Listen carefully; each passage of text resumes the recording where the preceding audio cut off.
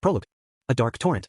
His head was hot, and his mind was ablaze, but a chill coursed through his veins, and he felt like he was gradually freezing over. Riga! He gritted his teeth and slammed his fists together ferociously, willing his sluggish blood to start moving again. Skillfully using the silver steel covering his arms, he shield bashed his enemy's thick arm, the impact shattering the stone pavement below them. That attack contained every scrap of strength he could muster, and he could feel a powerful reverberation shooting through his shoulder, but there was no indication that it had been a decisive blow. If anything, victory seemed to be getting further and further away with every move he made.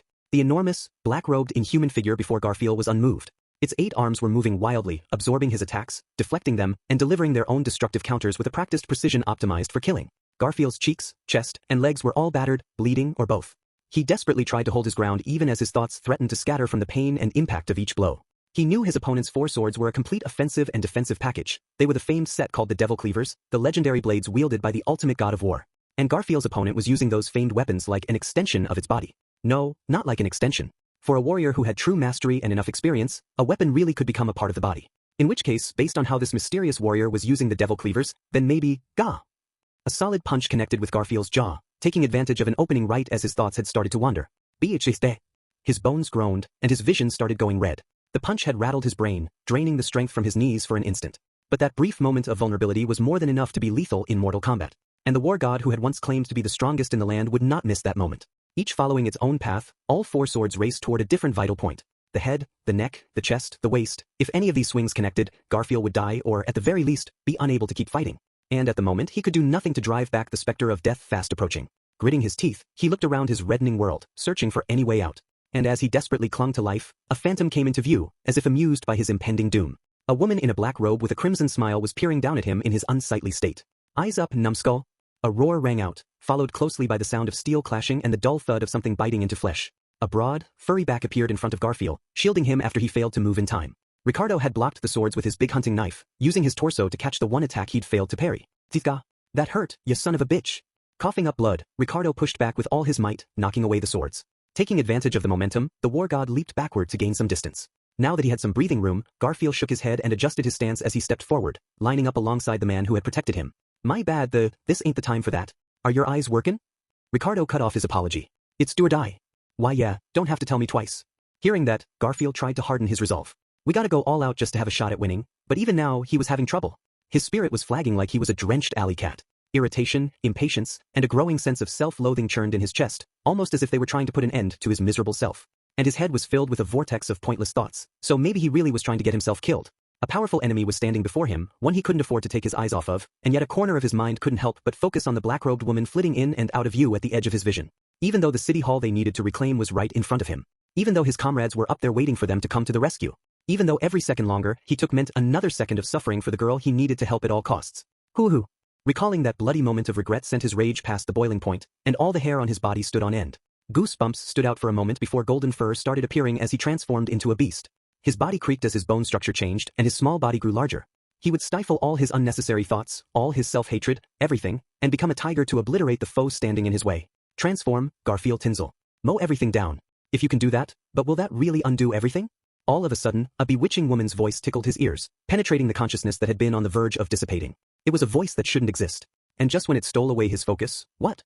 There was a thunderous boom from above, and Ricardo was looking up, eyes wide. Seeing that, Garfield looked up, too, his green eyes finding a scene that left him dumbfounded. Flames erupted out of the top floor of the building. An enormous explosion blew out the windows, spewing fire hot enough to melt glass. The source was a black dragon sticking halfway out of the building, its wings covered in blood as they flapped. That black dragon had to be the loathsome Archbishop of Lust. General. As Garfield called out to the person who was supposed to be fighting the dragon, the strength he had put into his clenched fangs started slipping away. For a split second, the charred black corpse of his friend appeared in his mind, and his heart leaped into his throat. And because of that, he was slow to react to the violent change that came immediately afterward. Far in the distance, an ear-shattering roar erupted near the city's walls. The sound of something enormous groaning echoed throughout the city as a fearsome harbinger of what was to come. Something colossal was approaching the city center, drawing closer to City Hall, preceded by a growing tremor running through the ground. When he felt the vibrations beneath him becoming more intense, it set off alarms in Garfield's head. Come on now, this ain't even funny. Beside him, Ricardo's face stiffened. Even someone as brave and fearless in combat as he grew hoarse when faced with something so implacable. It was only natural. Because the tremors they were feeling and the deafening boom they had heard were actually, Sir Garfield. Sir Ricardo. Get to high ground. A sharp voice broke through the mental freeze that had held Garfield. The warning came from the Sword Devil, the old man who had been trading blows nearby with the longsword-wielding cultist for the past 2 minutes. After crossing blades with his opponent one last time, Wilhelm quickly put some distance between them as he prepared to heed his own warning. But even leaping straight up, Wilhelm was unable to clear the gargantuan wave crashing toward them. Wilhelm was swallowed up by a wall of water taller than most of the surrounding buildings. After witnessing that, Garfield was only a moment away from suffering the exact same fate. He dug in his heels on the stone pavement, readying himself for the shock. But his stance was easily broken by the intensity of the onrushing water. Hit by a force like the power of nature itself given form, Garfield's body was completely engulfed and at the mercy of the pitch-black world he'd been thrust into. After what felt like an unbearably long time, his fingers caught on something so he pulled with all his might, at last dragging his head out of the water. God damn it all. Where did everybody go? Having grabbed the metal railing on a rooftop, Garfield scanned his surroundings. The force of the churning water was ruthless, and everything around him had been consumed by the muddy torrent. Only a handful of particularly tall buildings were just peeking out of the water, and he was barely holding out against the powerful current. Boss man. Sword devil. He called out to the other two members of his party, who must have gotten caught up in the same disaster, and he was concerned about where their enemies might have gone off to, but that thought was erased just moments later. As he clung there unable to move, he noticed something happening at the half-submerged city hall. The black dragon spread its wings and started flying away, leaving the upper floor still burning. The dragon was covered in wounds, and its claws dexterously held two people, a green-haired woman and a black-haired boy. Jen. Garfield's eyes widened, and he started to call out, but water rushed into his mouth and he couldn't breathe. His fingers slipped, and he could do nothing but watch as the two of them were taken away by the enemy. Filled with shame, Garfield desperately fought to keep his eyes on the damned black dragon. And as he did, he saw the dragon's flight suddenly get disrupted as it let out a shrill cry. The reason was the fangs of a great serpent that bit into the black dragon's wing. The serpent had suddenly appeared and lashed out at the dragon, calling the dragon a coward and viciously tearing into its wings. An instant later, the boy was released from the dragon's claws as it shuddered violently. His eyes wide open, Garfield could only watch as it happened. He could only watch as the boy was swallowed up by the roiling waters that were in the process of consuming the entire city. He had fallen beneath the surface unconscious and was undoubtedly being carried away by the current, unable to resist, going far away, to a place where Garfield could not reach him. Wait! Stretching his hand out toward the silhouette that instantly vanished somewhere below, Garfield was dragged away by another surge. He desperately kept his head above water, shouting as he was pulled farther and farther away. Aya! Eventually, he slipped beneath the surface, still seeking Nagatsuki and cursing his own uselessness. Screaming without making a sound. Chapter 1 Picking up the pieces 1. Emilia, are you a virgin? This is crucial. For a split second, Emilia couldn't process what she was being asked. She was surprised by the suddenness of the question, but the situation being what it was, she struggled with how she should respond to such an odd confrontation. With only a single blanket to cover herself, Emilia took a deep breath. As she was forced to confront such an incomprehensible situation and try to understand what was going on, Emilia's instinct was to try to recall everything that had happened so far. Following an invitation from Anastasia, a fellow royal selection candidate, she had traveled to the Watergate city of Pristella, one of the 5 great cities in the kingdom of Lagunica. During her time there, she met with Crush and Felt, 2 other candidates who had also received invitations from Anastasia, and they all enjoyed the welcoming, peaceful atmosphere. The next day, after a rather tense breakfast, she set off into town with Subaru and Beatrice, running into the songstress Liliana, and then finding out that Subaru and Beatrice were facing off against one of the witch cult archbishops by themselves. As soon as she learned this, Emilia quickly joined the fight. Their enigmatic foe may have been covered from head to toe in bandages, but she proved to be a powerful opponent, wielding flames and chains with equal skill. Emilia fought her hard, but they had been pushed to a point where defeat was looking inevitable when, what did happen after that? When Emilia came to, she was lying on an unknown bed in a room she did not recognize inside an unfamiliar building. And when she stepped outside the room to see what was going on, she found herself in the hallway face to face with a white-haired man dressed in an all-white suit. Standing before him, she was unable to move, even forgetting to breathe. Who is he, where are we, and why am I here? Now, as Emilia caught her breath and started to think, my apologies. It seems I've surprised you. I must admit that was an error on my part. The white-haired man, Regulus Corneas, smiled and raised his hand. I am sorry for the sudden question. Truly, I apologize. You see, I'm the sort of man who can genuinely apologize when I believe I am in the wrong. There are utterly unbearable louts in this world who refuse to recognize their own faults and merely shift blame with an unending stream of excuses, but on a fundamental level, I stand apart from such lowly, inferior people. You agree, don't you? Yes, it's important to be able to apologize from your heart, sure, just so. That's it exactly. Being able to apologize is crucial. Thank goodness. People who can't even understand something as simple as that are far more common than you would think, but since we both share that understanding, I'm sure we will get along famously in our married life. That's a relief. There is no mistaking we were fated to be joined together. Regulus's eyes sparkled excitedly as he nodded to himself over and over, completely ignoring Emilia's apparent shock. After looking her up and down, he continued. You see, I'm not inquiring as to your chastity out of a vulgar curiosity. As I said, we are husband and wife, and spouses must of course be joined together out of a powerful bond of mutual love and understanding. In order to maintain a relationship like that, it is only natural that it is a requirement that both parties must entrust all of themselves to their partner. Which is why I would like to be sure. Sure of what? Sure that you have not been touched by another man. But to be clear, I ask this with only love in my heart, so while it might cause you some small amount of discomfort, I really must insist. It's my duty both as your husband and as a man. Regulus's thoughts flowed out with great expressiveness and verbosity. Emilia felt something was off about Regulus himself as she was tossed about by the flood of words. She was overwhelmed by the vehemence of his insistence, but that was not all. His figure, his voice, something about him was stirring the depths of her memories. But she couldn't seem to figure out why, and it soon slipped away, before she could manage to figure it out. But she could say one thing for sure, this man was incredibly focused on one certain word. So please allow me to ask again, Emilia, are you a virgin? Can you explain what that means? I'm sorry, that's not a word I'm very familiar with. Faced with the same question once again, Emilia averted her purple eyes apologetically. It was clearly something that held great meaning to Regulus, but she simply didn't understand what he was getting at. What? Regulus's expression tensed when he heard that. Right as Emilia was starting to feel uneasy, his eyes suddenly widened. Marvelous. You truly are the manifestation of my ideal maiden. Regulus exclaimed, grabbing her hands as an animated smile crossed his face. Emilia's eyes widened in shock, but Regulus paid no heed to her response and celebrated like a child who had just gotten his hands on the toy he had been dreaming of for so long. He nodded to himself over and over, and his eyes gleamed with a feverish light as he stepped in closer. Yes, I knew it. I had always had some misgivings as to whether using virginity as a metric was really the best way to answer this question. But that's it exactly, true purity lies in the heart. Physical virtue is only natural and expected. But what truly matters is being immaculate in spirit as well. As fulfilled as I am, you have still managed to reveal a new truth to me. That's nice, I think. Indeed it is. And let me say, you pass with flying colors. You are perfectly suited to be my wife. And in the future, I won't have to do something as silly as inquiring into the virginity of my brides. Anyone impure enough to understand the very concept would only diminish the value of the station. A woman who has committed adultery in her heart is not fit to be my wife. Letting go of Emilia's hand, Regulus rapturously regaled her with the future he saw for them. She still couldn't quite grasp the true meaning of what he was saying. In fact, all of his talk about being husband and wife had come out of nowhere. In her mind, husband and wife described the loving relationship her father and mother shared, which seemed at odds with Regulus's idea of marriage. Maybe he was thinking of something else that merely sounded similar?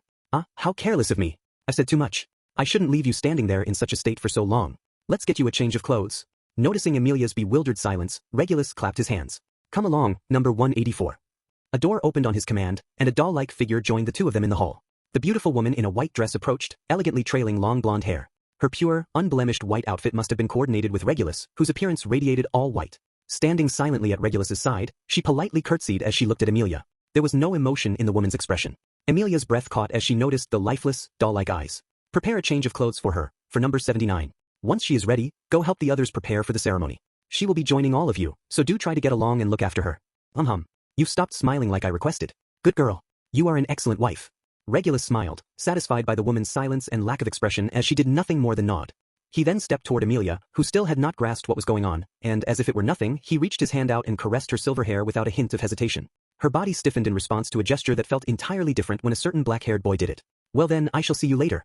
She will make you even more beautiful. Right? Emilia was filled with doubt and resistance, but at the same time, her instincts were telling her not to openly defy this man, that Regulus Corneas possessed great power. A horrifyingly vast amount of power. Good girl. Nodding at her short response, Regulus smiled and leisurely turned away. She watched him disappear down the hall, and when he was finally out of view, her shoulders gradually relaxed at last. Her body had instinctively tensed up, completely on guard against him without her ever realizing it. His mere presence felt just as menacing as the horde of great rabbits. This way. The woman's voice was beautiful, like a perfectly tuned harp. But there was no emotion in her voice, either. And something about that pained Emilia. Your clothes. I really appreciate it, but I have a lot of questions. Like where is this, for starters? I was in the Great Plaza in Pristella, and then... Wait. Ignoring Emilia's questions, the woman had quickly started walking. Could you please listen? I really need to send a message to my friends. I'm sure they're all worried about me, and I'm worried about what happened to them too. Excuse me, are you listening? Can you hear me? Arg. The woman just kept walking forward, back straight, not lending an ear to Emilia. And as Emilia started to pout after all her questions were ignored, the woman finally led her to the room beside the one she had woken up in. It held all sorts of clothes and accessories, almost like the dressing room in a castle. But just like the place she had woken up in, something about this room made it feel different from the coldness that the rest of the building radiated. There are so many clothes, but this wasn't originally what this room was for, was it? These were all brought here by our husband. Please get dressed, number 79. Is that number supposed to mean me? Regulus called me that too. Who are you? I am number 184, one of his wives, just like you. Closing the door, her back to it, the woman who called herself number 184 responded. Her voice was as cold and emotionless as before, but Emilia was still a bit relieved to just be able to talk with her. Thank goodness you finally responded. What should I call you again? Number 184. Please be careful, he is picky about the numbers. Hearing that warning, Emilia placed her hand on her own chest. That number thing is bothering me too, but I assume it's safe to say that when he was talking about marriage and spouses, he meant me? If so, I don't recall ever agreeing to marry Regulus. Thinking back, she could not remember ever arranging anything of the sort. Number 184 narrowed her eyes ever so slightly. You may not have such intentions, but he most certainly does. And your will has no bearing on his desires. That's strange though. Marriage is something two people who love each other do together, right? I don't even know him. This discussion about marriage didn't mesh at all with how Emilia understood the concept. And from what number 184 was saying, Regulus sounded less like a good husband and more like, it's like he's one of the wicked kings I've read about. Emilia was still busy studying for the royal selection, and the names of many kings filled the pages of history, including some whose names were recorded for not particularly flattering reasons. Dictators, for example, rulers who refused to listen to others and insisted on obstinately following their own course above all else. That's a perfect description of him. Huh. His bearing is undoubtedly that of a king. He is well deserving of the title, the Little King, number 184 murmured softly. Emilia could not catch what the woman had said, so she asked her to repeat it, but number 184 tightly pursed her lips. Your clothes? What? Wait. Number 184 was even more unyielding than before to cover up her momentary slip of the tongue. She stepped forward to remove the blanket Emilia was using to cover her body. Without warning, a loud noise and violent tremor rocked the town. Watch out! Emilia caught number 184, who had stumbled from the sudden jolt and blast. Emilia swung her head around and then leaped to the window of the changing room. Searching for the source of the noise, she saw something unbelievable. That's the floodgate? Her lips quivered, and her purple eyes opened wide as she watched a huge floodgate, one of the massive devices that controlled the flow of water in all the city's waterways, open with an ominous groan. With nothing to hold it back any longer, the water rushed into the city all at once. Pristella was laid out like a bowl, designed so that water would flow toward the lower levels, to the center of the town. In the distance, the heart of the city was visible, City Hall. And that tall structure was already being swallowed up by water. The roads were flooded as a rolling wave swept away people and goods alike. Emilia clutched the windowsill in shock, hearing the imagined pandemonium in the back of her mind. It was beyond anything she could imagine, and while she watched in shock, all the people were tossed about, desperately struggling to survive. What had happened? The city's residents and her fellow candidates who had also traveled here, were they safe? And there was another who came to mind. Subu, her knight was somewhere out there too. Was he safe? She closed her eyes, imaging his smile as she prayed for his safety. Praying, pleading, Emilia kept her eyes shut tight. Two voices were echoing far, far in the distance.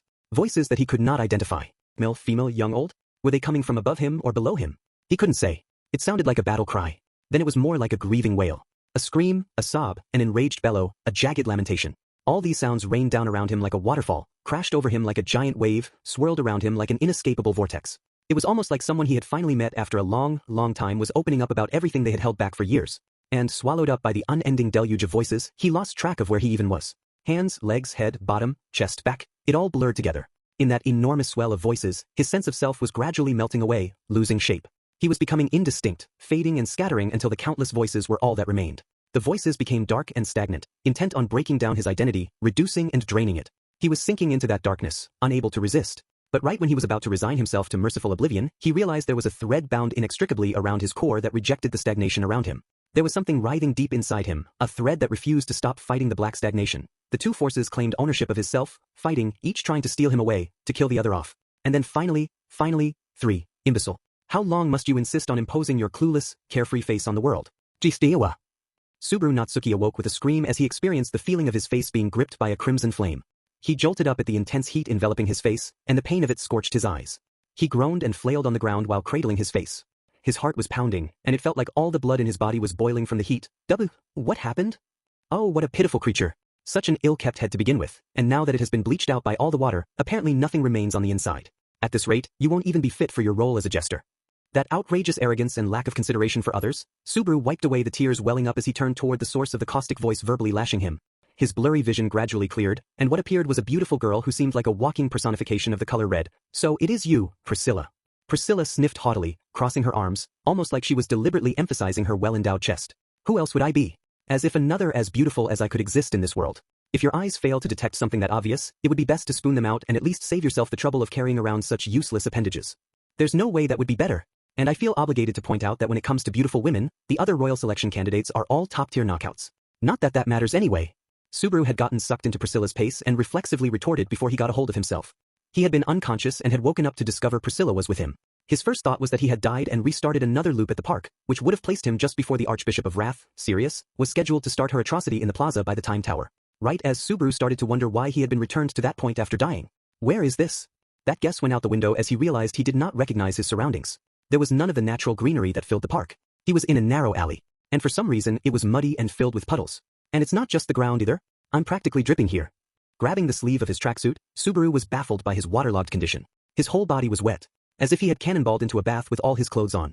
Had there been some torrential rainstorm while he was out? If not, then, did I fall into the canal? Or was there some terrible flood? Yes, siree. That's exactly what happened.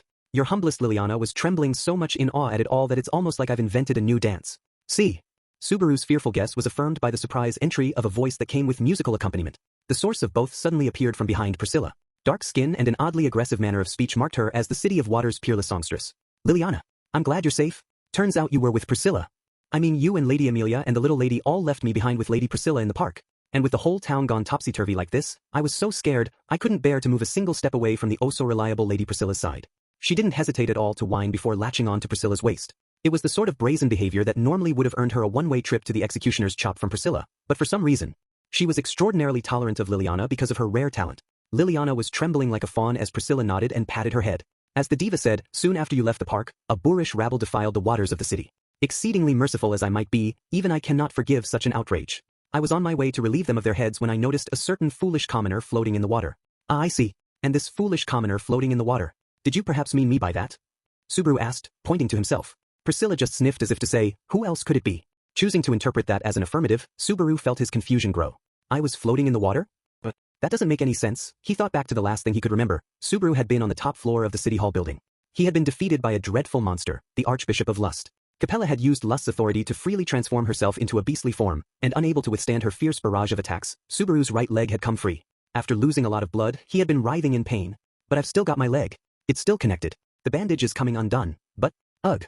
The wrap around his badly wounded leg had gotten filthy from being drenched in blood and fetid water. But as he removed it to check his leg, he shouted in disgust at what lay beneath. What happened? Ugh. What is that? Drawn by Subaru's response, Liliana came closer out of curiosity and immediately turned pale.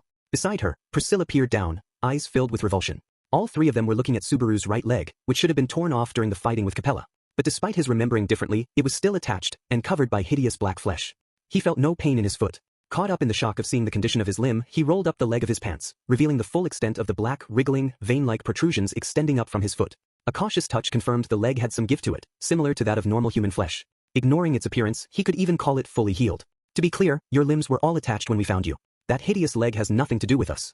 And judging from the look on your face, it's clear you weren't born this way. Thanks for catching me up while I was dealing with the shock of finding this nasty stuff that someone embroidered on my leg without my permission. There's no way this is the result of healing magic, right? Nodding along to Priscilla's response, Subaru ruled out what seemed to be the most likely way it could have happened. As far as he knew, healing magic operated under the basic principle of increasing the natural recovery ability of a patient's body. It was not regeneration, so scars would be left after healing. In fact, there were plenty of those on Subaru's body already. But the dark mass on his leg was nothing like those scars. He could confidently say it was not the result of healing magic. The healing magic he knew was a gentler, warmer, miraculous power that saved not only bodies but even souls. The sort of thing that Ferris was proud of, that Beatrice had mastered as if it came naturally to her, that Garfield had studied for the sake of his wish, that Rem had so earnestly offered freely. This black mark on his leg was a blasphemous desecration of that sort of miracle. Just to be sure, commoner, am I correct in assuming that your leg was not originally some sort of oddity that could reattach itself even after being violently removed? That sounds like you're asking just to ask, but yeah, my body doesn't work that way. I've had my leg torn off before, but I died. Almost died that time. You've had a body part torn off before? What a life. When Liliana heard such an absurd answer to an absurd question, her excitement bubbled up. But when he thought back to what had happened before, at least during that first loop, there had been no sign of his body gluing itself back together. And there hadn't been any situation later in which he'd ever displayed any kind of hyper-regeneration either. Priscilla nodded and simply said, I see, at his response. Don't raise your voice, she ordered curtly as she swung the fan in her hand with the flick of a wrist. Unable to follow the red fan's path, Subaru and Liliana peeled their eyes in an attempt to figure out what was going on, but her target became all too clear before long. Jich. There was a faint numbness, and then Subaru's leg was struck by a burning heat. The edge of her fan had grazed his leg, leaving a sharp gouge in his thigh. Subaru was hit by two different shocks. The first came from the realization of how skilled she must be to do something like that with a fan, and the second came from the realization that she was the kind of person who could slice open someone else's leg with zero hesitation. But both thoughts were erased by the even greater shock of what happened next. The cut on his leg was deep enough to reveal bone, until the black flesh swallowed it up. Within seconds, it was as if the wound had never been there at all. Subaru gingerly touched the spot with his finger, at a loss for words at the revolting miracle that had just taken place. The site of the wound was completely fine. The pain had disappeared too. I could be wrong, but there might be something wrong with your leg, Liliana commented nervously. It's weird how normal it feels. What is even going on with my body? Subaru was shocked by the unnatural healing. Something is wrong with my leg. What the hell happened? Wait, is it because Capella dripped blood on my leg? It had happened when his consciousness was fading from the pain and the loss of so much blood after he lost his right leg. It was not a clear enough memory for him to be absolutely sure, but he was fairly confident he remembered her cutting her own wrist and dripping the blood over his wound. Capella had said something about it while he was suffering from the unbearable pain. Something about becoming a hideous lump of flesh and doing the same thing to crush, sharing her blood, you say? That sounds rather like some sort of curse. I've heard that many of the rituals that northern practitioners of such arts are fond of using involve such roundabout rites. Perhaps it's something along those lines? Curses, right? A blood curse. That's it. A dragon. She said something about dragon blood. Priscilla's low voice triggered something in the foggy recesses of Subaru's memories. Right before he had passed out, while he was writhing in pain from coming into contact with her blood, she had claimed that dragon blood flowed in her veins. Whether that was metaphorical or just a straight-up fabrication, it might be a good clue worth following up. Dragon blood. That's one of the 3 great treasures left to the royal family of Lagunica by the Holy Dragon. I don't know any details, just that something like that exists. Subaru furrowed his brow. It grants abundance to lands withered and barren, rejuvenates all destruction that has been wrought, heals the most incurable illnesses in an instant, and becomes a light to wash away indelible despair. Those are the properties of the blood of the great and holy dragon. A lyrical response reached Subaru's eardrums. There was a mysterious look on Liliana's face as she plucked her lyre and softly sang. Acknowledging Subaru's gaze, she bowed solemnly. It's a verse from the Fellowship of the Holy Dragon Volcanica as passed down in the kingdom of Lagunica. The great treasures bequeathed to the kingdom were the dragon's blood, the dragon tablet, and the covenant. That dragon blood sure sounds like it could do just about everything. Subaru was a bit taken aback by how different Liliana could be when it came to songs and folklore, but he was more concerned with what her verse had described. Rejuvenated destruction and healed illness came pretty close to describing his leg's strange condition, but the parts about treating barren lands and light that washed away despair felt more questionable when he looked at the hideous black pattern on his body. And when he considered that this hunch was based on something Capella had said, it became even more dubious. I don't know what caused it, but considering the wounds I had before going into that fight were healed, too, I guess I should count it as a plus. Hey, that hurts. What do you think you're doing? You really do insist on being noisy. Don't make a fuss over something so minor, Priscilla responded in a bored tone after grazing the nape of Subaru's neck with her fan. She looked at the edge of her fan and flicked it with her finger. Wounds to other parts of your body don't appear to be affected. If we were to tentatively accept that leg of yours as the blessing of the dragon's blood, it would seem the sacred dragon is a far cry from the legends that have been passed down. What? What are you saying, Lady Priscilla? No matter how voluptuous and beautiful and buxom you are, there are certain things that cannot be said. No matter how voluptuous you are. Oh, you would dare oppose me? Disdain for the holy dragon must sit quite poorly with you. Naturally. The Holy Dragon Volcanica is a living legend. To we who sing to preserve the legends of the past for the future, to us bards, the Holy Dragon is our greatest benefactor. If I let contempt for the Holy Dragon pass without comment, I and my honor would both cry. That spirit is admirable. But now what? How will you make me retract my words? Please remove Sir Natsuki's head from his neck. Right here and now. Then watch and behold as the Holy Dragon's blood and its miraculous power rejoin his severed head with his body where he stands. If you would please. There's no way that would work. Subaru howled at the absurd one-act play unfolding before him. Unfortunately, the nape of his neck was still hurting.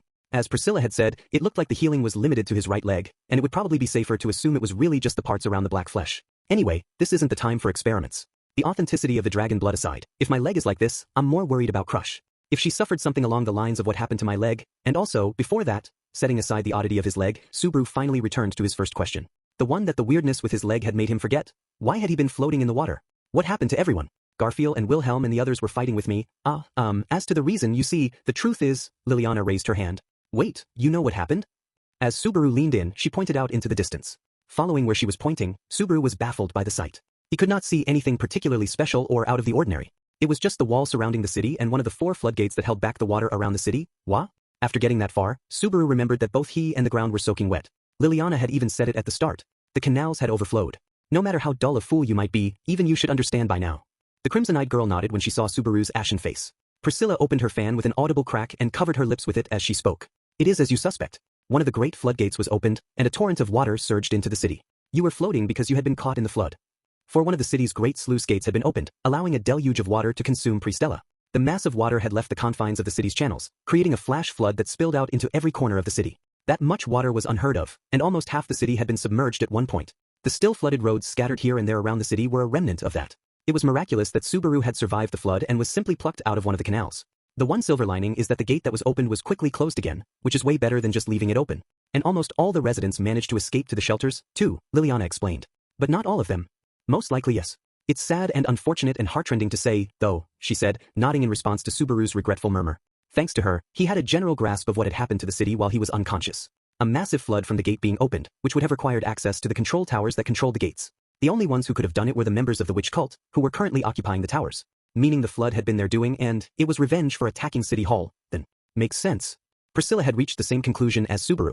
And Subaru grimaced. What, do you mean to tell me you didn't expect your actions to have consequences? If you act, so will your enemy. Making an example early on is just standard practice, Priscilla declared mercilessly. If anything, this feels almost half-hearted, she continued, fanning herself gently as she tried to deduce the witch cult's aims. I would have expected something even more despicable if they are as disgraceful a rabble as the rumors say. I suppose I should assume they value the items they demanded on the broadcast as too important to allow themselves to get too carried away. Hearing her cold, calculating deductions, Subaru was chagrined to realize that his actions were likely what had brought about the current situation. Ever since coming to the City of Water, he had suffered a string of complete and absolute failures. He had been killed by Sirius 3 times, Emilia had been kidnapped by Regulus, Beatrice was in a coma after saving him, he had gone to City Hall in order to face Capella with his friends, only to end up being toyed with by her, and to top it all off, the town had been almost totally flooded by the cultists in retribution. He was on the verge of exploding in anger at how pathetic he was. Subaru covered his face with his hand and stared up at the sky. Please don't brood, Sir Natsuki. The situation is definitely awful, though, almost, what's next, tying my arms and legs and throwing me in a lake? Levels of terrible. Liliana was waving her hands and legs as she held her lyre against her scrawny body, and her twin tails flapped around on either side of her face. That she still did not give in to despair, even in this dire situation, was splendid, truly worthy of praise. And, Aarg, damn it, you think I'll let it end like this after losing this much? Was. The hand covering Subaru's face clenched into a fist as he howled. Liliana, who had been intending to raise his spirits, leaped backward instead to cling to Priscilla in shock at the sudden shout. Naturally, Priscilla dodged the bard and casually knocked her aside. Ignoring Liliana's cute cry as she hit the ground, Priscilla looked at Subaru with something akin to interest for the first time. That's unexpected. So you refuse to break over something so trifling, I take it? Setting aside the question of whether this is trifling or not, that's the general idea. This is nothing compared to that nasty witch's trials. It's way too early to be giving up on anything. Every battle had been a loss, his right leg was covered in some alien black substance, and the city was headed downhill fast, but he wasn't about to give in just because of all that. Now that he had a firm grasp on the current situation, he steeled his will as he came to a conclusion about what he should do first. I need to meet up with everyone who stayed back at the Muse Company. Once we regroup, we can kick those assholes out of the city for good. Can you really do that? That isn't the real question. It's whether we do it or don't. And I'm not about to choose don't. Whatever we do, though, priority number 1 needs to be rejoining the crew. What are you going to do? There was a flame dancing in Priscilla's eyes. She stood there silently, waiting for Subaru to continue. You know, I still haven't forgotten what happened back at the Water Ramen Inn. If anything, I'm still holding a grudge about it, but this and that are two different things. But being with someone you know is good for peace of mind, and Al was with us, too, not long before this. It might be easier for you to find him if we stick together. Al was with you? Yeah, though he left before the fight. He was wandering around the city looking for you. Al had split off from the group before the assault on City Hall, but Subaru was still a little worried about whether he had gotten caught up in the flood. He wanted to assume Al was safe, what with how aloof and perceptive he seemed to be, but, hearing that, Priscilla thought for a moment. I understand your line of thought, but I have something I must see to first. And I have no intention of accepting your invitation if it means putting that off. What could be so? But your show of resolve wasn't half bad. So I'll grant you a reward. A reward? Subaru cocked his head at the unexpected response. Priscilla reached out and grabbed Subaru by the shirt and pulled him to the ground, where he fell down next to Liliana with a grunt. He looked up in order to give Priscilla an earful for suddenly throwing him down. What the hell was that for all of a? Wah! Until he saw a misshapen silhouette leap out violently at Priscilla. The grotesque being howled sinisterly as it launched itself high into the air. It had 4 short, hound-like legs and twisted fangs lining its mouth. Just that would mark it as little more than a particularly ugly beast, but everything else was abnormal. It had swords and spears protruding from its back and torso, not hanging from its body, not stuck into it. The weapons were growing out of its body. It was literally a fusion of flesh and steel creating a truly hideous silhouette. That's not a demon beast. What is that? Ah, that's a demi-beast. Liliana screamed as she crawled across the ground. While that was going on in the background, the grotesque monster that Liliana called a demi-beast took aim at Priscilla's pale neck. Its sickening, unclean fangs drew near, but Priscilla easily deflected it to the side with the fan in her hand, forcefully knocking it down. One of the swords fused with its body gouged the earth underneath, creating a groove in the ground between Subaru and Liliana. A shout froze in his throat as he saw how sharp and dangerous it was. Well, unsightly, isn't it? These hideous, inferior brutes are rampant in the city, right? Not even beasts, and yet insufficient as tools. Incomplete from birth, a botched job from creation, thus demi-beasts. Priscilla stood there calmly, having knocked aside the demi-beast with her fan as Subaru watched stiffly. He was shocked by how at ease she appeared as he pulled Liliana away from where the demi-beast had fallen. Behind them, the demi-beast writhed in agony as it leaped up, its spit-flecked jowls twisting around as it searched for the one who had attacked it. Something about it felt off to Subaru, and he quickly realized why. Its eyes. It doesn't have any eyes. Did something blind it? Wait, did it just never have them to begin with? What? Its head looked similar to a dog's. It had a snout with a vaguely canine nose and jaws, but there were no eyes where there should have been. It was true that some creatures simply didn't develop vision, then, but this one had empty, hollowed-out pits where eyes would have been. It had eye sockets but no eyeballs. There were no scars or any other signs that they'd been removed either. It was all incredibly cryptic. What were demi-beasts? Look closely, commoner. If you would wander this city, you might encounter one of these monstrosities at any time. They are coarse and incomplete creatures, but they have enough strength to easily hunt down 1 or 2 helpless fools. Hey, who's supposed to be helpless? Subaru reached for his trusty whip to drive home his point, but he had lost it either in the fight with Capella or else when he fell into the water. Farewell, guilty whip. And with him unable to deny the helpless fool point anymore, Priscilla intentionally made a sound with her shoe, drawing the demi-beast's attention toward her. Gnashing its fangs, it obediently bounded toward her, drawn by the sound. Look how it clings to sound. It is comical how inexperienced they are in dealing with their world without sight. That shows this is not their natural state. But that is just the sort of being they are. What are you saying? Hold on a second. You said they're all over town? There are more like this out there? They have spawned everywhere. Without eyes, without ears, without a mouth, like a mockery of a living creature, they are all flawed in some form or another. One can only assume their creator's sense of beauty is catastrophically broken. Right after Priscilla said that, the demi-beast launched itself into the air again. Unable to see, it relied on its ears to leap toward her approximate location. Naturally, she swayed out of the way of such a clumsy attack with ease. When the demi-beast's fangs caught only air, it quickly turned after landing and prepared to attack again. What a truly pitiful existence. In my great mercy, I shall grant you rest.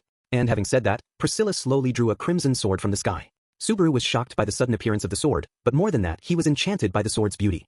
The bright red blade that appeared was gilded with strange and beautiful ornamentation. It was radiant enough to be easily worthy of being called a treasure sword. From the hilt to the blade, it was entirely scarlet, and in Priscilla's hand it glimmered brilliantly, like she held a living flame. Cloaked in an inferno that enchanted all who beheld it, the sword flashed as Priscilla allowed the blind demi-beast to experience the blade firsthand in all its glory. The creature split down the middle and then burst into flames. There were no dying cries as the single crimson slash transformed the demi-beast into cinders. The gleam of this sword of sunlight and the knowledge that demi-beasts abound are my reward for your determination, Priscilla said as Subaru watched the demi-beast's death with eyes wide open. Looking over at her, he saw that the crimson sword was already gone from her hand, replaced by her usual fan. It almost felt like it had been an illusion, but the demi-beast's ashes were proof enough that it had been real. That's quite the foolish look on your face. Don't tell me you missed your opportunity to see something you will never see again? If so, my whim shan't visit again, so you have only your own unworthiness to blame. There's so much to comment on there that I'm not even sure where to start. What even is your actual power? What an empty question. I can't even work up the will to answer. Priscilla fanned herself leisurely as she openly ignored Subaru's question. Liliana, whom Subaru had forgotten he was still holding under his arm, started flapping her arms and legs. Come on, Sir Natsuki. My bad. Did I touch somewhere inappropriate? Though where would that even be on you? How rude. They may be small, but they are there. But this isn't the time for that. Twisting her body, she slipped free from Subaru's arm, hit the ground with a thud, and quickly leaped to her feet. She left Subaru and Priscilla behind and ran to the intersection up ahead. Peering around the corner, she waved at them to come over. I knew it. There is someone hurt here. Help. Please help him. There is. Were they attacked by that demi-beast? Subaru frantically rushed over to Liliana. There was a young man lying face down in a pool of blood. He had wounds on his shoulder and back. Are you okay? Crap, he's totally out of it. The wounds aren't too deep, but... There was no response when Subaru called out to the young man. After checking his wounds, Subaru quickly tore the man's shirt and performed simple first aid. You seem quite familiar with how to deal with this sort of thing. It's the product of my mentor's Spartan training. I'm amazed you noticed he was here, though. Yes, I was sure I heard something. Like a heart-rending voice pleading for aid. What are you, some hero of justice? All righty, that'll do for first aid. Subaru sighed in relief after stopping the bleeding and tying off a splint. The wound did not look life-threatening at least. But we can't just leave him lying here either. What do we do? Then carry him, commoner. My goal is the shelter down this street. If you take him there, they should be able to stabilize him. There's a shelter nearby? Right, you mentioned having some errand or other when you turned me down. Let's go. Do not slow me further. Paying no heed to Subaru, Priscilla said whatever she pleased and then started walking away. Subaru silently shook his head and then lifted up the unconscious man. He felt a dark irony that he was practically relying on his blackened right leg to brace himself as he followed Priscilla. Liliana tottered along behind them, still full of concern about the young man's fate. Time and again you really do seem to be a man with good timing. What? Priscilla flashed a dark, crimson smile. You should etch into your eyes one more time just what the current state of the city is. 5. There was an odd air to the area. Even Subaru could notice almost immediately from the way his skin crawled. When they stepped into the shelter carrying a wounded person, they were met by many different gazes. A moist, cloying, depressing emotion rested within those eyes. An oppressive, vague negative feeling that was uncomfortable to be around and made it hard to breathe. This location was apparently a shelter that had been constructed in the basement of one of the buildings in the 4th district. It had been designed to protect residents in the event of flooding, and its sturdy door had been sealed, keeping all the water out. But even so, the mere fact that they had escaped the flooding was not enough to soothe everyone's worries, given all the danger threatening their city. That much was clear enough from the way they buried their heads in their knees and from the potent fear that appeared in every face that wasn't just looking down at the ground. This is bad for the heart. What is this feeling? Leaving the injured man in the care of the healer on duty in the simple medical room set up at the shelter, Subaru slowly looked around the underground area, gulping bitterly. There were a lot of people. There were enough crowded here below ground to make the shelter feel cramped. But it was quiet. Very quiet. They were holding their breaths, avoiding one another's gazes, looking down in silence. As if they were trying to avoid drawing attention to the fact that they were still alive. I see, he's not here either. Priscilla was cast from a different mold, though able to carry herself without any hesitation even in this uniquely oppressive environment. On the one hand, it was certainly a regal quality to remain so unaffected by one's surroundings, but it also did nothing to ease the fear and uncertainty gripping people's hearts, which made her seem more like a tyrant than anything else in the moment. Almost naturally, something akin to annoyance started welling up in Subaru's chest. Priscilla was always so full of arrogant self-confidence, and he felt a sudden urge to tear at her face, to peel away that haughty mask. At the end of the day, a mediocre man remains a mediocrity. You've been completely bewitched after such a short time. What are you talking about? There was a barbarous gleam in your pupils. It is only natural that the mere sight of me ignites lustful passion, but the desire to harm beauty is mere brute savagery. Can you truly say you know not of what I speak? Well, Interrogated by the woman whose face he had just considered clawing off, Subaru was suddenly dumbfounded. Why had his emotions boiled over so suddenly? It was not that odd for him to feel antagonistic toward her, but there had been no reason for it to suddenly get so intense and violent. It was almost like he had lost control of his emotions. No way, as that thought occurred to him, a chill ran up his spine. The discomfort grew and grew until his arms and legs were trembling, and he couldn't keep his teeth from chattering. The way his emotions were unnaturally shifting in a way he could not control reminded him of something. Sirius. Wrath's authority? Is that what's causing this? Subaru pinched his cheek, clearing his head with a dose of pain as he gritted his teeth. Naturally, Sirius was not in the shelter. Subaru could not hear her voice either. But he could not escape that sense of gloom, that unpleasant sensation of being tossed into a pot of simmering emotions until they were all scorched black. The moment after Subaru realized what was happening and how dangerous it was, "What's your problem? The hell do you think you're staring at?" A middle-aged man near the back of the shelter shouted, teeth bared and face red. His rage seemed to be directed at a younger man near him. His anger still obvious on his face, the older man approached the younger man and gave him a hard shove in the chest. "If you've got something to say, then say it." "Well, what's your problem?" "And if, fine, you really want to know? Take a look around you. You aren't a boy anymore. Have some self-control. We don't all need to know how pissed you are. It's a pain in the ass for the rest of us, you washed-up piece of shit. Stop it, please, just stop it." The younger man's rage exploded at the older man's provocation, and the woman beside him started crying as she cradled her head. Unable to hold back her emotions, she started sobbing uncontrollably, which only stoked the older man's anger and the younger man's righteous fury. And the explosion of emotions did not stop there. "This isn't good. The other people are getting affected." It was slow at first but quickly picked up speed. A wave of intense emotions spread throughout the shelter. The explosive increase in noise after the previous silence made it feel like pandemonium had broken out in the blink of an eye. "This isn't good. Priscilla, if we don't do something, people are gonna die. You've lost your calm as badly as they have. Just sit down and shut up. Is this really the time for that? Even in a situation like this, you're still..." Impatience turned his vision red, and he tried to grab Priscilla, but she evaded his hands with a simple sway and grabbed his hair, pulling his face close to hers. "Gah. Listen, commoner. Your fears will become reality. The unpleasant feeling that corrupted this city's water will warp people's hearts, steal their rationality, and rob them of their kindness." However, Priscilla coldly explained the tragedy that would befall the shelter as Subaru's face tensed and his lips quivered. But as she trailed off, she looked to the center of the room. Subaru naturally followed her gaze. Standing there was, "Hark, lend me your ears," Priscilla wavers reflected in the water's surface. The plucked strings of the lyre created clear, high-pitched chords that pierced the pandemonium. In an instant, that sound shattered the rage and grief that had gripped the shelter. Everything paused for a brief moment. And into that split-second gap, something slipped: music. Right as feverish emotions were about to boil over, an ephemeral melody emerged from the lyre's strings. And everyone who heard it was shaken to the soul by the voice that accompanied it. Liliana's tongue danced, giving form and shape to the song welling up inside her. That strain of music struck the people, Subaru and even Priscilla alike, captivating the crowd from the moment the sounds hit their ears and making their bodies, their minds, and their very souls tremble. Her song had stolen their hearts. There was no other way to put it. They were taken back and returned to their rightful owners.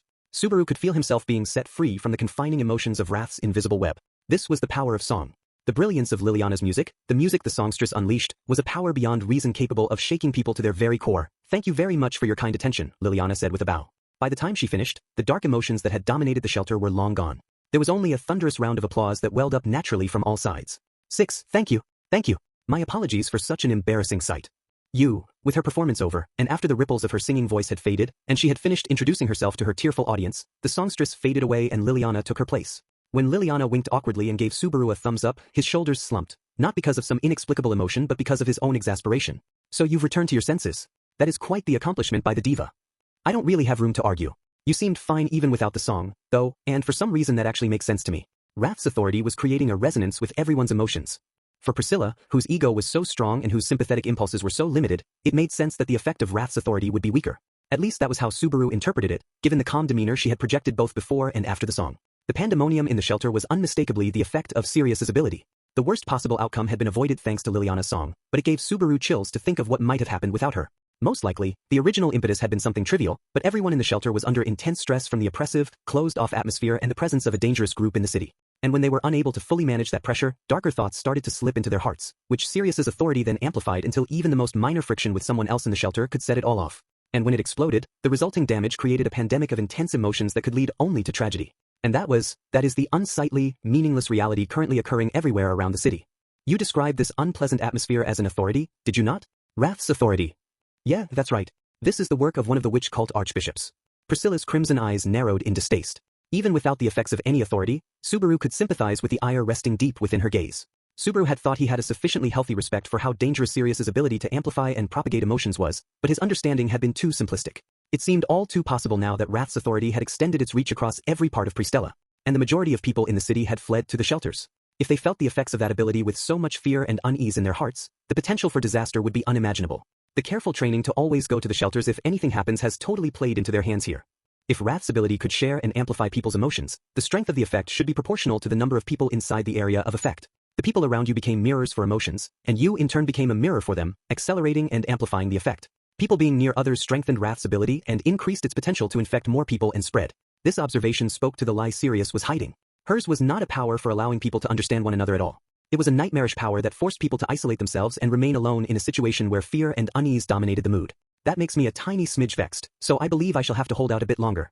Liliana. Subaru absorbed Liliana's words with quiet surprise as she pointed to the deepening furrows in her brow. It was clear now that her music had the ability to free people from Sirius's authority. And she, fully aware that it had that effect, had been traveling from shelter to shelter, singing as she went. When she had been staying at Roswell's Manor and her music had invited trouble, she had gone so far as to say, I don't want my singing to be used as a tool, even when her life was hanging in the balance. For that same Liliana to use her singing like this, what the situation calls for is captivating people with song, which is right up my alley. Liliana said with another lousy wink. There was no denying she was the city's songstress. So then that goal you mentioned before is helping Liliana go around to all the shelters? Subaru asked Priscilla. If that was the case, that would mean Priscilla was also acting out of concern about the chaos that had struck the city. Right as Subaru was on the verge of reconsidering his view of her and realizing that perhaps he had badly misunderstood what lay in her heart, that train of thought was suddenly interrupted. Fool, as if I would bother with something so inconsequential as that. Subaru pursed his lips at the textbook Priscilla response. Inconsequential? Fine, then what is your goal? Why are you visiting all the shelters? I'm looking for Schult. If I don't, he will almost certainly cry. And I cannot stand seeing a child's teary face. Subaru's mind froze at the unexpected response. It was something only Priscilla would say. Not noticing his reaction, Priscilla shrugged as if to indicate she had little choice in the matter. Al can take care of himself. The fate of another fool is of no concern to me. But Schult's charm is irreplaceable, so I have to recover him personally. He's quite the troublesome retainer. Considering there were no stronger emotions in her voice, it was a fair guess that was how she really felt. But the reason she gave for moving around a city embroiled in such trouble, to search for her lost young retainer, was not something Subaru had expected. It was surprising, but he could accept it. It was indisputable that she was busily walking around looking for her servant, after all. And she just happened to be helping Liliana with her goal as well in the process. What's that look on your face? Priscilla looked over at him suspiciously, but Subaru waved it off with a vague, it's nothing, and a sigh. But he felt like he understood. And that was enough, given the situation. Taking a deep breath and filling his lungs, Subaru looked out at the now stable mood of the shelter. This shelter should be fine now. I'm going to go now like I said before. I need to meet back up with everyone. Aye. Lady Priscilla and I are going to another shelter now. Music is still needed. I am grateful to be a bard, so now's the time to cash in and earn some more self-respect. Phrasing. Despite the grave situation, Subaru could not help laughing and latching on to how she put it. He turned to Priscilla again. It had only been a short while, but he was grateful for the many things she had given him. He never would have guessed the day would come when he could interact with her so genuinely. Thank you for all your help. Let's meet again after all this is over. And you should really look for Al too. As if I would lend an ear to anyone's instructions. I will simply do as I please. You should run along now and worry about cleansing the city's befouled waters. If you manage to actually accomplish something, I shall personally reward you. Just so you know, unlike your retainers, I don't have any particular interest in licking your boots. And with that, Subaru turned away from them as Liliana saluted, and Priscilla was not even bothering to look at him anymore. He departed from the shelter and started racing through the city. Priscilla and Liliana would head to another shelter to stop another latent explosion of emotion that was just waiting to go off. He could trust them to take care of that, so Subaru would need to follow through on his own role. First is Muse. If everyone is still okay, then that's where they would go. The Muse company was far from the 4th district, but he had all the motivation he needed. All that was left was to steal his nerve. This isn't even close to being over. Not by a long shot. And I'm going to prove it. 7. A blind, bloody-smelling demi-beast was sniffing at the ground in front of him. Holding his breath to keep from being noticed, Subaru examined it, feeling a sense of righteous anger as he compared it to the other demi-beasts he had come close to encountering. The demi-beasts Priscilla had labeled hideous, and Liliana had scorned earlier for their inability to sing, came in a multitude of forms, and Subaru had felt reluctant to lump them all together under the same repulsive description. In exchange for lacking something, eyes, ears, mouth, their bodies were fused with swords or shields or other inorganic objects. They had been transformed into something that could not naturally occur in some horrible design. The demi-beasts were the unnatural creation of an aberrant mind. So turning it around, if he could accept that they were unnatural life forms, then it was entirely believable they had actually been designed. And there was at least one being currently in the city who was capable of manipulating the bodies of living creatures. Capella, you piece of shit, the demi-beast's parent, or perhaps creator would be the better word, appeared in Subaru's head. The Archbishop of Lust, Capella, practically an embodiment of all the malice of the human world. Subaru could absolutely believe that she would create such incomplete creatures as demi-beasts and set them loose all around the city. But that thought raised a question. Then where is she getting the ingredients for the demi-beasts? When he gritted his teeth, he inadvertently twisted his foot slightly, grinding a pebble against the ground beneath his heel. The blind demi-beast immediately turned its head toward the sound and violently dashed over toward Subaru. The axe growing out of its head was heavy, making it look absurd as it ran. The edge of the axe scraped the ground, sending sparks flying continuously as it closed in. Subaru leaped aside as it approached. Then he used a slight groove in the wall as a foothold to acrobatically launch himself over the demi-beast. And up we go. His right leg was in disgustingly good shape, and he could move better than ever because of it. He easily leaped over the demi-beast and left that stretch of road behind as it frantically spun around searching for him. Girarara. All of a sudden, an awkward shout rang out. Subaru evaded the surprise attack by jumping straight up and spreading his legs. The demi-beast passed under him, but having lost his balance, Subaru rolled when he hit the ground. He was planning to use the momentum of the roll to start running away when, crap, right in front of him was another demi-beast, quietly standing there, barring his path. It was one without a mouth, which was why it had grumbled instead of roared. The one whose charge he had just dodged had no ears, meaning all three types roaming the city were represented here. They were surrounding him front, back, and to one side, cornering him. Looking to the open side, he saw the wall of a dilapidated building that was deteriorating from age and lack of maintenance. With enough momentum and motivation, it wouldn't be impossible to get over. The goal would be something like what Felt had done when they first met. The way she had run, leaving Subaru behind begging for help with Larry, Curly, and Mo surrounding him. Thinking back on it now, he could not help feeling an odd sense of fate that those four had ended up in the same camp. Soothing his nerves with some pointless thoughts, Subaru crouched. The demi-beasts surrounding him bent their knees, but Subaru was ready to go for the wall one step ahead of them. Please don't move, Subaru. I don't want to miss. But a voice that was far surer an option than trying to get out of the situation on his own made him abandon that desperate plan. The three demi-beasts barreled down on Subaru as he stopped, all aiming to hit him with their blend of axe and fangs, swords and claws, but none of them reached him. Because each and every one of their attacks was deflected and knocked back by a single slender knight's blade. My apologies, but his continued survival is necessary for this city. I humbly request that you withdraw. The elegant knight Julius Juculius attacked the three demi-beasts simultaneously with sword and spirits. His sharp blade cut through the eyeless beast's torso in a single broad sweep while the earless and mouthless ones were swallowed up in a red glimmer and consumed by flames. Purged by a raging inferno, the warped creatures turned to ash and collapsed without a sound. But the blind beast continued to attack despite having sustained an obviously lethal wound. Julius! You need not worry. The eyeless beast's head was sent rolling by an elegant, arcing slash. This was not the time nor place for idle thoughts, but it was truly a beautiful slash, one that held Subaru's gaze. The flash of steel precisely struck at the weakest point of the demi-beast's neck, ending its life without prolonging its pain. If there could be any mercy in the act of ending a life, then that attack had been the embodiment of it. No matter how incomprehensible the creature's unnatural vitality might be, losing its head was still lethal. The same went for reducing its entire body to cinders. Subaru felt a strong sense of pity for the demi-beasts as they fell. Are you unhurt, Subaru? Flicking the blade that had cut down the demi-beast, Julius turned to Subaru. Yeah. Subaru nodded. That was a dangerous spot to be in though. Thanks for the help. And from the looks of it, you're doing okay too. I cannot deny that. In the end, I was swept up in the flood from the gate opening, which left the battle at City Hall unsettled. I was concerned when I saw you fall into the water and lost track of you. Julius shook his head slightly as he placed his hand on Subaru's shoulder. Surprisingly, there was an unconcealable trace of relief in the gesture. As if he was still processing the fact that Subaru had returned alive. What happened at the tower? Honestly, I can't really remember much of the back end of the fight with Capella, with Lust. You don't remember? A black dragon attacked the upper floor and carried you and Duchess Crush away. I immediately went after the black dragon to try and retrieve the two of you when the floodgate opened, and in the chaos, I ended up falling into the water and getting washed away. If I was to be honest, I had thought your chances of surviving were 50-50 at best. You did well to make it back safely. Julius kept nodding to himself, his hand still on Subaru's shoulder, welcoming his return. Hearing that, Subaru realized his situation had been far more dire than he realized. But against all odds, he had returned safe and sound. And now he had been reunited with Julius. What about everyone else? Are they safe? I remember Crush was in trouble. I was hurrying to get back to the Muse Company just now. I understand the feeling, but for now calm yourself, please. Allow me to alleviate your first concern. Everyone who went to take back City Hall returned to life. Knowing that you have survived and are safe, I can now say that confidently. Everyone made it back alive. I see. Overcome by relief after hearing that news, Subaru slumped down to the ground. He had been more anxious about that than he had realized, and for a moment he could not force his quivering knees to carry his weight. After facing so many powerful enemies, I'm glad everyone survived. And there weren't any losses to that flood either. It was a perilous situation. From what Sir Wilhelm said, they were close to being overwhelmed by the enemy when the water hit, and it was entirely possible we would have suffered losses if the battle continued. It's ironic to think that was the witch cult's doing. Subaru furrowed his brow. There was more scorn directed at himself than regret in Julius's voice. From what he was saying, it sounded like that flood that had exacted such a terrible price from the city as a whole had actually been a massive boon to Subaru and the others fighting at City Hall. And it was probably at least partially because of it that Capella had failed to kill Subaru and Crush when they were at death's door.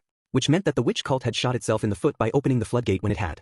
Though it was also doubtful whether it put much stock in the outcome of a single battle.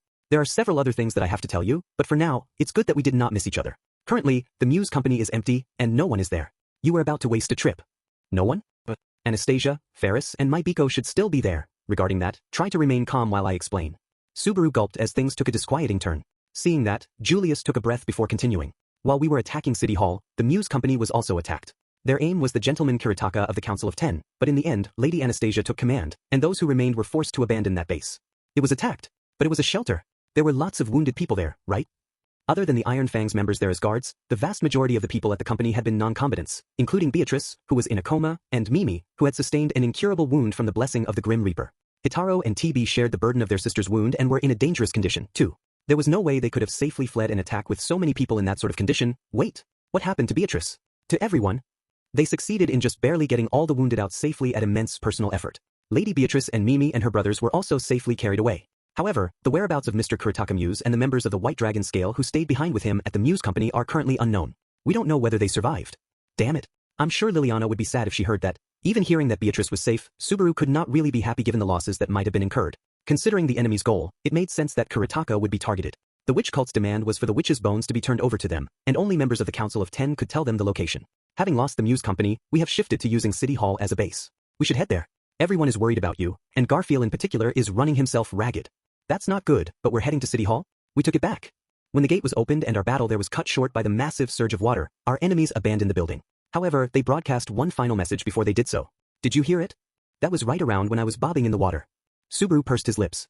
It did not sound like recovering City Hall was really something that could be celebrated. Hearing his response, Julius furrowed his brow and hesitated for a moment before responding.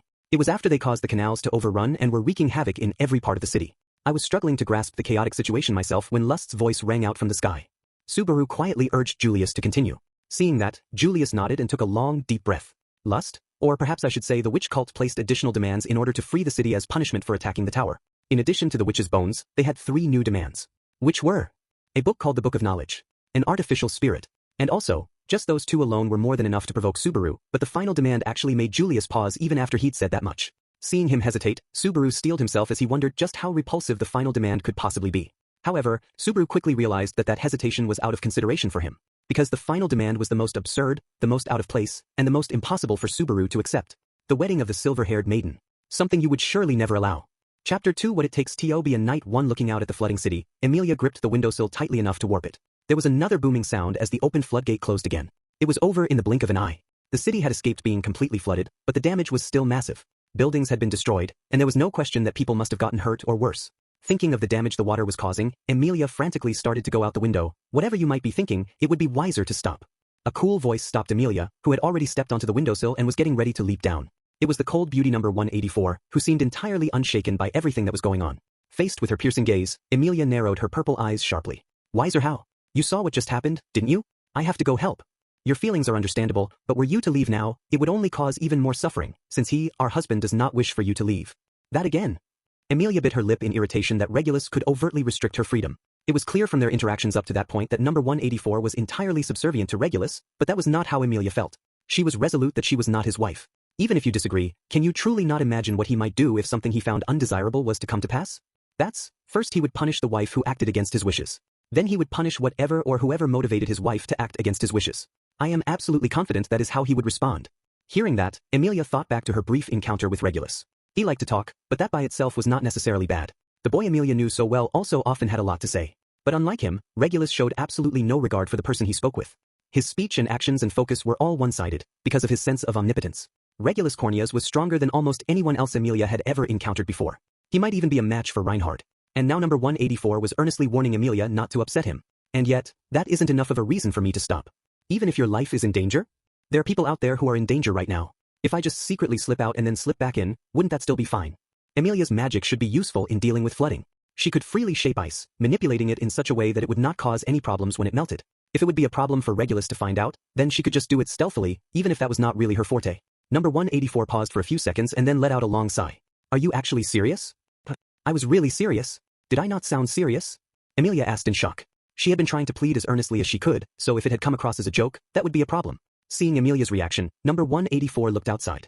If you are concerned about harm befalling the residents due to the flooding, you needn't worry. The vast majority of people should have already fled to the shelters and should have escaped the worst of the flooding.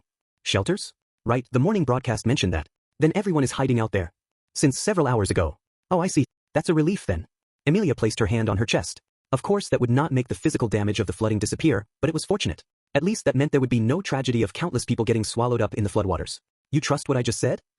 Should I not? I am his wife. Do you really think I wouldn't lie for my husband's sake? Number 184 was clawing away at Emilia's heart, as if testing her. And accepting that provocation, Emilia considered her words for a brief moment. But you seemed sincere, so I'm sure you weren't lying. Amelia shook her head, choosing to believe in number 184's sincerity rather than assume malice. And if she was going to lie, there would have been easier, more convincing lies, but she had responded without any doubt at all in what she was saying, because her conscience did not trouble her about it. Ah. Number 184 opened her eyes slightly in surprise. Seeing that reaction, Amelia felt like it was the first time she had gotten a glimpse of her natural range of expression. So you can actually look surprised. Maybe we can finally have a proper conversation. That was unbecoming of me. Anything more will incur his ire. Getting upset that his wife showed a little emotion when she would be so much more beautiful if she could smile just seems really weird. Weird doesn't begin to describe it. And, I should warn you. Her emotional control fraying in the face of Amelia's smile, number 184 quickly caught her breath before continuing. What he likes is your normal face, that exact expression. I suggest you not change it in front of him, do not get visibly happy or sad, things like that. It would probably be best if you don't open your mouth as well. I shouldn't talk? Why not? Because no one knows what might draw his ire. Number 184's behavior around Regulus was dictated by her fear of crossing one of his lines. Fear was limiting her emotions. Amelia wanted to do something to help her. She could tell from talking with her that she was wise and the sort of beauty who could light up a room with a smile. You mustn't furrow your brow, either. It upsets him. I'm thinking as hard as I can about what I can do to keep Regulus from getting between us having a proper conversation, Amelia responded earnestly. Hearing that, number 184 caught her breath slightly. There was the slightest hesitation in her cool eyes. Something about what number 184 was starting to say was different. But, hello all you meatbags. I hope this finds you in good health as you tremble in the fetal position. In my deep and praiseworthy benevolence, I'm broadcasting my beautiful voice for you little shits to cling to for comfort. Are you happy now? Are you having fun? Are you dancing and singing and writhing in agony? Ha! A shrill voice rang through the air, cutting number 184 off. What's that? Amelia looked around in shock as a callous voice suddenly filled the sky above the city. Instinctively looking up, Amelia realized that it was a broadcast using a Mattia. The same one that had been filled with concern for the people of the city in the morning, and the same one that had carried Liliana's singing across the whole city. The impression the broadcast imparted could change dramatically depending on how the speaker used it. At the very least, Amelia certainly did not believe that the person speaking now had much claim to deep and praiseworthy benevolence. Well then, I have an important announcement for all you twisted sacks of shit. Somehow, even after all the warnings you were given, a swarm of incompetent meatbags came after me in a good old-fashioned raid. Well, not that I expected any less, so I had already made arrangements to greet them. But it's still annoying, you know? The voice was light, and the broadcaster almost seemed to be indulging in the moment, but there was also a clear irritation mixed in as the sinister proclamation continued. Anyway, I was honestly thinking, whatever, screw it. Just open the floodgates and sink the whole place to the bottom of the lake, and them's the breaks, you know? I mean, it's hurtful when people just straight up ignore everything I make the effort to say. In fact, I've still got some wounds aching from it all. It's an affront and an assault on my goodwill and on me personally. Amelia shuddered at the threat of opening the floodgates.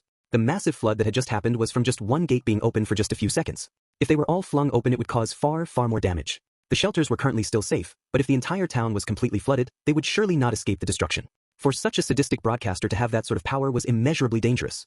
But, Amelia noticed that the broadcaster did not seem to have any intention of actually following through on that threat at the moment. If they were really serious, they could have just left the gates open to begin with. But they had not done that. There had to be something they wanted more than they wanted to submerge the city. But I'm not some witch after all. I'm magnanimous. Like the loving mother you never had. So in light of my generosity, I decided why not give you shitheels one last chance. And just as Amelia was thinking there must be more they wanted, the voice on the broadcast offered an alternative, confirming her hunch. However, it was not going to be an alternative that demonstrated the speaker's magnanimity and loving, motherly generosity. However, out of consideration for how you've hurt me, damages have to be considered too. Just accepting the previous ask won't be enough. So in addition to my first request, there are 3 new ones, 3 more things we want. The voice continued huskily. The first is the charitable donation of the Book of Knowledge, which I'm sure someone has brought into the city. The voice continued mockingly. The second is the charitable donation of the artificial spirit that's wandering around the city. The voice continued sneeringly. And the third is, the wedding of the silver-haired maiden? In other words, just don't get in the way of it happening. As if I know what that's about, though. The voice continued detestably. And finally, the witch's body that I requested before makes 4. Fulfilling these 4 requests is the one and only thing you mooks can do to survive. Everything else is pointless. Impossible. As proven by how that little attack on City Hall failed.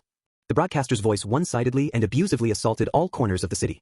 And just like Amelia had thought, the enemy had made demands in exchange for not flooding the city entirely. But her gut was also telling her that there was no way they would honor their end of the deal. They would surely open all 4 of the floodgates around the city the moment they got everything they wanted. Anyway, that's all the happy news from me. I suggest you start your unsightly scramble to find the things we want so you can beg for your lives. Every one of them is definitely somewhere here in the city. Figure out which of your neighbors or which of the bigwigs or whoever is hiding them so you can steal them and present them to me. High-pitched laughter was the final sound anyone heard before the broadcast abruptly ended.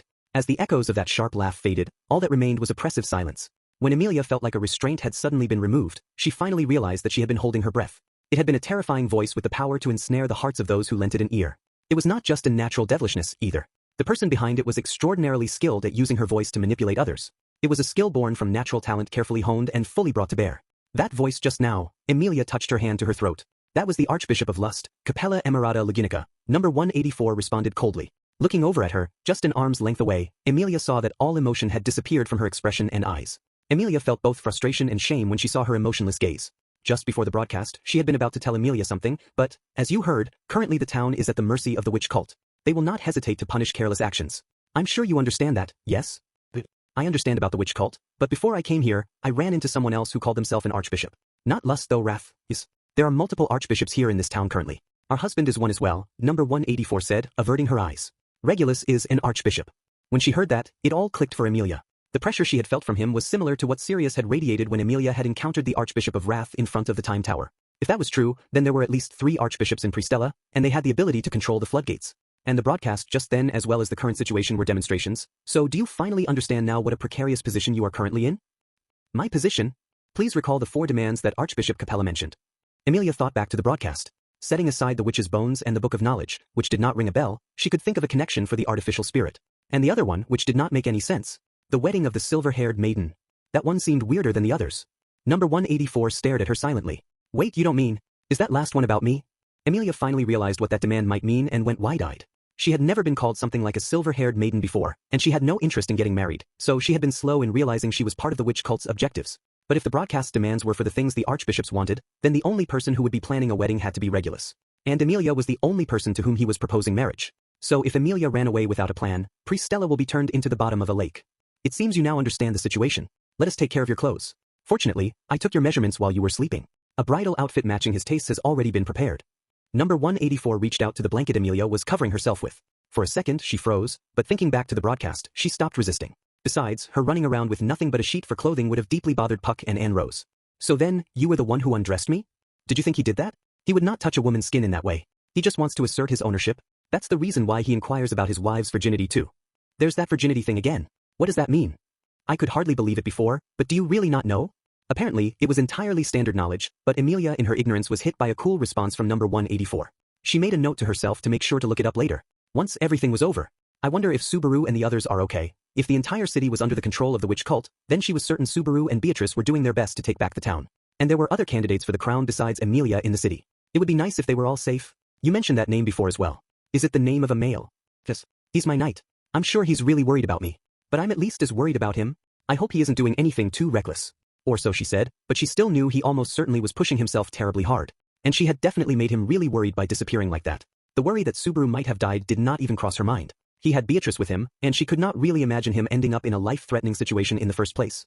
He could probably manage to find a way out no matter what happened around him. But that did not keep her from being worried about him or feeling guilty for making him worry. Emilia was badly disappointed in herself for troubling him. Number 184's eyes opened slightly as she watched Emilia thinking about Subaru. Please be careful never to mention that man's name in front of our husband. Just to be sure, why? To put it in his terms, because he will start to doubt whether you truly are a virgin at heart. There's that word again. Having that used as a reason without any explanation of what it meant was bothering Emilia. But number 184 just picked up the white dress she had prepared for Emilia and held it up to her body before nodding in satisfaction. It looked resplendent while feeling refined to the touch. It was a truly beautiful dress that was very obviously of high quality. It looks a little hard to move in. It would be wise not to say complaints aloud. Now let's get you dressed. Emilia did as she was told as number 184 helped her with practiced ease, slipping Emilia's arms into the sleeves. For now, she decided to do as number 184 and Regulus said. A thoughtless attempt to escape would only expose the city to further danger. She would need to carefully plot her actions. 2. You useless. When he entered City Hall, the first thing Subaru heard was grief-stricken rage. His ears were assaulted by a cracking, agitated voice. It was a familiar voice, but that was the first time he had ever heard such raw emotion in it. The shout was filled with unbearable resentment and accompanied by a sharp, dry slap that filled the room. Quit it. What's the point of trying to pin the blame like this? It's not any one person's fault, and you know that as well as any of us.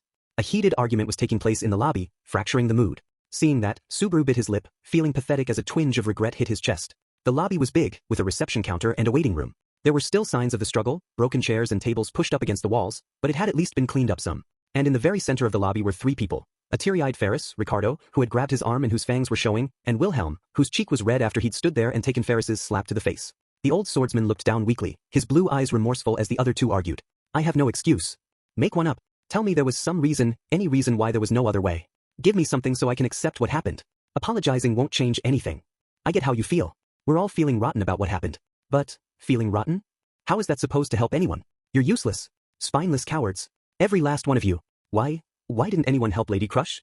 Ferris was breathing raggedly as he glared at Wilhelm and Ricardo before falling to his knees. Neither of them had any response to his tearful reproach. Ferris clawed at the hard floor as they, Subaru and Julius included, could only watch. His beautifully kept nails and fingers warped painfully, almost like he was punishing himself. What's the point of fame and title if I'm useless in a moment like this? Worthless. Worthless, worthless, worthless. Tears poured from his eyes as he cursed himself. It would almost have been easier if he had pointed his rage at any of the people around him, but knowing that his rage was directed at his own powerlessness, no one could do anything to ease his grief. Everyone in the room was already regretting their own weakness, their own failures. You made it back, bro. And you too, Julius. Unable to say anything to Ferris, who was collapsed on the ground, Ricardo called out when he noticed Subaru and Julius standing at the entrance. Subaru nodded slightly and walked over to the three of them. Sir Subaru, it's good to see you safe. You too, Wilhelm. Ricardo. Though it's not all sunshine, apologies for such an unseemly scene. Ferris, I know. Nodding to Subaru, Wilhelm called to Ferris. He violently wiped his face with his sleeves and stood up, acting like nothing had happened. He reached his hand out to Subaru's body, examining him as he stood there, still shocked by the scene he had walked in on. Finally, Ferris peered into Subaru's eyes. Yeah, you seem fine. Nothing strange or out of order. What's your name and where are you from? The name's Subaru Nagatsuki, and I'm from Japan. It must be deep in the countryside, because I've never heard of it. Anyway, I'll be with Lady Crush. Ferris listlessly brushed off Subaru's answer as a bad joke before turning away and departing from the lobby. Subaru could not think of the words to say as his slender frame moved away. Sir Subaru, apologies, but I'll be taking my leave. I'll also be with my master, Wilhelm said before following Ferris. When the two of them left, the tense air of the lobby softened ever so slightly. I got word from Julius that he went out to get you. The last there and Wilhelm happened to get into an argument and, well, it's understandable. Ever since we joined back up, Ferris has been concentrating on healing the wounded and caring for Lady Crush above all else. Though, it has been a particularly harsh time for Sir Wilhelm, Julius said as he tapped his conversation mirror in his pocket. He had used that Mattia to give Ricardo a heads up that he was coming back with Subaru while they were on their way. Ferris had come down to check out Subaru, which led to starting that scene. What a shit show. Subaru couldn't get Ferris's voice, or the grief and rage he directed at himself and everyone else, out of his head. But he also felt uneasy, wondering what about Crush's condition could be that bad. By the way, you dropped this, bro. Wait, what? This is... Ricardo tossed something over to Subaru, whose expression had started to cloud. He caught it only to realize it was a shiny black whip, guilty whip, his trusted weapon that he thought he'd lost forever. You found it for me? Thanks. That gives me a couple more cards I can play if needed, at least. You don't have to thank me. You were the one who used it to tie the Duchess girl and that black dragon together. All I did was just untie it and hold on to it. If I tied the black dragon and Crush together, then? What happened? Ricardo's response just left Subaru with more questions as he hooked the whip back on his hip. Exactly what it sounds like. The black dragon that sped out of the top floor flew you and Lady Crush away from lust. The Duchess was unconscious, so you tied her to the dragon using your whip to keep her from falling. And then, after managing that final act, I ended up falling myself? If she ended up okay in the end, I'd call it a pretty clutch play if I do say so myself, but... Julius paused slightly before affirming Subaru's suspicion. Ferris has been trying everything he can, but the Duchess's condition remains poor. Crush had been bathed in Capella's blood, just like Subaru. Remembering the fleshy black pattern on his right leg, Subaru felt his mouth dry out. Can you be a bit more specific? I'm sure it has to do with something lust did. A foreign substance has taken to Lady Crush's body and is afflicting her. Ferris's lack of composure is the result of her current state. It is unbearable to see. Julius's tone dropped. Judging from that, Crush's condition was very serious. Subaru had experienced the terror of something foreign eating away at him right after he was splashed with Capella's blood. It was not just pain or distress, it was repulsive on an entirely different level. If Crush was suffering the same torment that Subaru had felt in that moment, then, right? Dragon blood. Capella said something about dragon blood. Dragon blood? You mean the holy dragon's blood passed down in the kingdom? Julius asked, furrowing his brow. I don't know if it's anything as showy as some sacred dragon. Or whatever. Did Crush say anything herself? No, the Duchess has yet to regain consciousness, so I'm sure Ferris has not heard anything about it. So she hasn't woken up.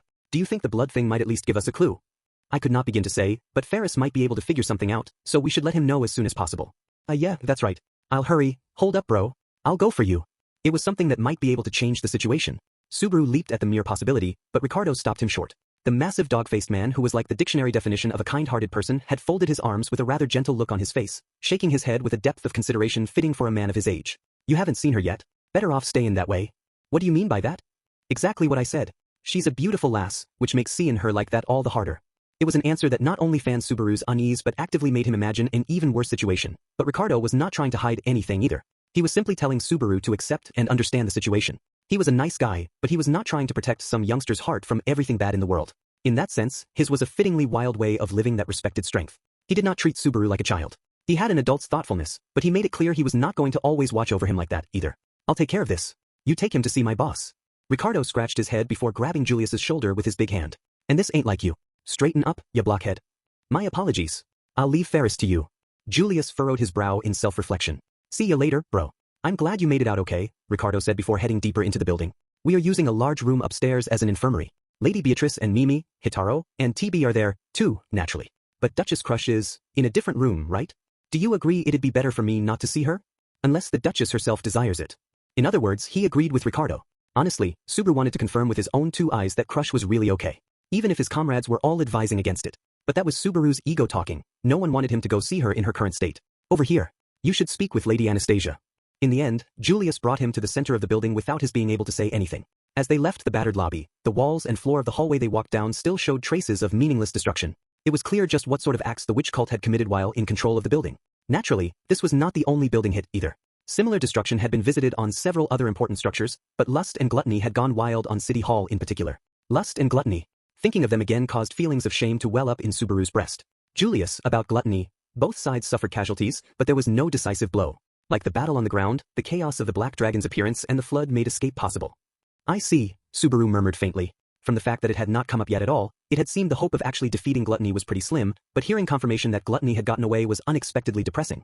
In just a single day, he had crossed paths with 4 archbishops, but gluttony, the one who had sent Rem into a slumber from which she could not wake, the very person who had removed all memory of her from the world, was special. Honestly, if nothing else, Subaru wanted to tear gluttony limb from limb with his own 2 hands. My apologies, I failed to accomplish the task you entrusted to me. Stop it. If you keep apologizing for everything, it'll turn into a habit. Ricardo already mentioned that you're not yourself lately.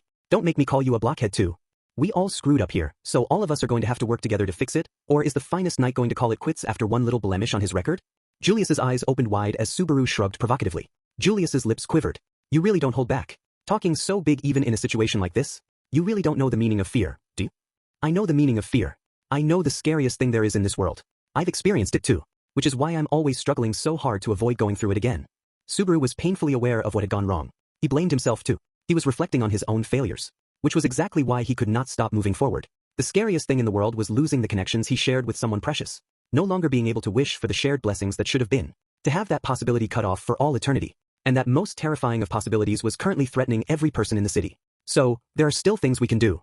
Putting his renewed determination into words, Subaru nodded to Julius. If you mess up, then make up for it by taking action. You aren't the only one who's frustrated. Before the threat was broadcast, Julius's brother Joshua had left the inn in order to gather information about gluttony. From the fact that his name had not come up since, it was safe to assume his whereabouts were unknown. In a way, that gave Julius and the rest of them a strong connection with gluttony, too. Well, you look better than I expected. That's a relief. As Subaru was thinking about that, a voice called out from the other end of the hallway. Looking up suddenly, he breathed a sigh of relief on seeing the woman at the other end. The beautiful woman with a soft, gentle face. The woman Julius had sworn to serve, Anastasia. What, were you listening? That's not very nice. I was walking around a bit to clear my head when I happened to hear your voice. I thought it'd be rude to interrupt y'all in the middle of such an important conversation. Anastasia elegantly touched her hand to her cheek before turning her pale aqua eyes to Julius and thanking him for his service. It's good you managed to bring Nagatsuki back. Now Garfield will finally be able to calm down and talk some when he gets back. From the sound of that, I guess Garfield isn't here. He's running all over the place out there, hardly taking a break at all. Checking the situation at nearby shelters, hunting down those odd brutes who appeared in the center of the town, and more than anything, searching for his precious general. He was looking for me? It was obvious once he thought about it. Subaru had gotten swallowed up by the flood and gone missing in the middle of the fight. There was no way Garfield would be able to sit still in that kind of situation. He would definitely try to use his nose to go looking for Subaru, so it was not strange at all that he would be rushing all around the city. But with the situation being what is, even Ricardo said the scent was gone or too muddled together with everything else. It's funny that Julius was the one to find you when he was originally just going to the Muse Company. So then Garfield's still running around town without knowing anything? I told him to come back and check in here once every hour to be sure, so the next time he comes back, you should be able to see him. But more importantly, Anastasia slipped into a deep silence as she looked Subaru over. Subaru instinctively straightened his posture, feeling like his body was being appraised by her intellectual gaze. Anastasia's expression suddenly softened a bit when she saw his reaction. Yeah, it doesn't look like you're forcing yourself. There's no hiding from my eyes. I'm not trying to hide anything. So now that you've decided I'm healthy, what of it? Anastasia stepped closer to Subaru. I was kinda hoping to have an important conversation with ya, Nagatsuki, she said quietly. Subaru lightly deflected both the close range and the pressure behind her voice with a simple, what kind of important conversation? You heard it too, right? Before she left the tower, the Archbishop of Lust changed the deal and added a bunch more demands. You aren't planning to just give in to them, right? Damn straight. I'm pretty pissed. About ready to snap, even. When he realized she was referring to the unacceptable marriage demand, a vein practically popped out on Subaru's forehead. Hearing that, Anastasia nodded, satisfied. Julius, I'm going to have an important conversation with Nagatsuki now. Can you manage things while I'm doing that? If those are your orders. However, what might be the nature of this important conversation? You don't have to worry, I won't do anything bad to him, honest. A not very cute, impenetrable smile crossed Anastasia's face as she puffed out her chest. Acknowledging his master's clear-cut orders, Julius did not question her any further. Looking away from her knight, Anastasia turned back to Subaru. She smiled as he caught his breath, lost in her pale aqua eyes. So then, let's have a little chat. This is a big one, since it'll affect the fate of the city. Anastasia casually stated this as she put a hand to her white fox scarf. An important discussion that would affect the fate of the city. Most likely that was what she really thought and not an idle exaggeration. And quickly realizing that made Subaru far more tense. It was like his disorganized resolve and determination had been given direction. After I split off from Priscilla and Liliana, I headed for the Muse company by myself. And along the way I met up with Julius, which is how I ended up back here. Subaru took a little breath after briefly explaining what had happened to him. The two of them were talking in a conference room on the second floor of the building. A map of Pristella was spread out on the table in the center of the room with various characters and signs written on it. The floodgate control towers at the four edges of the city, the floodgates, and even more precise details, all the shelters too. No surprise a city this big has a ton of shelters that really minimize the damage from the flooding, but they're causing their own problems too. The chaos he had encountered at the shelter flashed through the back of his mind as he looked at the map. Sirius's authority amplifying the feelings of unease and trapping the city's residents into a negative feedback loop. That same sort of scene was surely happening all around the city. And the ones dealing with that problem in an unexpected way were, yeah, thank you. That explains a lot. I wouldn't have guessed the missing princess gallivanted off to do that, but if anything, I guess that's very much her kind of thing. Yeah, I get you there. She's reliably unpredictable. Anastasia's mouth curled into a vague smile when they briefly mentioned how Priscilla's insane drive for action was often directed in an entirely unpredictable way, but her expression tensed again just as quickly. She looked straight at Subaru. So about that leg of yours that got torn off and then stuck back on. Is it really okay? Fortunately, there haven't been any issues even when I'm running or jumping around. It looks terrible, but I can show you if you want. Yeah, let me see it.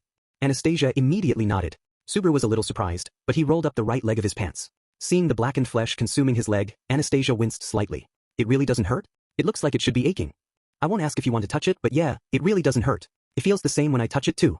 But anytime I get injured here, it seems to heal faster. I assume that isn't the greatest feeling either. But if it doesn't cause you any issues while running or jumping, then I guess that's good, since we're going to be needing you to do a lot more before this is over. While she still had some hang-ups, Anastasia had accepted the situation as it was and come to the same conclusion Subaru had. There was no way to get rid of the blackened flesh, but it was not affecting his ability to act. Given that, it could drop to the back of the priority queue, and they could focus on more immediately pressing problems. For example, the victims of Lust's authority, the people working here who were turned into flies. For now, they've all been gathered in one place here on the third floor. How did you find out about them without me or Crush? The black dragon that was carrying the Duchess. We managed to figure out how to communicate, and the people who were turned into flies were still conscious and willing to follow our directions. I can't really say whether it was the right thing to do though. Subaru did not have an answer for her doubts either. If their brains were changed along with their appearance, then there would not be any worries about their anguish at getting transformed, but that would be the same as them losing their sense of self, which would be its own unbearable problem. But was it even possible to say that they maintained their sense of self after being transformed into entirely different entities? That was not a question that could begin to be answered by someone who had not experienced it firsthand. They can't even control their bodies freely, which has at least prevented any suicides. But I'm sure some of them still haven't accepted what has happened to them. It was at least good that we could protect them before it came to that. Suicide? That's just, do you really think that's something we don't need to worry about? Ugh, Subaru did not have an easy answer for that question either. But it was clear that even with how far off the rails the situation had gotten, Anastasia was dealing with things in a much more cool-headed way than Subaru. And it was also clear that she was genuinely relieved at having managed to get things there without letting anyone get hurt or getting hurt themselves. As long as you're still alive, there's still hope. But if your body or spirit dies, then hope dies with it. Don't stop, no matter how grim things seem. Just stay alive, Anastasia murmured, more to herself than to Subaru. And if that strained, desperate clinging was her view on life and death, then Subaru was in full agreement. Stay alive no matter what, even if it meant guzzling down mud to survive. As long as life remained, a chance to fight back would come someday. And in order to get that chance, there's a mountain of other problems to deal with. Wrath's authority running rampant, Lust's victims going through hell, gluttony wherever they are and whatever it is they want, and greed, who doesn't make any sense at all. All we can do is take it one step at a time and crush them one by one. Subaru clenched his fist. Anastasia looked up at him from her seat in front of the map on the table. Subaru met her gaze before taking a deep breath. When he stopped to think about it, it was an odd situation. He never would have imagined that, by themselves, he and Anastasia would try to figure out how to deal with the problems afflicting a city that had been plunged into chaos. We haven't spoken face to face like this since the night before the white whale hunt, have we? What a coincidence. I was just thinking the same thing. We were talking about facing off against a dangerous enemy that time, too, huh?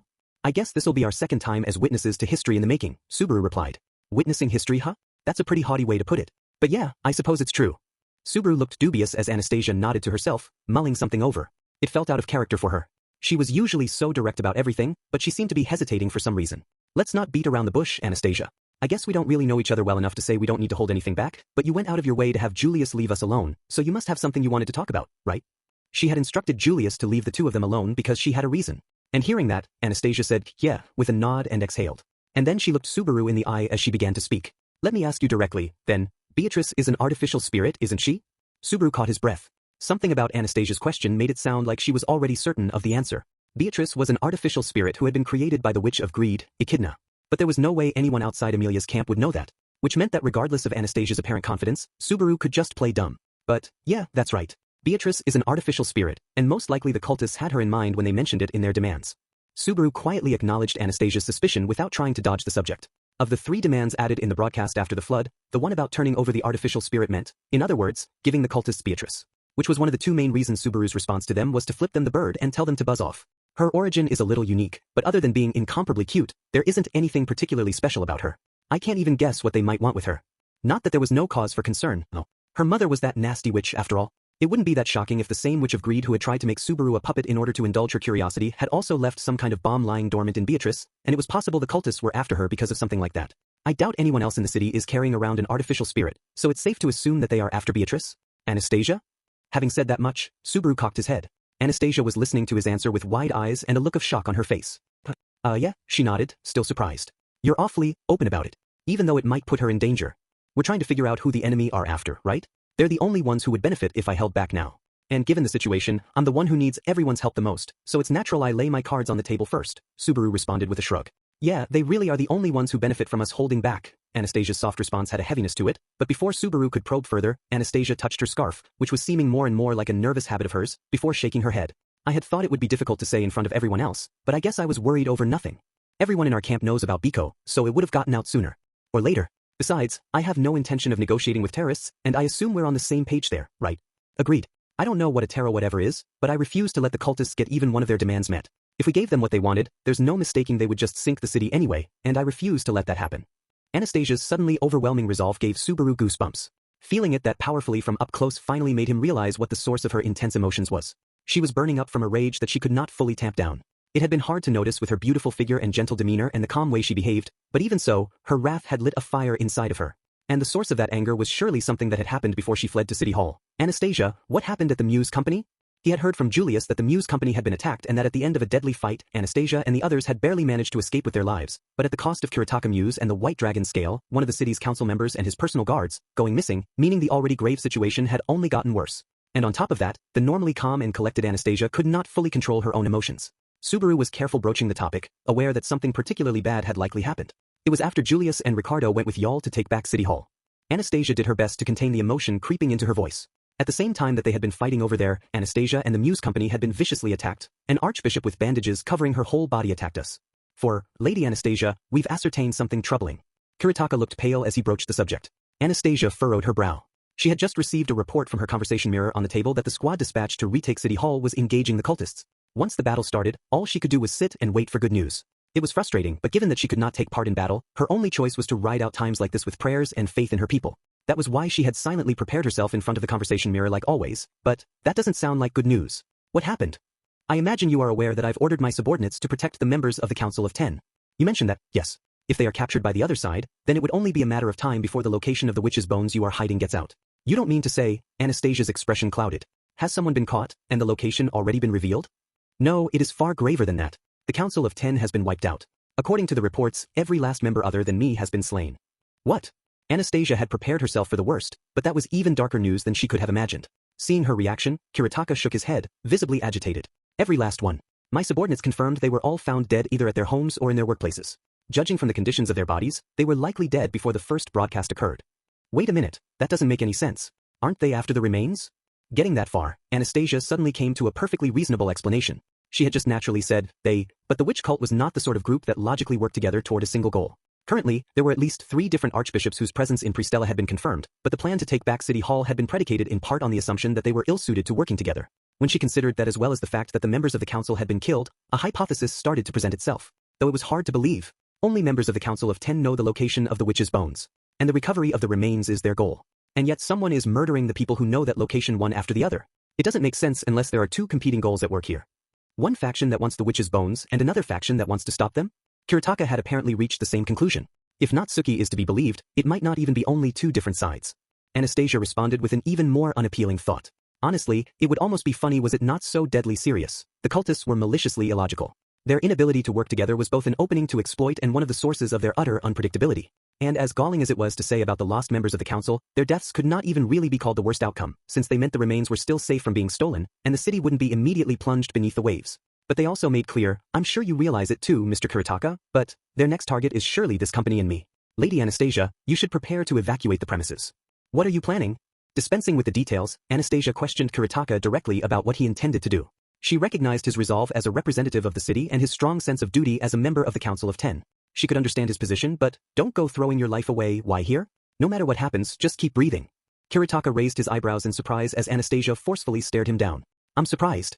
I would have expected you to be more inclined to cut losses. Did you think I was obsessed with money above all else? My company trades under the motto, your friendly neighborhood shop. Pardon me. Were time permitting, I would have loved to get to know you better over a meal, but you've got your songstress you've set your heart on, right? Don't go cheating on her behind her back. Yes, you're right, and unfortunately time won't permit it either. Anastasia's jaw clenched. He was right. There was no time. If the enemy who was after the council members was coming for Kuretaka next, then the Muse Company would be an ideal hunting ground, and there were far too many people there who could not fight. I'm aware it is not my place to do so, but I've already ordered my subordinates to begin escorting all those who fled here as well as anyone who is injured to the nearest shelter. You should take the members of the Iron Fangs and Ferris and escape as well. My subordinates and I will act separately. It is too dangerous for me to go with you. You have some place in mind to go, right? Of course. I have no intention of sitting around waiting to die. Kuretaka straightened the sleeves of his white outfit and flashed a smile. And then, all of a sudden, a shock wave shot through the building, breaking all the windows at once. Jich! The crashing sound of a storm of broken glass pummeled Anastasia's ears. She immediately dove to the floor. Always be on guard. Was it not for the habit she had formed as a young girl, it would not have been a pretty sight. She would have been showered by a wave of jagged glass shards. Slipping the conversation mirror she had reflexively grabbed into her pocket, Anastasia looked up. Kuretaka had also dropped to the floor, but he immediately leaped up and shouted out the door. What happened? Someone report? Sorry? And thank you. The voice sent a shudder down Anastasia's spine, and she immediately grabbed Kuretaka's sleeve and pulled him down with all her might. She was light, but when she used her full body weight, the slender Kuretaka could not resist and fell down backward. A golden chain tore through the stone wall, passing right through where he had been standing. A cloud of dust jumped into the air, accompanied by the grating cacophony of destruction as the golden chain spun and wreaked havoc across the entire floor. Kuretaka just barely avoided the attack thanks to Anastasia pulling at his sleeve. Just a second slower, and he would have been split in two at the stomach. After just barely avoiding disaster thanks to that split-second reaction, the two merchants had barely any time to recover before an unwelcome guest greeted them. Ah, magnificent. Caring for one another, helping one another, entrusting oneself to another, those bonds are what allowed you to survive. You've shown me something so wonderfully beautiful. It deserves a round of applause. A high, cracking voice rang out as someone approached, glass crunching underfoot with each step. Anastasia and Kuretaka caught their breath as the footsteps finally reached them. The half-broken door was kicked in. Breaking through the door by force, a grotesque figure emerged from the dust cloud, a hideous presence covered from head to toe in white bandages, with silver hair and purple eyes that seemed to be glaring at everything in the world. It was someone who matched a description Anastasia had heard just recently, the Archbishop of Wrath. Oh, to think you would know little old me without even needing an introduction. How embarrassing. My reputation precedes me, apparently. It would be nice if it wasn't due to nasty rumors. When she put her hand in front of her mouth, the chain rattled intrusively. And there did not seem to be any deceit in the way she showed embarrassment. It seemed to be her genuine reaction, which only made her seem all the more abnormal. Her figure, her presence, her speech, it was almost like she was a foreign entity in the world. I am Sirius Romancanti, serving as Archbishop of. I hope you'll treat me kindly. The monster, Sirius, bowed politely, greeting them with unreserved affection. In the face of such a twisted being, Anastasia could not help but gasp for air, as if her soul were desperately trying to free itself. The monster smiling endearingly at them had just seconds earlier wrought destruction on the building. It was weird that she did not seem to feel any shame at that she did not seem to think anything at all of it. Can you stand, Lady Anastasia? The monster was just a stone's throw away.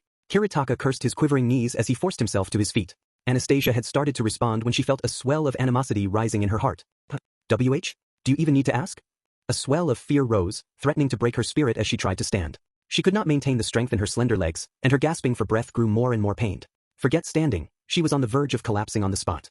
But right as that concern flared, ugh! Ha! Jich! An intense shock wave turned the shards of glass scattered around the room into a deadly whirlwind. The bandaged creature absorbed the full brunt of it with a groan and fell back. The ceiling cracked between the monster and Anastasia, and two shadows fell to the ground, two small figures, orange ears and tail standing on end, the cat siblings howling on all fours. Anastasia had been overwhelmed by dread, but when she saw them, her eyes shot open. Hitaro! TB! Are you safe, miss? That's the Archbishop? They only glanced back, still focused on Sirius. Their high shouts stirred Anastasia's heart. She stomped her foot with everything she had. Fine. This is nothing. But are y'all okay? The kitten siblings were supposed to be sleeping and recovering from the heavy wounds they had endured in order to keep their elder sister Mimi alive despite the incurable wound she had received. They should not have been able to move, and yet here they were. Anastasia was worried that something terrible had happened to Mimi, but that's not it, Lady Anastasia. F. Ferris. Overhead, Anastasia spotted a cat-eared girl, who turned out to actually be the knight who specialized in wind, Ferris, peering down from the hole the two had made in the ceiling. Ferris shook his head as he pointed to Hitaro and TB. Fairy used a forbidden technique. The same thing I did with Sabawa's leg. Not Suki's. Hearing that, Anastasia remembered what condition Subaru had been in when the attack squad departed. After encountering cultists earlier, Subaru had been badly wounded, to the point where he had trouble even walking. But he was still determined to fight, so Ferris had performed a special intervention, using a technique that let him not feel the pain. But if that was the only reason TB and Hitaro were standing, then blood was pooling at their feet. Crimson already stained the bandages wrapped around their bodies beneath their white robes. In exchange for not feeling pain, the two of them, no, all three of them were having their lives shaved away. Unease swelled, tearing at Anastasia's heart, burning away inside her. Miss. Eyes forward. Hitaro, sis would have told us to help you no matter how much it might hurt. We're just following through. What about you? What will you do, miss? Anastasia gulped at Hitaro's question. He was normally so well-behaved and reserved, usually having to be the responsible one who held back the uninhibited Mimi or the boisterous Ricardo.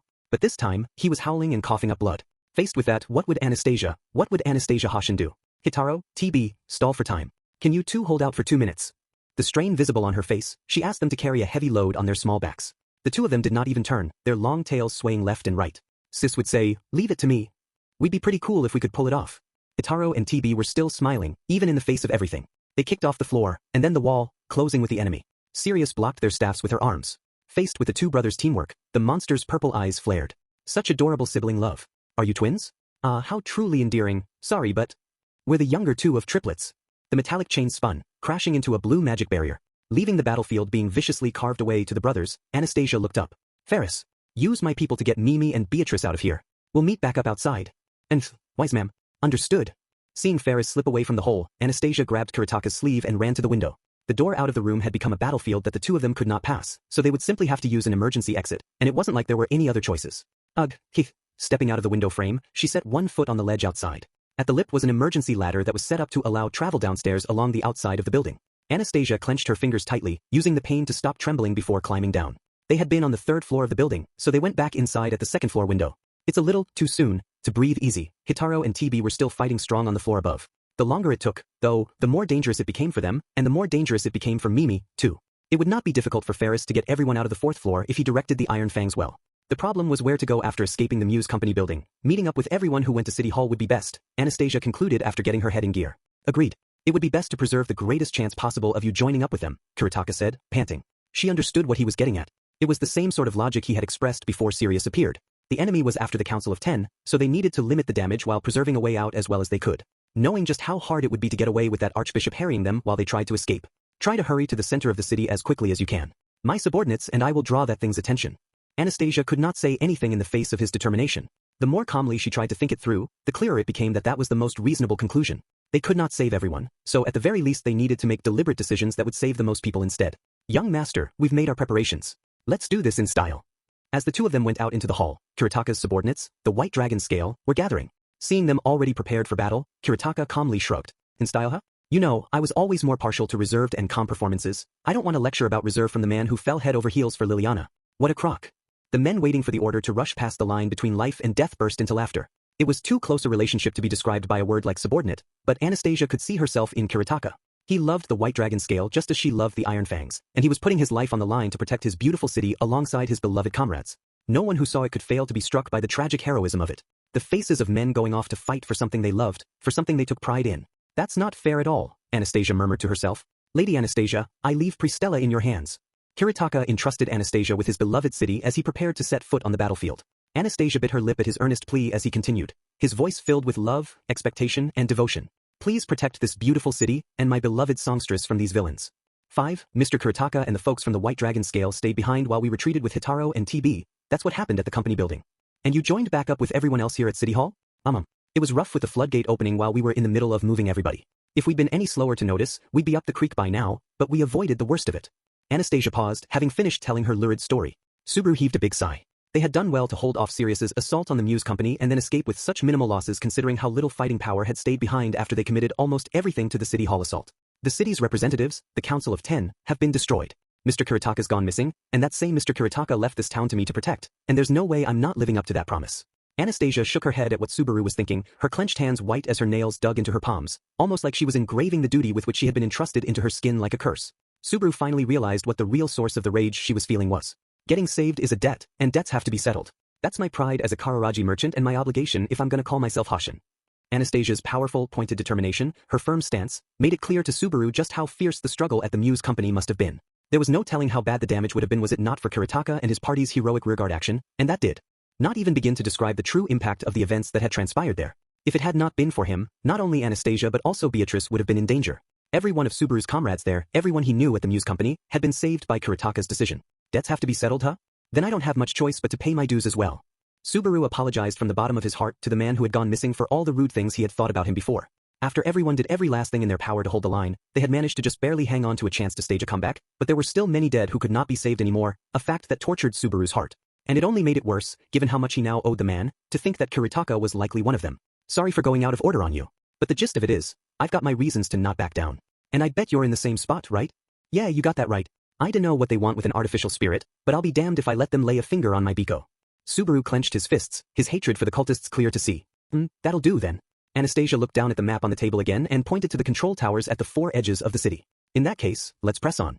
The other things the cultists demanded, about that, I've got something I should tell you. Of the 4 demands the cultists had listed in the broadcast, they had covered the artificial spirit, but there was another one that Subaru happened to know about. Naturally, since what they were asking for was the Book of Knowledge, it no longer exists in this world anymore. Burned to ashes. Care to explain? I couldn't figure anything out about that book, and it has been bothering me. If he was being honest, it was nothing more than an abominable cursed tome as far as he was concerned.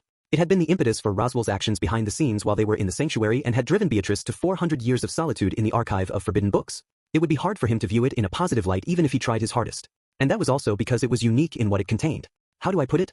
The Book of Knowledge is sort of like a prototype of the Gospels that the cultists have. It's what the Gospels were originally based on and is also a more complete version. It's set up to predict the future the same way the Dragon Tablet works, apparently.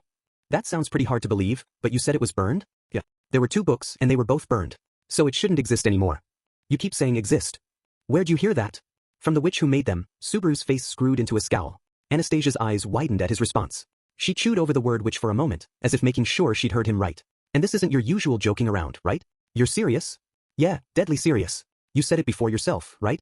There were other witches besides the Witch of Jealousy. One even died in the city, and her remains are still here somewhere, right? That's a dead one though. That's still believable. But from what you said, it sure sounds like you actually met a witch and talked to her. And from the look on your face, it wasn't exactly pleasant either. Yeah, I met one and talked to her, all right. And got tricked and set up by her too. And well, a lot happened. You get the picture. It would be a long story if he talked about everything that had happened in the sanctuary and in the tomb. It was a bit rude, but there was not much Subaru could say about the witch Echidna. Or more bluntly, he really did not want to talk about her. For better or worse, Echidna had lodged some sharp thorns deep in Subaru's heart that were not going to just go away. Anyway, the only 2 copies of it that existed in this world were both burned, so the cultists missed their mark there. It should be safe to just ignore that demand of theirs. But can you really trust what that witch you met said? Anastasia fired back adroitly. Subaru was at a loss for a moment, his eyes snapping open in shock at how the gears in his head had just stopped turning. You've got your thoughts about her and clearly don't trust her at all. But you still believe what she said. Sounds like she is a bit of a troublesome sort of person for you. I couldn't agree more. You pretty much summed it all up perfectly. I have no intention of trusting her, so it's weird that I don't doubt that at all. The things Echidna had said, the understanding she had shown, they had all been a performance in order to turn Subaru into her puppet. But did that mean he should assume everything she'd said was a lie? And was that vague uncertainty just him wanting to believe there was more to her, or was he still just getting led around by the nose by that know-it-all witch? The same witch who had sympathized with how painful Subaru's return by death was. I can't comment on your connection with that witch, and I'm grateful to at least get a little more information. But, Subaru furrowed his brow, his uncertainty about what he really thought leaving a bad taste in his mouth. The cultists went out of their way to demand it on the broadcast. Maybe they just didn't know the book had been burned, but I think we should consider other possibilities. Subaru looked down as Anastasia gently talked around the point. It did not exist. That was what Subaru wanted to believe. The Book of Knowledge did not currently exist. If that was a lie, it would mean Echidna had lied to Subaru again. And while he could not explain why, that would make him feel disappointed for some reason. Nagatsuki. But as he slipped into a sea of thoughts, Anastasia's voice pulled him back. Ah, my bad. So what's left is, there's still the witch's bones, but we can just leave that for now. The city hasn't been sunk, which is proof enough they don't have the bones yet, though it doesn't tell us anything about Mr. Kuritaka's current status. Yeah, and the last demand was, the silver-haired maiden's wedding. Anastasia supplied the words Subaru struggled to say. Her gaze bore only a simple question. There was no particularly deep meaning to it, just a doubt born of not being able to grasp what his aim was. There was no one who could fail to guess who the silver-haired maiden meant. As for why the cultists insisted on that demand, that bastard doesn't have any ulterior motive or anything. He absolutely meant it exactly how it sounds. He's serious about putting on a wedding. With everything going on here? He's an archbishop of the witch cult. He'd do what he wanted in the middle of Armageddon. They all would. And what pisses me off even more is he has the strength to make it happen. The image of the white-haired man carrying Amelia under his arm flashed through his head. When he was taking her away, he had insisted that all that mattered was appearance. A villain with nothing less than a loathsome level of transcendent strength, the Archbishop of Greed, Regulus Corneas. Subaru could not say exactly who was responsible for the other demands, but he could confidently say that the marriage demand was 100% Greed's. That freaking nutjob. No, I guess that fits all of them. Beatrice, the book of knowledge that may or may not even exist anymore, the fate of this whole city, and Emilia. You think I'd let them have anything? Over my dead body. It was hard to believe they could concoct a more insane setup. The only explanation he could come up with was that they were all, every last one of them, living under some different idea of rationality or common sense, some extra-dimensional way of thinking. A monster, a blasphemer, a mystery, and a villain. Throw in the not so dearly departed, crazed evil spirit for good measure. They were a gathering of all the mortal realm sins, incarnations of the world's dark side, the archbishops of the deadly sins. I was hoping for just that sort of reaction, but that was even better than I expected. Seeing Subaru breathing hard after getting so worked up, Anastasia relaxed her expression in a moment of approval. But there was no mistaking it for a cheerful smile. It was a manifestation of the rage that had created an unstoppable impulse in her heart. You looked an awful lot like Ricardo there. I'll pretend I didn't hear that. Can't go messing things up between us until after we take back the city, Anastasia joked before her expression turned serious again. Like we discussed, we won't give them anything. I've got a duty to see through here. To Mr. Kiritaka, for sure, but also to Emilia and Crush. Emilia and Crush and the rest of you came to Pristella on my invitation. All of you are my guests. Letting you get hurt like this? I ain't gonna take this humiliation lying down. Her pale aquamarine eyes were filled with deep resolve, and she stared into Subaru's eyes, asking if he was ready to fight. We'll need to be prepared to make the necessary sacrifices. Looks like you've made up your mind too. Necessary sacrifices, everyone's shrinking back, 'cause we lost, but can y'all accept where things are standing right now? I sure won't. I'm gonna fight with everything I can lay hands on. I'll worry about excuses for why I lost when I'm dead. Her usually gentle, peaceful expression was consumed by a savage drive. There is always another chance as long as you're still alive. I won't let people throw away their lives. It's too heartbreaking. The determination welling from her small, slender body was powerful enough to make Subaru forget she was not someone who spent her time out on the battlefield. No, that wasn't quite right. They were already standing on her battlefield. And when it came to talks like these, Anastasia Hoshin was a grizzled veteran. It's entirely possible Lust has the ability to change Crush and the people she transformed back. And we still don't know where Mr. Kiritaka is, but that's all. And you aren't planning on just leaving your precious princess in some stranger's hands either, right? Hell no. If they're going to give us 4 demands, then we should hit back with a little something of our own. Subaru was tired of getting pummeled so one-sidedly. Fed up with just doing what he was told. We'll save Emilia from that freak, kick Gluttony's ass and get him to spit out Rem's memories, bash Sirius for screwing with the entire city's emotions, and make Capella beg for mercy while changing everyone back. Then we save the city, and boom, everybody lives happily ever after. Yeah, that sounds good to me. Subaru thrust out his fist, and Anastasia gently wrapped her hand around it. It was not the reaction he'd expected, but it was at least proof they were on the same wavelength. Anastasia still wanted to put up a fierce fight, and Subaru could stand behind that sentiment wholeheartedly. So, let's save this city, Miss Anastasia. We'll do it with our own hands. Nodding to Anastasia, Subaru looked down at the map on the table again. It marked every location in the city, but it could not show the faces of the people living there. So he closed his eyes and imagined something else instead. He etched Emilia, Rem, and all the people he wanted to save onto the insides of his eyelids. In order to keep fighting to save the city and all the people who were precious to him. 6, milady. And Subaru too. So you were here. Julius was standing in the doorway, a trace of relief appearing in his eyes. Stepping over the crack running through the floor with his long legs, he entered the room and approached the two of them. In what was surely an unconscious habit, he touched his bangs as his golden eyes looked out across the trampled, scorched black room on the top floor of the tower. Why are you here? Nagatsuki said he wanted to check something. We only just came up here, Anastasia said, gesturing with her chin to where Subaru was kneeling on the sooty floor. Subaru was looking farther back in the room, to where a distinctive-looking Mattia was located. It was the broadcast Mattia used to communicate with the entire city. It should have been swept up in the battle with Capella and the Black Dragon's attack, but it had almost miraculously avoided any damage. Subaru breathed easily as he made sure it was still working. I see. How did your discussion with Subaru go? It went a little long, but I'd say it was a constructive talk. It looks like he's had it up to here with everything, same as me. How are things on your end? As you instructed, I set the members of the Iron Fangs to patrol in shifts. For better or worse, there have not been any noteworthy developments. That sure sounds like bad news.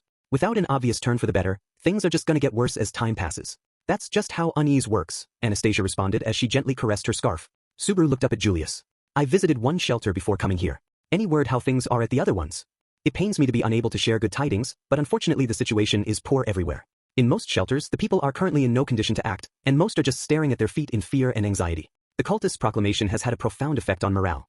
Subaru stood up and murmured, Proclamation, Lust's final threat before abandoning City Hall. In addition to announcing the 4 demands, she also announced that those of us who attacked the tower had been turned back. So she told everyone we lost. Framing it as a defeat is definitely exacerbating things. Which was precisely what Capella had been aiming for. Sirius's authority combined perfectly with the psychological effect of the broadcast. Between that and Sirius's attack on the Muse Company while they were going after Capella at the tower, despite their not making any effort to work together, they'd still managed to create the worst possible duet. And because of that, the townspeople's will had been broken, and they were getting pulled into a downward spiral, which was inexorably dragging them further into the depths of despair. It pains me to say, but it would be good fortune if they merely lost the will to remain standing. There are many who are responding in other ways. Several places are on the verge of crossing a dangerous threshold. What's happening with those shelters? We are rushing over as fast as we can to limit injuries to the best of our ability, but, Julius hesitated, but that was more than enough to make the dark implication obvious. Still, there's no stopping the flood once the dam bursts. Some shelters are beyond saving, and there have been more than a few deaths too. It's cowardly to avert our eyes from reality. Milady, Anastasia's words forced him to face head-on the fact that there had already been losses. A more satisfactory look finally appeared on Julius's face, and seeing that, Anastasia focused her increasingly scrutinizing gaze on her knight. Pretending you don't see it won't make it disappear. The truth is all around us. What's gotten into you, Julius? I would never. This isn't like you at all. At first her voice was harsh and stern, but it gradually grew softer and more fragile, her eyes wavering. For just a second, the concern she was feeling for him was visible. But she hid it again in the blink of an eye, reopening her pursed lips. There have been victims. And there will be more. Given that we are trying to save as many people as possible, there is no avoiding the fact that we'll have to give up on a few. We don't have enough hands to do everything. So at the very least we can't turn a blind eye to what that entails. At least Nagatsuki is properly standing on his own 2 feet, accepting that there have been losses and demonstrating the resolve for what's to come. But what about you, Julius? Doubt filled Julius's golden eyes. No, it had been there the whole time, swaying faintly unsteady. And seeing that doubt in Julius's eyes, Subaru finally realized something. Wrath's authority was affecting City Hall too.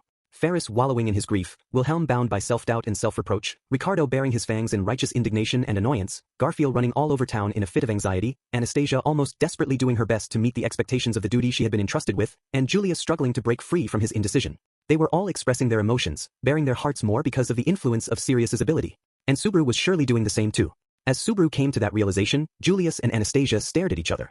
Julius was unable to escape his doubts, and a look of anguish crossed his handsome face as he closed his eyes. Anastasia's logic was sound.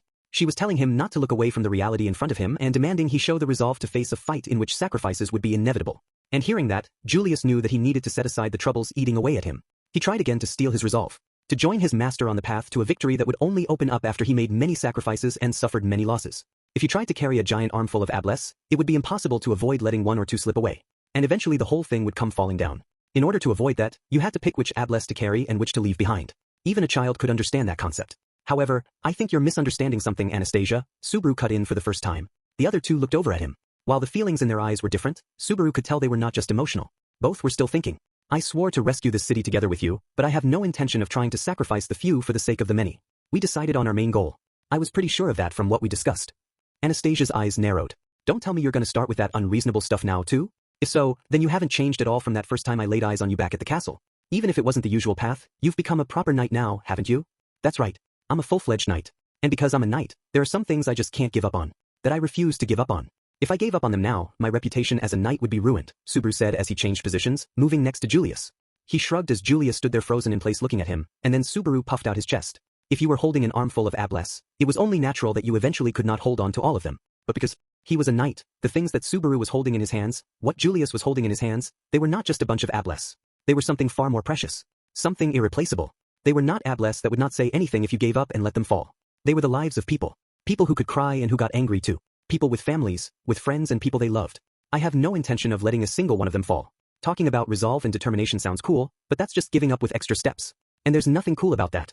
And again with your foolishness. There were sacrifices during the battle with the white whale and in the fight with the cultists afterward too, but you weren't spouting this same stupidly stubborn stuff then. Don't take me for a fool, Anastasia. Subaru's gaze sharpened when Anastasia brought up the white whale and Betelgeuse. He was not going to back down on that point or let it go unchallenged. She was barking up the wrong tree if she thought that was how things would go. The people who fought and fell in those fights were ready to give their lives. It's sad that they died, and they definitely didn't want to die, but they knew what they were getting into. And that makes all the difference. We can't assume the residents of this city are the same. It was a convenient argument, and maybe it did not really follow, and it was certainly easy to point to the double standard of criticizing one form of resolve while holding up a different kind. But it was a fact that there was a discernible difference. There was a certain resolve required in situations where lives were being put on the line.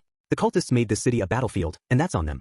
But it's wrong to let yourself get dragged into that same thinking and start talking about resolve when it comes to the normal, everyday people who got caught up in all this.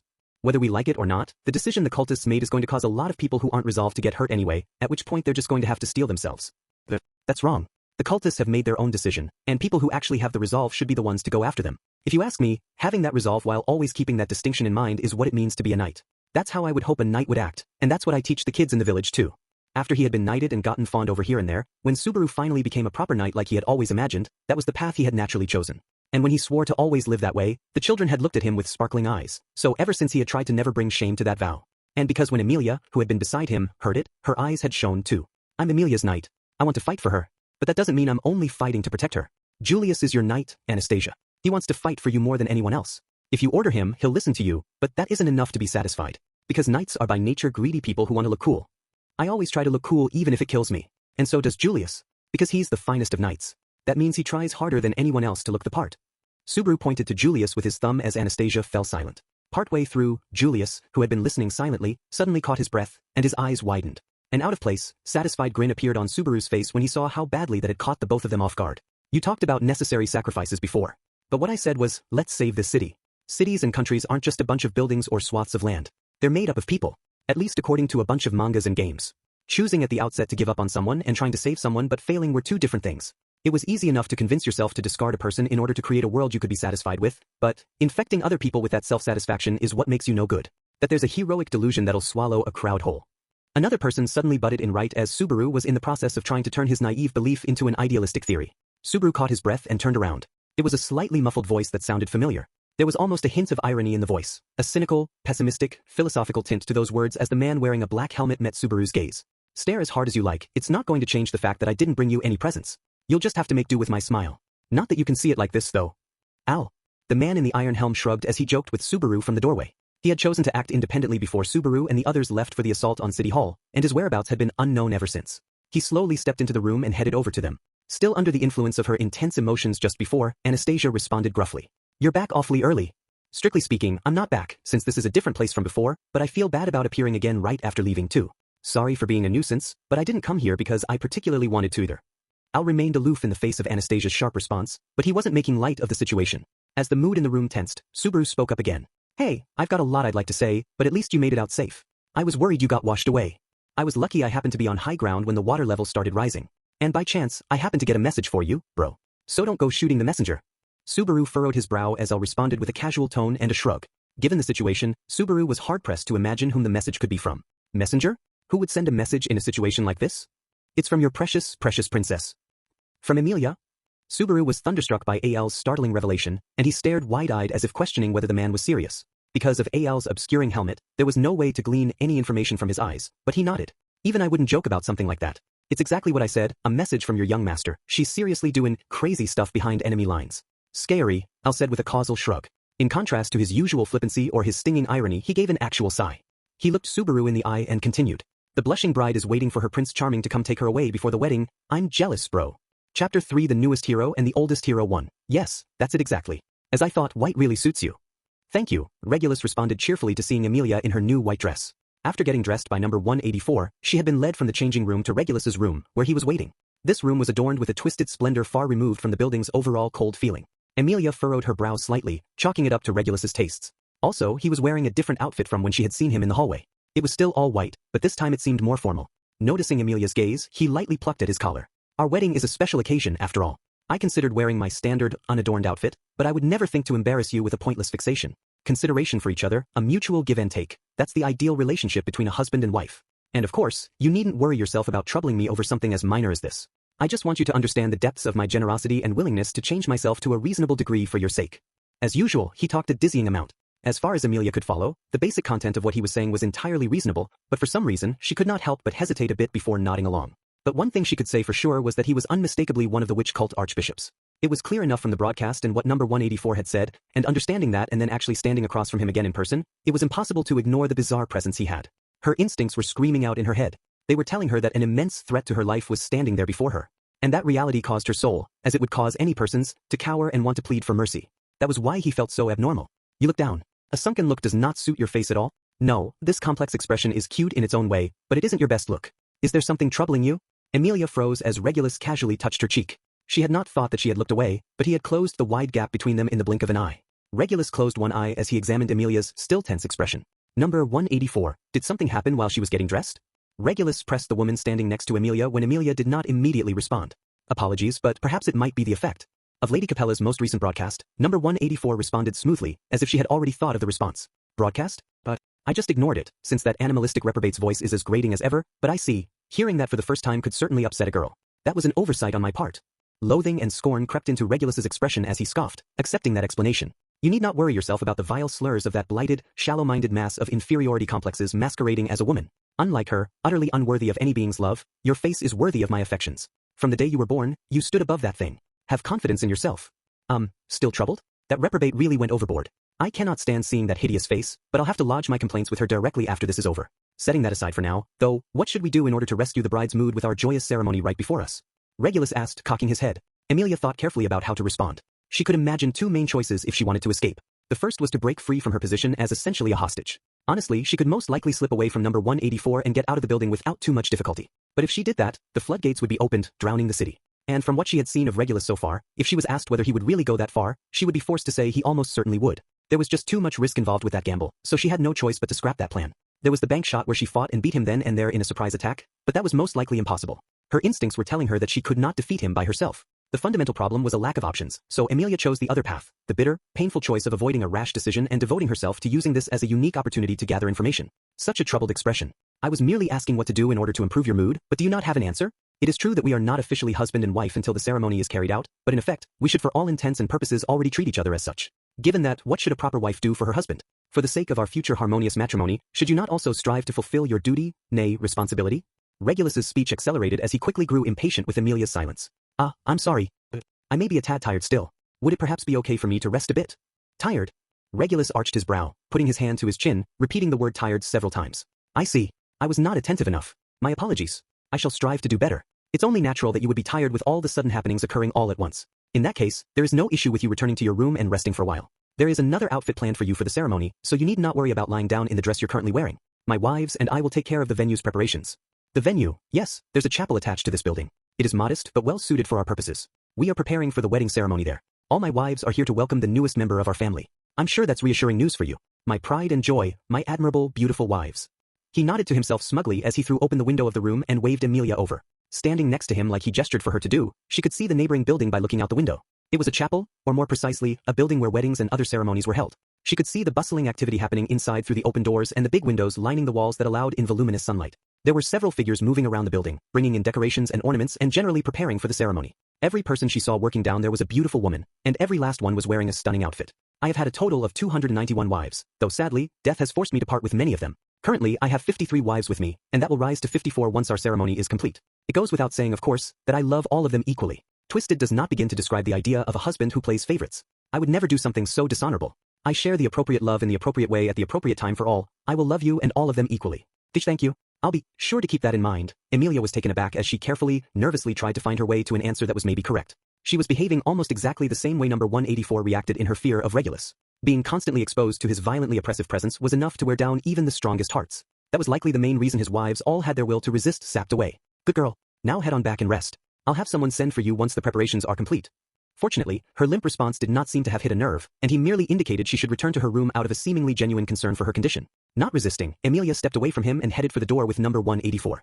She could go back to her bedroom and start planning how to get out of the situation. I was thinking, though, it was careless of me not to notice my bride's fatigue, but does it not strike you that the person who was by her side the most should have noticed it too? When Regulus's voice called out right as she was about to open the door, a chill ran down her spine, and she immediately grabbed something else with her outstretched hand. Watch out. Number 184 widened her eyes at suddenly being grabbed. Emilia pulled her close and leaped to the side. And immediately afterward, a breeze blew through the spot where number 184 had been standing, and the wall and door exploded like they had been hit by a giant's hand. The floor peeled away, and the destruction continued in a straight line out into the stone hallway. The wave of devastation splintered the room and crushed the entrance. Seeing that overwhelming show of force, Emilia was speechless as she clung to number 184. Realizing the target of that destruction, number 184 tensed and curled up, making herself smaller. Regulus, who had only casually swung his right arm, tilted his head at the two of them. Apologies. That was careless of me. Thank goodness nothing happened to the two of you. Anyway, I have something to attend to, so I'll be in the other room. Oh, and perhaps we should have your hair done up before the ceremony? I think that would really amplify your natural allure. You are lovely as is, of course, but no effort should be spared at becoming even more beautiful. Naturally, I am content with my happy and satisfied state, but I would never protest your efforts to improve yourself. Doing one's best for someone who loves you is the most fundamental level of etiquette a person can express, after all.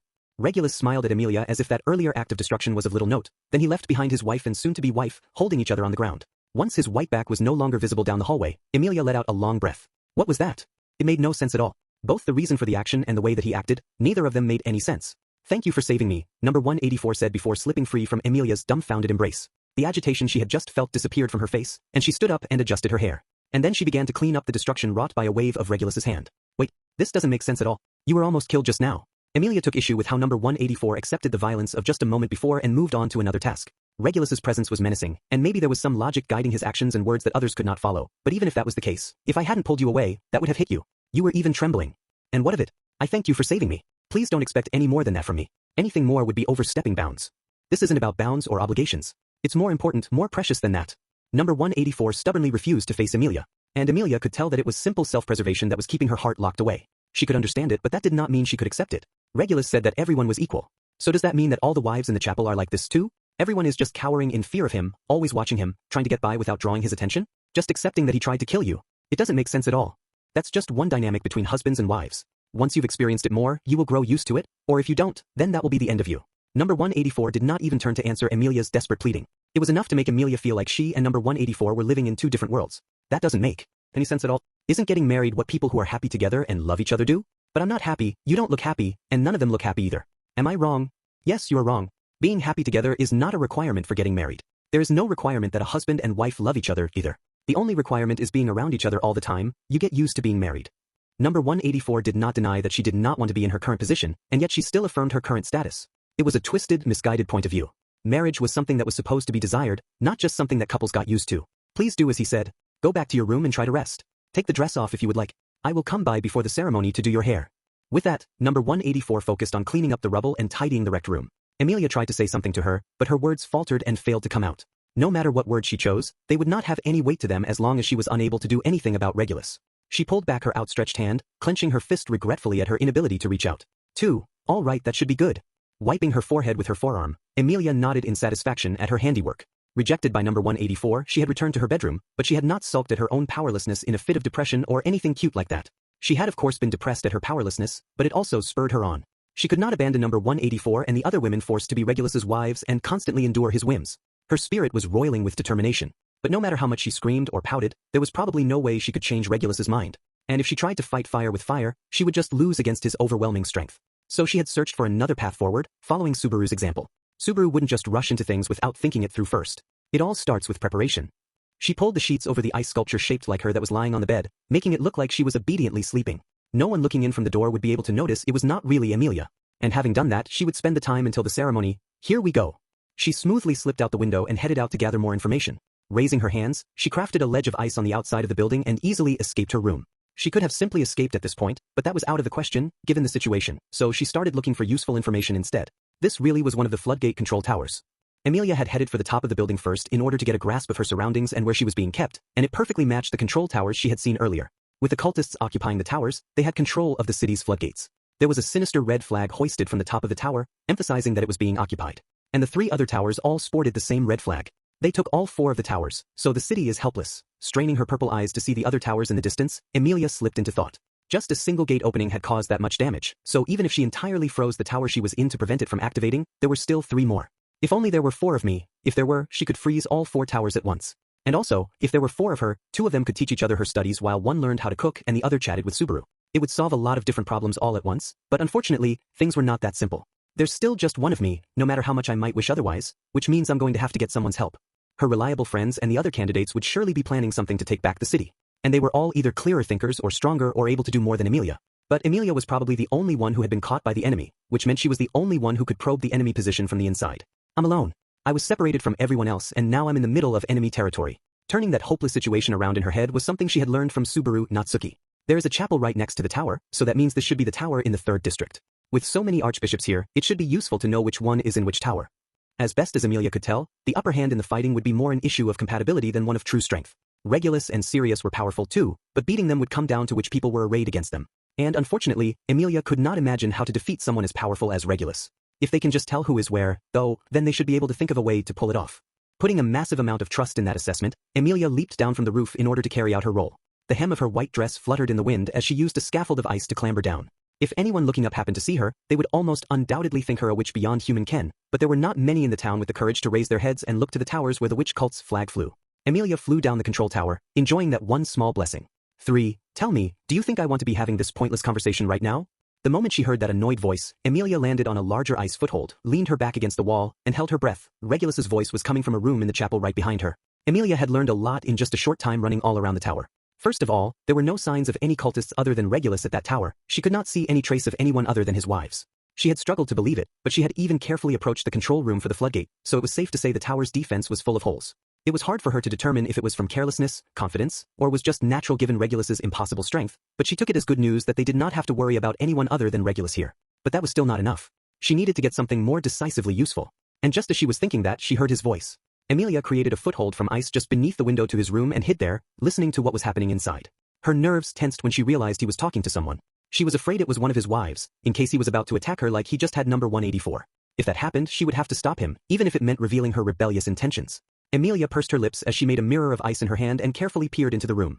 The cool mirror reflected a waiting room on the second floor of the chapel. Unlike the control tower, it had a majestic appearance appropriate for a building where ceremonies were held. The waiting room was not gaudy. Instead, it gave off a tranquil and sublime feeling. Or at least, it would have if not for the ominous and dreadful white-suited figure standing in the middle of the room. No one's there. Tilting her ice mirror to look around the room, Emilia furrowed her brow. There were no other people visible in the room. Had it only been a loud complaint to himself? That would not have been that shocking, but straining her eyes, Emilia realized it was not that either. He was definitely talking to someone, more specifically, he was addressing a mirror in his hand. How many times must I repeat myself? I only came here to find my fated bride. And having found her, I am holding a wedding. A wedding is something to be celebrated, and certainly should not be disrupted. A brute who would do such a thing betrays themselves to be a petty, small-minded villain who begrudges others their happiness. Though I am well aware you all have always been filth. Regulus was talking to someone on the other end of the mirror. It was a conversation mirror, a metia that allowed its user to speak with whoever had the other mirror, wherever they were. Regulus was using it to talk to someone somewhere else. It is not as if I have any particular interest in your actions. But opening the floodgate, that is unacceptable. It is not a part of the plan.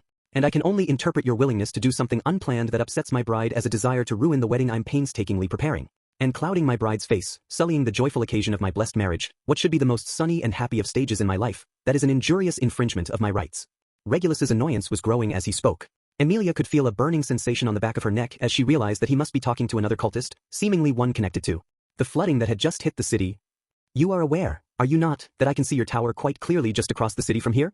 Regulus said, suddenly throwing the window open. Just beneath the window, Emilia stifled a shout at the sudden movement. She held her breath, praying that he would not notice her below as she focused on what he was saying. Fortunately, he seemed oblivious to her presence and continued speaking from his vantage point like nothing was out of the ordinary.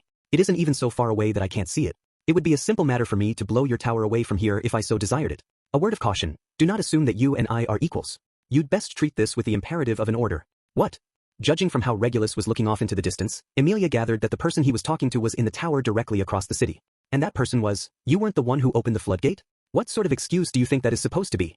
You were the one who made that grandstanding threat on the broadcast, were you not? Claiming now that you were not the one who opened the floodgate is utterly unconvincing. You shouldn't tell such pointless lies, you repulsive reprobate. Well, either way, I've conveyed my demand. And after your tactless display, at least the people in the city won't interrupt the proceedings between my bride and me. Once the stage is properly set, I shall hold my marriage, and then I will leave the city with my wives.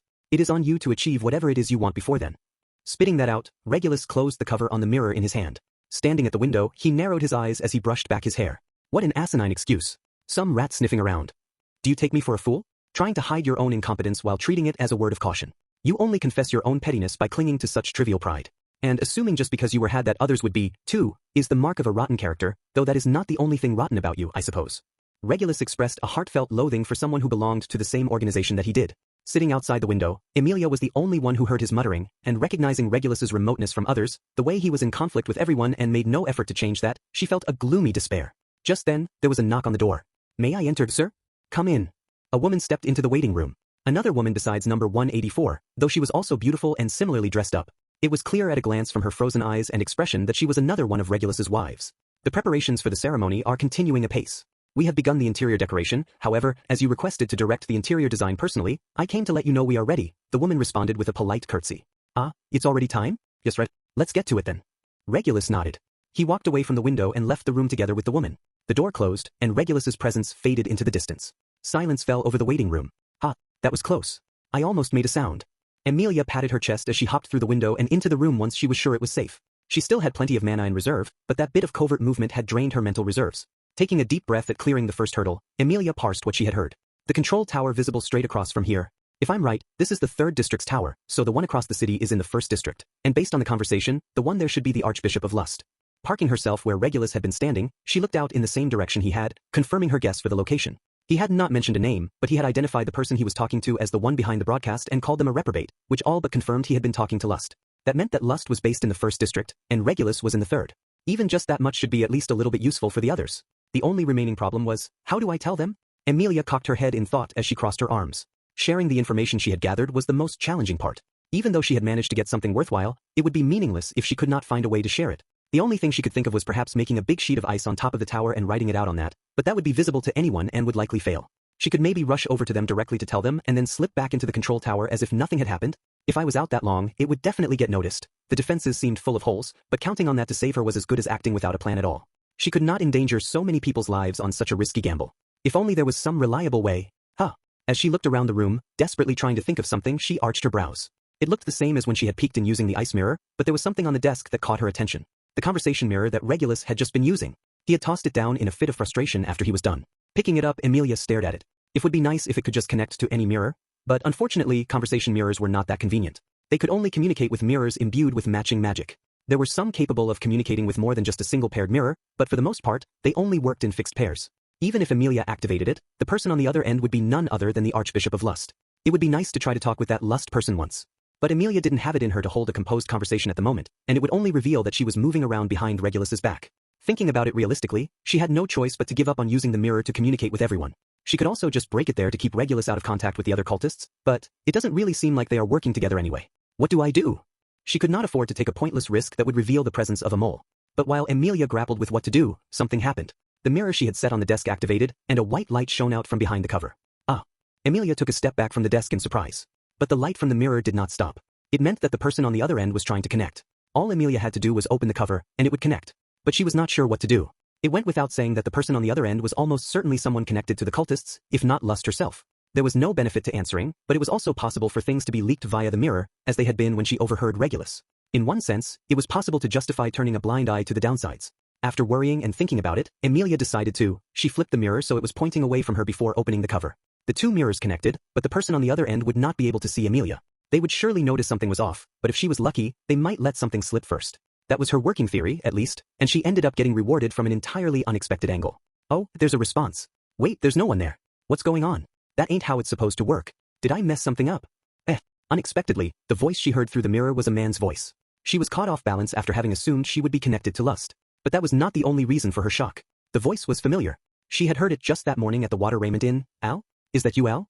Whoa, hold up, it went this route? Emilia flipped the mirror, blinking as she saw who was on the other end. It was Priscilla's black-helmed retainer. Naturally, he could see her, too, and even though she could not see his face through the helm, she could tell he was shocked as well. This is unexpected. How did you happen across this conversation mirror? The truth is, I'm in the middle of sneaking around investigating things. And just as I was looking around the room where this mirror happened to be, it started flashing. Oh, right. What? Hey, Al, can you get in contact with Subaru and the others? There was something I wanted to let them know.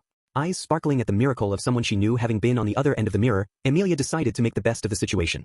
Caught up in her momentum, Al responded without thinking too deeply on it. Why, I guess so. I'll let him know you're safe and want him to come save you. Tell him Regulus, the white-haired archbishop, is in the control tower in the 3rd district. And also the Archbishop of Lust is apparently in the 1st district's tower. There aren't any other cultists in the 3rd district, but Regulus is really strong, so don't let your guard down. It would be better if I could investigate the other towers, too, but I don't know where Sirius is. But there was that broadcast, too, so tell him to make sure to protect Beatrice, too. And, wait a second. Emilia was going through the list of things to tell Subaru when Al stopped her. Hearing that, she looked surprised as she asked, what is it? I knew you were tough and hyperpositive, but there's gotta be some other things on your mind, too, right? Considering the situation you're in and all. This was all I could manage after thinking hard about what to do and following through. Was there a better way I missed? That's not what I mean. I mean, you don't have to be trying so hard, forcing yourself to do this and that. You're a captured princess after all. Emilia's eyes wavered as she caught her breath, taken aback by his strong tone. No need to be reckless or try the impossible. It's okay to want bro, Nagatsuki to save you. I'm sorry for worrying you, Al. No, I should say thank you, but it's okay. It is? I'm not forcing myself to keep going. And it might sound a little strange, but Emilia naturally broke into a smile. Despite being all alone behind enemy lines, despite being so close to such a powerful being, and despite being in the most danger she had ever been in her life, I never doubted that Subaru will come save me. That's why I want to do everything I can to make it less dangerous when he eventually does. That was unmistakably how she truly felt. She was absolutely sure that Subaru would come save her, but she was also determined to not just sit back and leave everything to him. Please, I'll be sure to apologize to Priscilla later for asking for your help with such a selfish favor. You really don't doubt that there will be a later, do you? Damn, that's sure something. Touching the seam of his helm with his finger, Al heaved a deep, heavy sigh.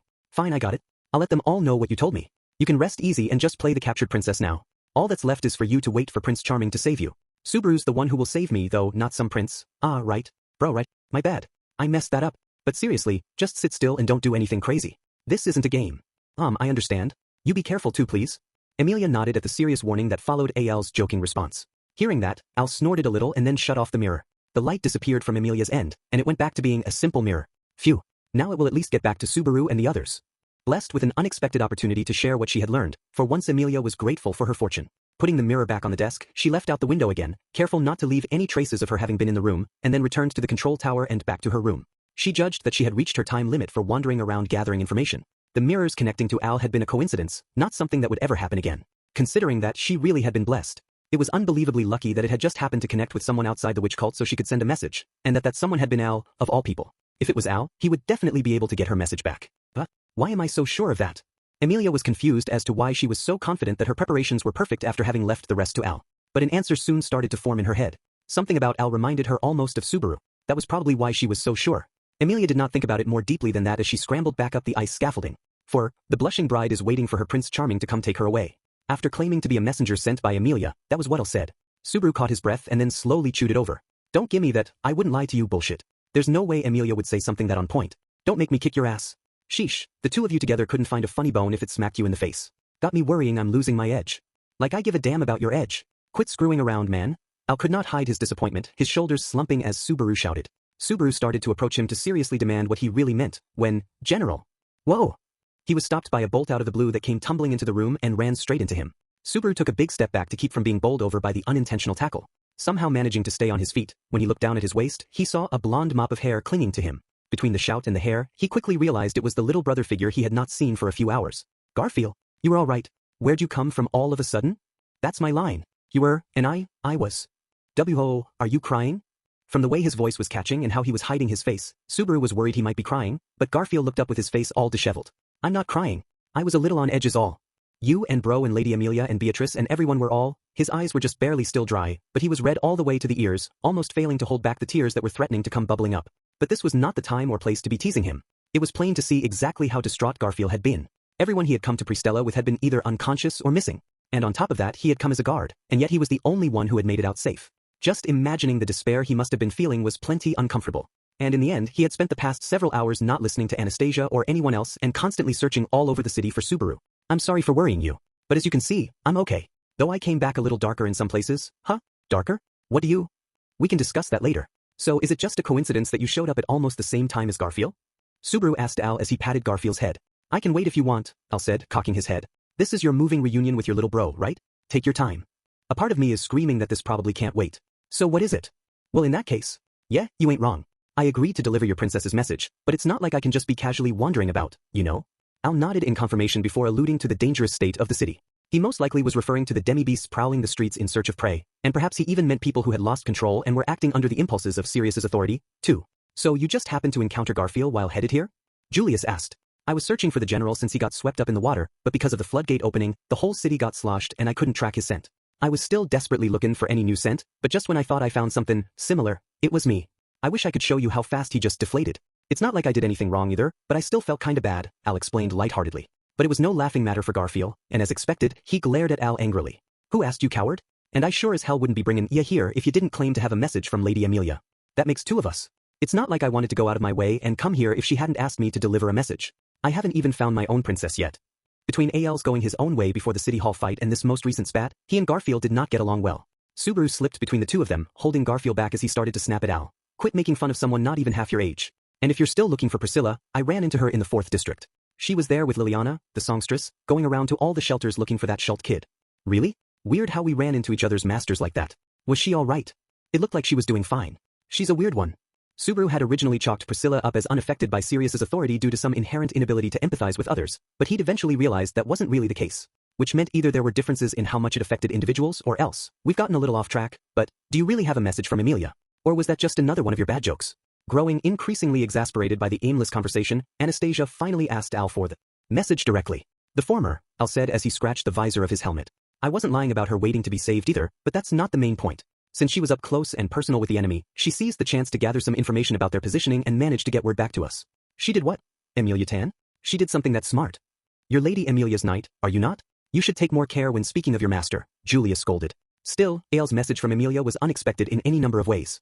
Most importantly, the information she had passed along would be unfathomably useful. Lust is in the control tower in the 1st district, and there is a white-haired archbishop in the 3rd district. She also said the white-haired guy didn't have any cultists with him, and that you have to take care of Beatrice. Those are all pretty important, even that last bit, and that's a huge help, actually. Emilia had somehow managed to figure out where 2 of the archbishops were stationed and had successfully passed her findings to Al. Knowing how impossible Regulus was to deal with, it wasn't hard for Subaru to imagine the dangers she must have braved in order to secure that information. But, how did you manage to get in contact with her? There's no way you could have just stumbled into each other out on the street. Like I said before, it was just by chance. The stars were all aligned or something. I was out walking around in the city when I picked up a conversation mirror that the cultists were using, and it happened to connect to her. How lucky can you be? Al's explanation was lacking, and it was clear he had no intention of being more forthcoming. But it was not an out-and-out lie, and it clearly wasn't a joke or just him shooting the breeze either. Subaru could sense a certain seriousness to Al's response that made him trust it. I know it's weird to say when I'm the one who brought this guy here, but are you seriously going to take him at his word, General? I believe him. The last bit about being worried for Beatrice sounds exactly like something she'd say. That's not enough to be sure, but I'd like to think Emilia would do her best and not give up, even in this crappy situation. If she could be that single-mindedly positive and believe in Subaru despite everything that had happened, then he would give his all and try to save her in the same way. Though, it would be nice if she didn't overdo it and try anything too reckless either. I'm with you there, man. She's way too energetic for someone stuck behind enemy lines. Judging from Al's reaction after he'd actually spoken with Emilia, she was not at all acting the part of the damsel in distress, even if she seemed like she was born to play one in some theater show or movie. If anything, that unusual bravery was just like her, which made Subaru proud. Anyway, that was her message, so my job's done here. So what are all you doing here, and what's that huge Mattia for? Naturally, this is the headquarters for the Take Back the City from the Cultist Squad. And the Mattia back there is a broadcast device that can carry a voice to the entire city. It's our trump card for turning this thing around. You don't say. Al chuckled at Subaru's self-assured response. On the other hand, Garfield was shocked enough for the both of them. His sharp fangs were trembling as he looked at Subaru. Did you think of something that can turn everything around, General? Yeah, something that might have a decent shot. Do you know how to use this Mattia, Anastasia? Or if not you, does anyone else? Subaru asked as he looked over at it. Something like this wouldn't be too hard for me to get going, Anastasia responded. Subaru nodded to himself as he continued looking around the room. Garfield and Al plus Julius and Anastasia, for people who were well suited for sounding out his idea. As you all know, Wrath's authority is currently putting everyone inside the shelters around the city on edge, and these places are ready to blow. It's okay as long as they're still just smoldering, but there's no telling when they might go off. Yeah, you've got that right. I checked in on a bunch of them while looking for you, but Garfield's expression clouded. He must have seen something unsettling in the short time that he'd been running around. It looked like he was struggling to stay calm, as if there was something bothering him besides his general concern for their friends. Subaru noticed it but decided to keep the focus on the current topic first. If things went the way Subaru was imagining, then whatever was bothering Garfield might be resolved in the process, too. Between the cultists' broadcast and the current state of the city, it's only expected that everyone's worries would balloon while they're stuck far from home and forced to hide out without any sign of things getting better. And that only gets worse when people are crammed into a small space together. The shelter system is actually stoking the fire, though, even without them, people would end up congregating anyway, I guess. That is the most insidious aspect of Wrath's ability. It makes you feel more alone, eats away at your heart, and even threatens your life. It's absolutely unforgivable, Julius commented with quiet anger. Anastasia glanced over at him as she touched a hand to her fox scarf, then looked at Subaru. I have a good idea what exactly it is you are thinking of doing. Well yeah, I mean, I did come all the way up here to make sure the Mattia was still functioning after all, Subaru said, grinning awkwardly as he scratched his head. Al and Julius also caught on from their exchange and turned toward the Mattia in the back of the room. Garfield alone hadn't figured it out yet, cocking his head in confusion. What? What are you planning to do, General? Basically, bro is thinking of Tinin, Wrath's authority on its head. But what does that mean? Sirius's ability is amplifying the unease that all the residents of the city are feeling. And Lust's nasty broadcast was what lit the fuse. In which case, we just need to inspire people's hopes the same way that the cultists preyed on their fear. Julius said, finishing the thought, and Subaru nodded in hearty agreement. Sirius's authority shared and amplified people's emotions, but that was all it did. While it could heighten existing emotions, it couldn't do anything to emotions that weren't already there. And if that was true, then if they could just paint over the unease and fear running rampant through the city and replace it with hope, that hope would spread and fill the city instead. That's right. If you do that, no one will start killing one another. And all the people who've given up will feel better. Garfield's eyes shone as he punched his fists together in front of his chest. There was a resounding crack as they hit. Time to make it happen. Garfield grinned. We've got the Mattia right here. No point wasting time. Let's do it now. Wait, it ain't that simple. It's not like I didn't consider that option too. Anastasia cut in, putting the brakes on the idea. But why are you stopping us? You know what's happening out there right now. Yes, I do, and I've thought about it at least as much as you have. But that's exactly why I can't just say do as you please. How do you think the cultists will react when they hear the broadcast? Garfield gulped. The floodgate opened after we attacked City Hall, almost like it was meant as retaliation or like they wanted to show what happens when people go against them. If that happens again, they might not close the gates next time. I'm worried about that too, but there's something about that theory that doesn't quite fit. While agreeing with her concern, Subaru glanced at Julius. Yes. Julius's eyes narrowed. Allow me to ask, what is it that seems off to you? I was unconscious, so I can't really say for sure, but the person who got transformed into a black dragon carried Crush and me away from Capella, and right after that the floodgate opened, and the water interrupted the fighting. That's when I fell into the water. Does that sound about right? Yes. That matches what I remember of the events. What of it? Doesn't the order of events seem kinda off? And which floodgate was it that opened? Which floodgate? If I recall, it was the one in the first court. Ugh. As she thought back to answer Subaru's question, Anastasia's eyes widened. A moment later, Julius also murmured. The first district's gate was the one that opened. But if Lady Amelia's information is correct, then that would be. But Lust wasn't in the tower then, right? And the timing of the gate opening doesn't make sense at all. Because the flooding was what helped us escape, and then it closed again immediately after, right? It's true that the cultists don't act super consistently, but there should still be some logic to what they do. It would be foolish to write off everything the cultists did as irrational just because they were cultists. The archbishops all acted on thought patterns that were incomprehensible to normal people, but each still followed their own twisted logic or set of rules. And in that context, opening the floodgate at that point just did not make any kind of sense at all. It was almost like someone else with a different goal had been behind it. Of course, it was possible that that whole line of thought was off base, but they left the Mattia here without breaking it. And after we were gone, they even sent out another broadcast before leaving. They'd plenty of time to break this if they wanted to. So are you saying that us using the Mattia is part of their calculations? What could they possibly get out of that? Anastasia's voice trembled as she tried to understand. They don't have a reason for anything, Al cut in with a husky voice. Then, as if regretting his unintentional remark, he clicked his tongue in annoyance. When he caught Subaru looking at him, he shook his head slowly. They don't care one bit about anything we do. They've never lost, and they've never even considered the possibility. A dragon doesn't give a damn what some ants crawling around its feet are planning, Al spat. He sounded awfully confident in his analysis. Al looked away as if he had said something he shouldn't have. His behavior was very unusual lately. Was it because of Wrath's authority? If so, what was being amplified? Anger? Sadness? The only thing Subaru could say for sure was that Al had given them advice about the Archbishop of Sloth before they had gone to the tower before. It was clear he knew something about the witch cult that he wasn't sharing. But even if he pressed Al on it, it was clear as day he wouldn't answer. Right as that thought crossed Subaru's mind, let's go for the broadcast plan then. Anastasia. Perhaps having reached the same conclusion as Subaru, Anastasia changed her vote. The main strike against the plan was that they didn't know how the cultists would react.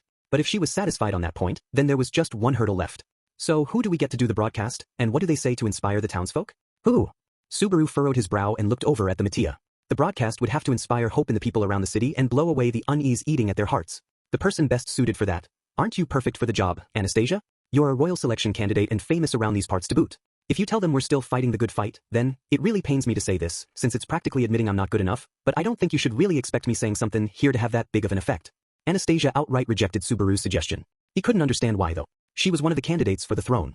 It had been announced all throughout the country, so the people in Pristella would all recognize her. And she was famous enough that few could claim to be as well known as she was in the whole kingdom, let alone in Pristella. If all we were talking about was fame, then sure, I'd be a solid choice. If that was all it took, then I'd gladly say whatever I had to. But that just ain't how these things go. My name doesn't have the sway to rid people of their fear of the cultists.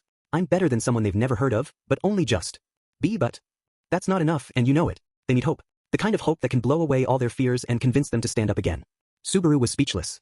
Honestly, he wanted to tell her she wasn't being strong-willed enough and that she should reconsider. But it was painfully obvious that she was the one most disappointed in herself for her lack of power. Seeing her small fists white and trembling as she clenched them tight, Subaru tamped down his irritation. She hadn't spoken up without thinking.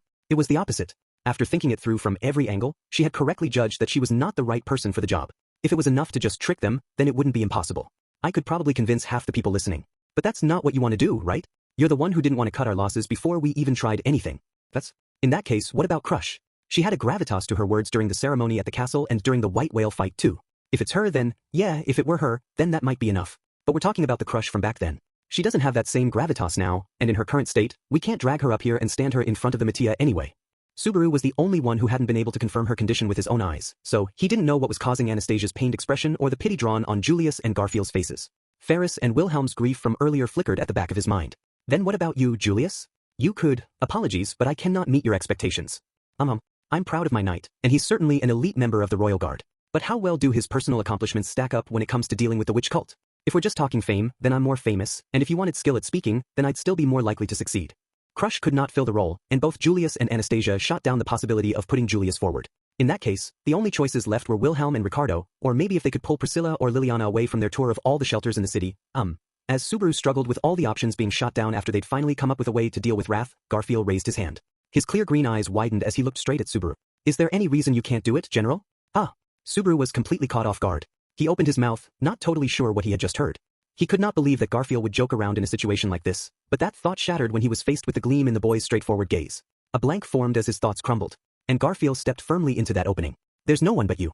Not a royal selection candidate, not a knight from the Royal Guard, and not the famed sword devil. It's obvious. Garfield, you're the one who has already defeated a witch cult archbishop, you defeated Sloth. No one else has got that to their name. And right now, that means more, it means more than anything. There was passion in Garfield's voice, and his gaze grew gradually more intense. Gritting his teeth, he looked up at Subaru pleadingly. Here's a man who's already beat one archbishop in this town occupied by cultists. There can't be anyone better for the job. Maybe the sword St. Reinhard if he were here, but there's only Subaru Nagatsuki. You're the only one, General. Garfield spread his arms, almost howling. And overwhelmed by the force of his words, Subaru unconsciously took a step back, bumping into someone standing right behind him. Glancing back, he saw a tall, slender figure supporting him. It was Julius. He looked at Subaru with the same straightforward eyes as Garfield and nodded. I agree. If we're going to do this, then you're the only choice that makes sense, Nagatsuki. Not you too. Behind Julius, Anastasia was burying her face in her scarf. There was a swirl of indignation and annoyance at herself for her own inability to play the part, but it was also colored by a silent understanding, because she wanted to protect the city whatever the cost. Having understood that point at last, Subaru finally realized the huge burden of hope that had just landed on his shoulders. You too, Julius? Are you serious? Do you remember back at the castle, your outburst at the Knights and when I defeated you on the training grounds? Julius asked. Subaru caught his breath and then slowly exhaled. That moment is a finalist in my top 3 for regret and humiliation. I'll never forget it for as long as I live. I remember it well too. Your baseless proclamation, the disgraceful way you besmirched the knightly order, but I also remember you joining in the Battle of the White Whale after that, and when you managed to defeat Sloth as well. If there is anyone in this city whose voice could ease the fear and unease of the people, then I believe that person must be none other than you. I know that if you ever asked for aid, I would gladly be there to heed your call and lend my hand. And there would be many others who would answer the call as well. Garfield would surely stand at the head, and I would of course be there too. You would do well to remember that. This was an oath sworn out of an incredibly powerful sense of trust. Subaru lost his bearings, shocked to his core, and he struggled to breathe at the level of trust he'd been granted. Swiveling his head, he saw Anastasia. She nodded. Turning again, he looked to Garfield. He flashed a toothy grin and held out his fist. Julius's eyes had never left Subaru. Turning to face Subaru head-on, he nodded elegantly. How badly can you overestimate someone? He had felt this way before as well, when interacting with Wilhelm and Crush and Reinhard. They were misunderstanding who he was. They were badly mistaken. They were all far more worthy of praise. They worked far, far harder than he did. They were indescribably nobler. And the way they all praised Subaru, reached out to him, and treated him as a friend as if it were the obvious, natural thing to do, that had always tormented him. These people he respected, people who treated him as an equal, people whom he could never hope to match. He didn't want them to acknowledge him like that. It made him anxious. He was sure that, at any moment, his real self would slip out and he would just end up disappointing them. He would only disappoint them and make them regret everything when they realized that the real Subaru was pathetic, weak, helpless. He had always believed that. And yet, General, Garfield, Anastasia, and Julius were all expecting so much from Subaru. Even though he was always so desperate, always on the verge of being crushed under the weight of their expectations, they were adding more and more to the load, as if his desperation was not enough. That was the path Subaru Nagatsuki walked. The path of a boy who had once sworn to be a single girl's hero. Somewhere along the way, he realized that he couldn't stay just her hero. He'd needed to. If you're not sure, then just leave it be, bro. Subaru's face tensed as a gruff voice called out. Looking up, Subaru was greeted by a gloomy gaze. You're spouting that crap now of all times? Garfield exploded. Rushing in, Garfield grabbed AL's thick neck, as if to say he could snap it at any time if he wanted, glaring daggers at him all the while. You shut your damn mouth. What do you know about the General? Nobody asked you. I could say the same to you. Is saying, General, supposed to cast some magic spell? That the name of some Superman who can solve any problem? Al fired back coldly. Al touched Garfield's arm. Garfield's expression suddenly changed, and he quickly pulled away. Garfield was clearly not sure why he had reacted that way as Al leaned into his face, headbutting Garfield with his black helm. Looks like you're leaning on him pretty hard, but is he really all that special? You could beat him in a straight-up brawl, and when it comes to smarts, he wouldn't beat that young lady or her knight over there. Who asked you? Don't talk about the General that way. You don't know just how much if only he could just put the whole world on his shoulders and keep on rolling. Now, that would be something to see. Inspiring even. Just what you'd want from the star at center stage. But your average background character can't carry that kind of weight. I can't, and bro can't either. And now you're forcing him to take on this massive burden. For what? You ever think about how he must feel? That last line caused Garfield's expression to tremble.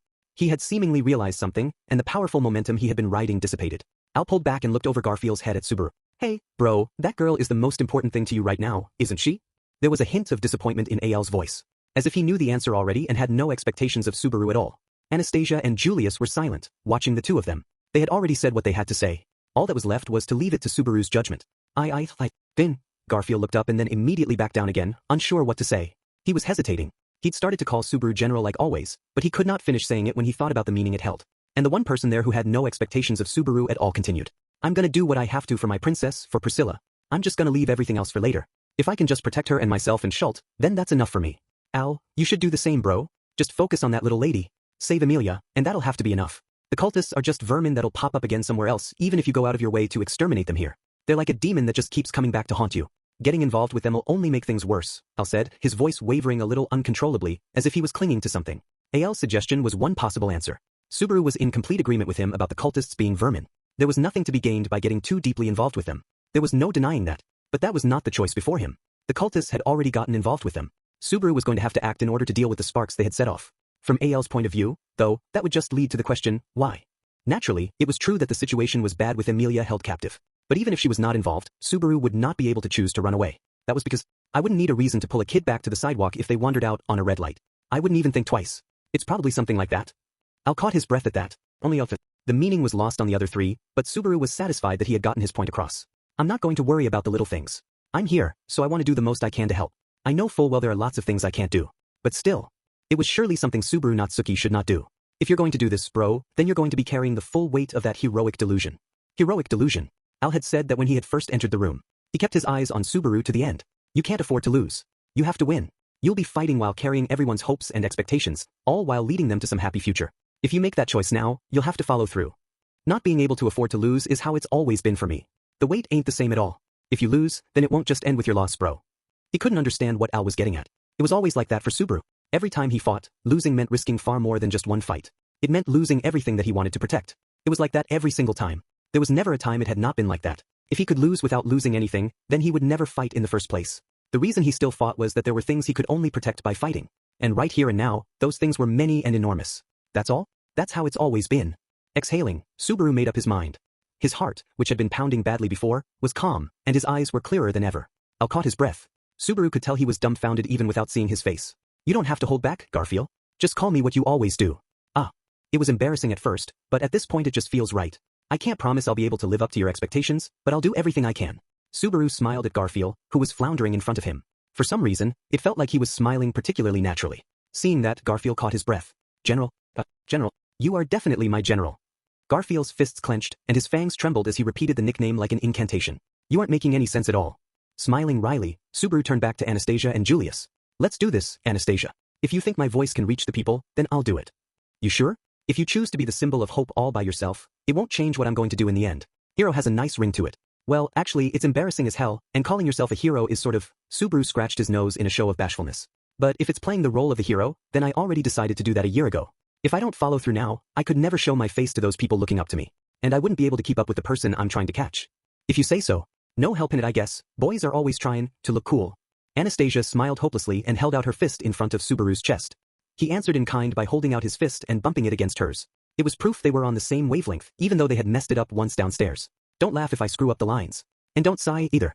In fact, you'd be doing me a huge favor if you just don't listen at all. I won't laugh nor will I sigh. And I shall listen closely until the very end, Julius shot back. Teach. Then Subaru turned his head to Al. Thanks for worrying about me, Al. Thanks to that I was able to find my resolve. He said nothing more. And Al probably did not want to hear that thanks, either. But Subaru had felt it was necessary to at least say that much, so he had. Subaru turned to face the subject of all that debate, the Mattia waiting in silence at the other end of the room. He thought about what he should say while standing in front of it. Naturally, he did not have the contents of the speech in mind yet. He didn't even know if there was a right answer. But for some reason there was no unease or confusion. It was all rather mysterious. Perhaps because in his mind it really was the same as always. Because he knew that he was just going to have to try to look good, like always. 5. A gloomy silence had fallen over the shelter. The air was filled with faint, stifled sobs and the restless rustling of people unable to hold still. A girl hugged her knees and looked down as she heard those noises unpleasantly breaking the silence. She was a small girl with blonde hair. Resting her chin on her white knees, she drew closer to the weight beside her, the young boy leaning against her left shoulder. He was her younger brother and had been sobbing just moments earlier. Now he was exhausted and had slipped into a fitful slumber. She started to caress her brother's head, but she paused, afraid of waking him up. She was sure that if he could sleep, then it would be better for him to get some rest. Staring into her brother's tear-stained face, she prayed that he could at least find peace in his dreams, because the world outside of dreams was far too cruel for her brother, who was still so young. It had been half a day since the broadcast announcing that the control towers for Pristella's floodgates had been captured. She and her brother had been out in the city plaza that morning when they heard the announcement. The announcement itself had been hard to believe, and the voice making the proclamation had sounded almost like it was chanting a hideous curse.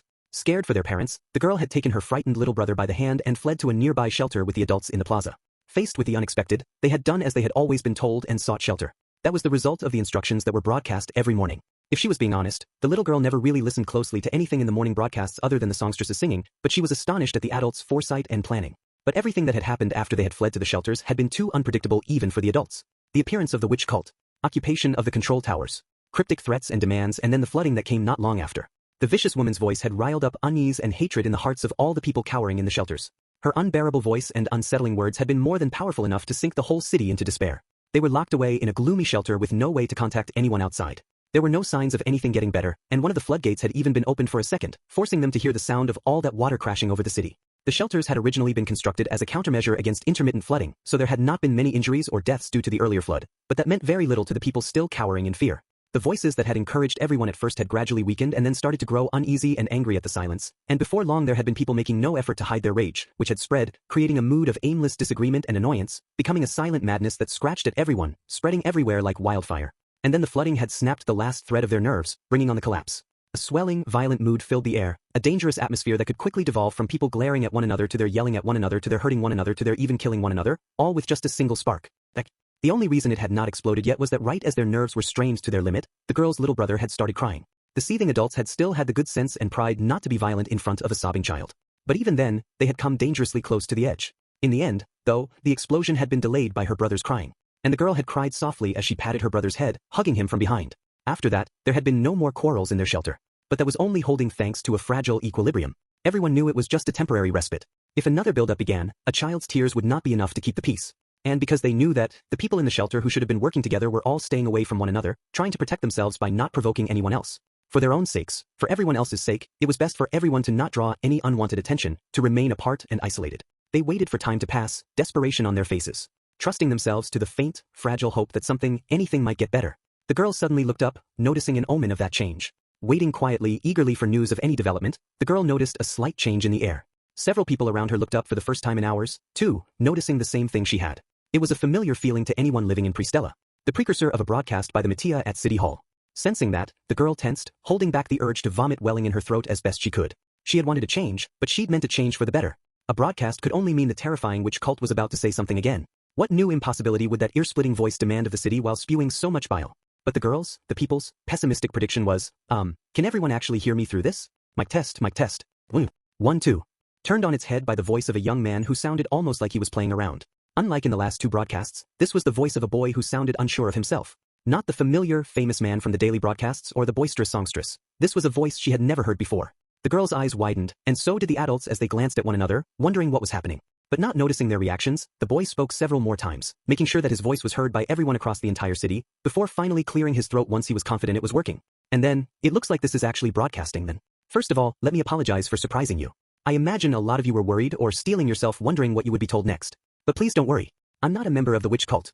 It's not the witch cult. The volume of the boy's voice was wavering slightly as he used a Mattia he had never handled before. But the shock at what he was saying easily outweighed that, and no one bothered dwelling on that small point. The people's gloomy expressions started to change as they looked up at the broadcast echoing down from on high. "Is saved?" someone murmured as the faint seed of hope they had been holding on to started to grow.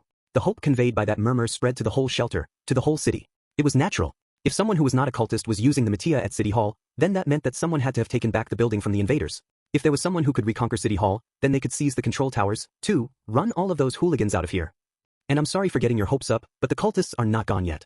We've taken back City Hall, but they still hold the control towers. Their demands have not been met yet, and there is still a danger of the city being flooded. I'm sorry, but you deserve to know the truth. However, their fragile hope was shattered by none other than the boy on the broadcast. The way he spoke, it was almost like he was reading the minds of the people in the shelters. It seemed a cruel thing to do, to smother the seed of a faint hope so immediately. The eyes that had been filled with hope clouded again as they were told that their belief that they would be freed from their fears was mistaken. And soon, their anger was pointed not at the cultists, who were like a natural disaster, but at the boy speaking to them. I'm sorry. But he had also anticipated the masses venting at him. Where are you all right now? I imagine most of you are in the shelters, but there are probably some of you who didn't go to the shelters. I'm sure you are all feeling worried and anxious. I can understand feeling scared and wanting to just curl up. And I'm sure there are some of you wondering who I think I am, going and getting everyone's hopes up for nothing. I'm just a regular guy. I've been tossed around by this crazy situation just like all of you. I'm on the verge of being crushed by the madness of it all. Just like you. My knees are quaking in fear. Just like you. That's all I am. I actually had a bit of an argument with the people telling me to do this before I agreed to talk to you like this. I still think this is too big, too important a job for me. If I'm being honest, I think there are probably other people who would have been more suited to talking to all of you like this. In fact, I'm sure of it. His voice was wavering as he spoke, as if showing that he really did understand how they all felt in a sea of fear and unease. He was open and honest, sharing his timidity, his insecurity. Everyone listening, the girl included, was past the point of suspicion or disappointment and could only feel confused. Everyone wanted a little hope. Even if it was fake, even if it was fragile, they wanted something to hold on to. So why was he the one standing in front of the Mattia? He'd said it himself, hadn't he? There must be someone else better for it. So then why was? But right now, it's just me. I'm the one here speaking to you. People way more special than I am told me that I should do this. That there was a meaning in me doing it. My voice is trembling, isn't it? I'm not the sort of guy meant to be standing in front of a crowd. I don't have the words or the charisma to lead everyone. I'm weak, pathetic, and even in a moment as important as this, I can't help wanting to run away. His tone gradually sank, drawing everyone listening gradually to the depths of despair. His weak, hoarse voice grated on their hearts, which were already tortured by fear, causing their stomachs to constrict. If he had been somewhere they could reach, they would have wanted to shut him up as soon as possible. Sister. At some point, her younger brother had woken up, and he called out to her. She hugged her brother tight and held him close, desperately clinging to him so that the weak, penetrating voice from the Mateo would not reach his ears, so that he would not be crushed by that hopelessness and despair. And while she was protecting her brother, her own ears were exposed, forcibly swept along on the path of the boy's weakness as he continued. And hoping that I can just plug my ears and ignore everything while someone else takes care of everything because I don't know what to do. No. The girl closed her eyes tight, shaking her head, trying to keep away the grief and despair. The boy's words described exactly what everyone in the shelters, everyone in the city cowering in fear of the cultists was feeling in the depths of their hearts. That was the weakness eating away at the girl's heart and the cowardice that had taken root in the depths of the adults' hearts and the fear that plagued her little brother's mind. This was the despair that no one would be able to fix. She could not bear the boy's voice forcing her to face the unresolvable reality in front of her. It was so unbearable, so terrifying. But even so, even with all that, I can't run away from this. So I'm going to fight. That's the sort of person I am. She could hardly believe what he said, his voice still wavering. She opened her eyes and looked up, sure that she had just misheard him. She could not see the voice's owner, but she did see other faces around the room looking up with the same shock she was feeling. There was a beat of silence as he chose his words and got his voice under control. And then, let me ask you again, where are you right now? Did you flee to a shelter? Are you hiding in your home? Are you all alone and scared? Is someone else there with you? Is that person someone precious to you? Even if you didn't know them before, are they familiar now after all these harrowing hours together?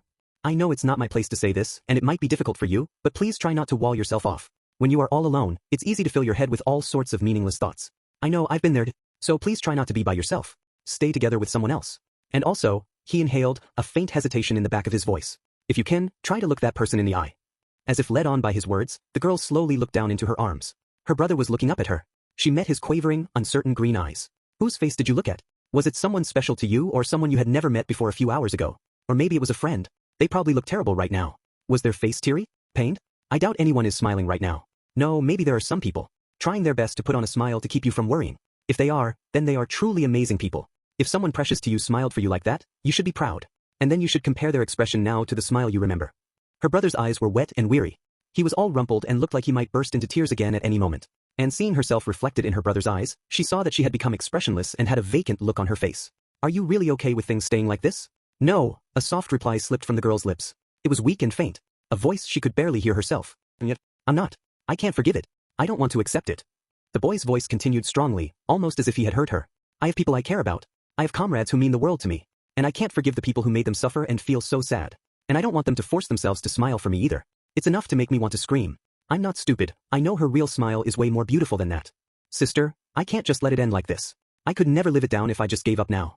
There's no way I can let things stay this way. They're the ones who are wrong, and I'm not going to sit back and let the bad guys win. I don't want to admit I lost to them. Fredo, she gently pulled her brother closer as he called out to her, pressing her forehead to his. It was warm. The warmth of life. She could not tell whether the heat was coming from her brother or her, but she could feel it nonetheless. I want to run away, but I can't.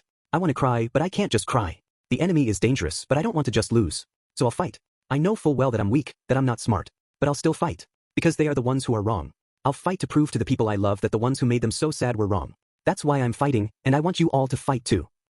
Her breath caught in her throat as it became tight. She felt pathetic for her moment of weakness. Because the tremor in his voice disappeared, and she could hear in his voice the path that he was pointing to. She understood his feelings. The meaning of his words was painfully clear to her. That was exactly how she felt too. She wanted to fight. She wanted to run the bad guys out of the city if she could. But she and her little brother were small and young. They couldn't do anything. They were powerless, ignorant, weak, so there wasn't. Please don't misunderstand me though. But the boy's voice provided shelter as she berated herself for her weakness. When I say I want you to fight, I don't mean rush out into the streets with whatever weapons you can find. In fact, please don't do anything so rash. I don't mean you should form a mob and go running around looking for cultists to fight. What I want is for you to keep your head up. Keep my head up. Nothing changes when you stare down at your feet. You can't burn a hole in the ground no matter how long you look at it, and even if you could, that wouldn't help anyone. So please, keep your head up. Keep your eyes in front of you. Raising her head, she looked not at her knees or her brother's blonde hair but at the shelter. And as she looked around, she met the gazes of others who had also been struck by despair. They had all instinctively looked up at the boy's urging, just like she had. If you look around you, I'm sure you'll meet someone else's gaze. They are feeling the same unease, the same desire to just run away from it all, but they also don't want to lose your loved ones and the person whose eyes you just met, and if you count yourself, that's already 3 people. And depending on where you are, it might be even more people than that. Like he said, when she looked up, she could see several different people's faces. The feelings in their eyes were complicated and muddled, and her eyes probably looked the same to them. But somewhere along the way she'd stopped feeling like she was just cowering in fear. I hope you understand now that you are not alone. That feeling is a powerful thing even all by itself. Not wanting to see the sad face of someone you care about. Not wanting to look lame to the person whose eyes you just met. I can't be the only one who's that shallow and stubborn, can I? The voice was pleading with them, calling out to them, trying to raise their spirits and inspire their courage, and yet it sounded to the girl almost like the boy was looking for something to cling to himself. And finally she realized. His heart had not changed at all from the very beginning of the broadcast. Even as he hated his own weakness, even as he regretted the things he lacked, he had not given up. He talked about himself, that was the only weapon he had. And he spoke to everyone about the things he was sure they all had in common. I want to believe. I'm weak. And pathetic. But I haven't given up yet. Please let me believe that I'm not the only weakling who doesn't know how to give up. It was a cowardly voice and a cruel request. In a situation where everyone was pleading for help, here he was, shamelessly pleading with them, begging them. All to give him something to believe in. Or am I really the only one? His voice faltered and lost confidence. No, there had never been any confidence in his voice from the start. Irritation welled. Stop it. Even if she did not know what to shout. No, it was as soft as a gnat's buzz, just a faint voice that barely crossed her lips. She would not reach him with a voice that soft. Louder. She had to answer his question. For the weak guy on the other end who was also afraid of being alone, am I the only one who can still keep going? Who still wants to fight? No. The girl's eyes flared as she screamed. The voice carried through the shelter.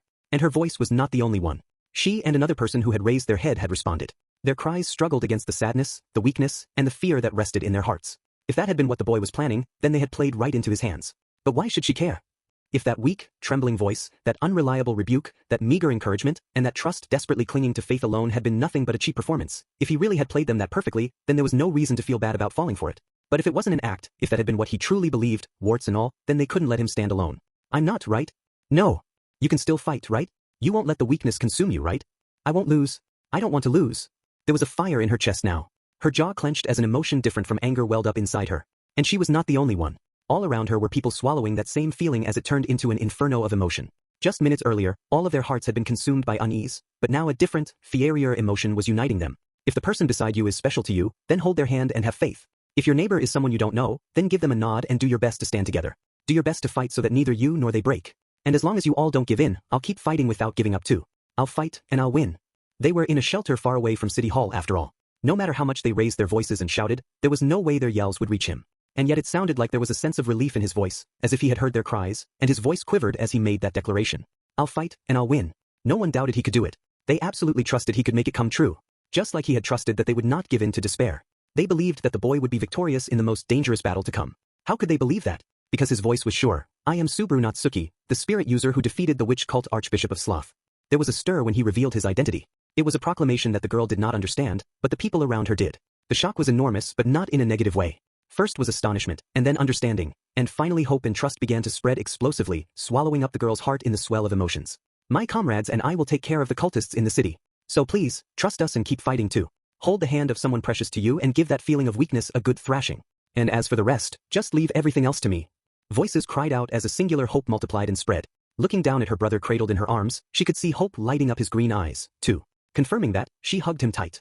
His arms timidly wrapped around her waist too, and she looked up at the ceiling as she felt the warmth of his hug. The boy who could not hide his own fear, his own unease, who could not hide anything from them, had sworn he would still fight, carrying the hopes and expectations of all the people in the city on his back until the very end.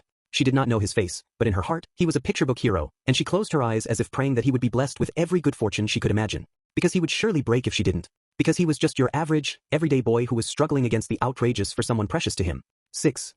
Moving away from the pipe organ-shaped Mattia, Subaru took a deep breath. Wiping away the sweat on his brow, the expression of all his worries and nervousness, he suddenly realized his legs were trembling and his jaw was tensed, and he hoped that his current mess of emotions had not come out in his voice. Ah, that was rough, Subaru sighed as he rolled his neck at the unexpectedly heavy exhaustion. Honestly, he had lost himself in talking partway through and could not remember the details of what he'd said. It was not all gone, but parts of it were fuzzy.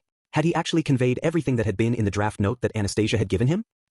As he contemplated what he had done, he suddenly realized that the room was awfully quiet. The people who had been watching in the room, Anastasia and everyone else, were silent. Anastasia, Garfield, Julius, and Al had all been watching, and somewhere during the broadcast, Ricardo had joined them. They were a group not known for being short on words normally, and yet they were all silent.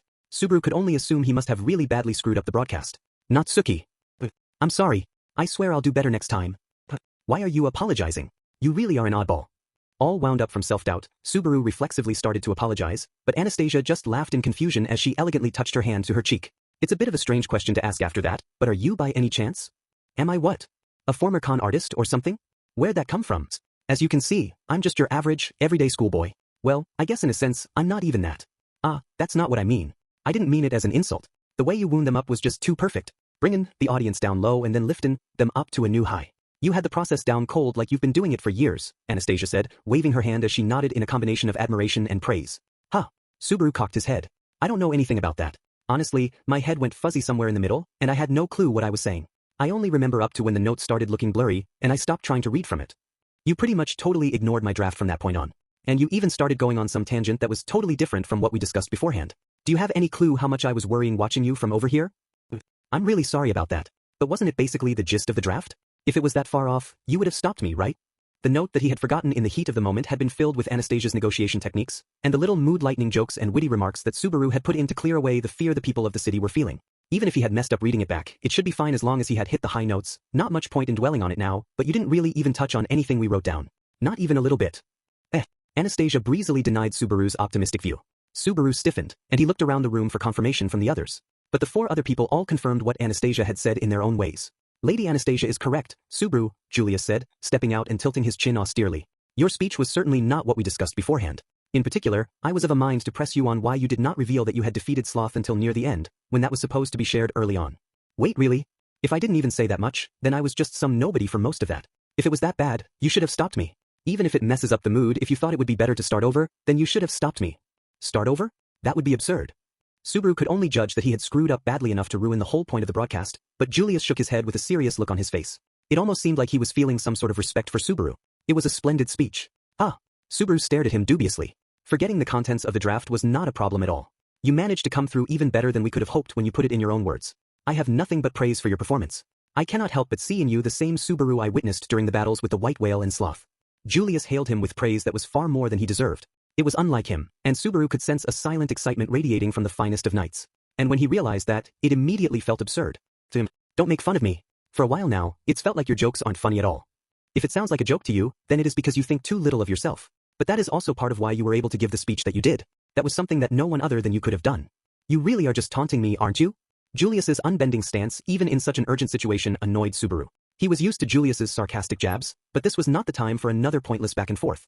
If he had screwed up the speech, then they needed to do something else quickly. That was supposed to quell everyone's fears, so it would be a problem if it made everyone even more unsure. Someone else should do the next one. There should be limits to how self-deprecating you can be, right?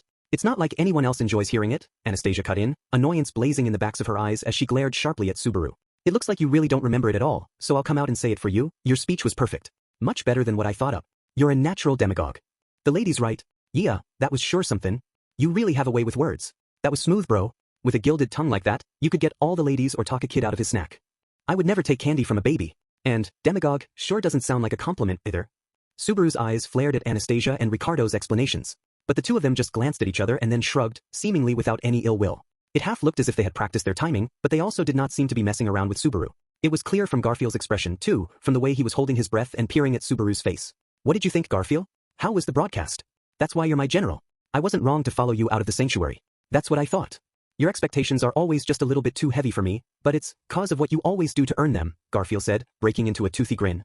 Then I guess I should quit trying to escape responsibility, Subaru said, scratching his head. Everything that had happened since he started speaking into the Mattia still didn't really feel real. I sort of feel like I said something along those lines during the speech too. You did. Anastasia laughed, rubbing her scarf. If anything, I'm worried you inspired them too much, and people might try to do something unwise. Even we felt the effects up here, thanks to Wrath's ability. When you put it that way, it sounds more and more like a lie. If it were true, that would be some blessing of eloquence, level performance, Subaru joked as he looked over at Al, who had started moving to the corner of the room at some point. Noticing his gaze, Al silently looked away and made a point of slumping his shoulders. Al had been against the broadcast, so if he was reacting like that, then that had to mean Subaru really had pulled it off like everyone was saying. It will be a big help if the people can calm down a little bit now. Is there anything else we can do?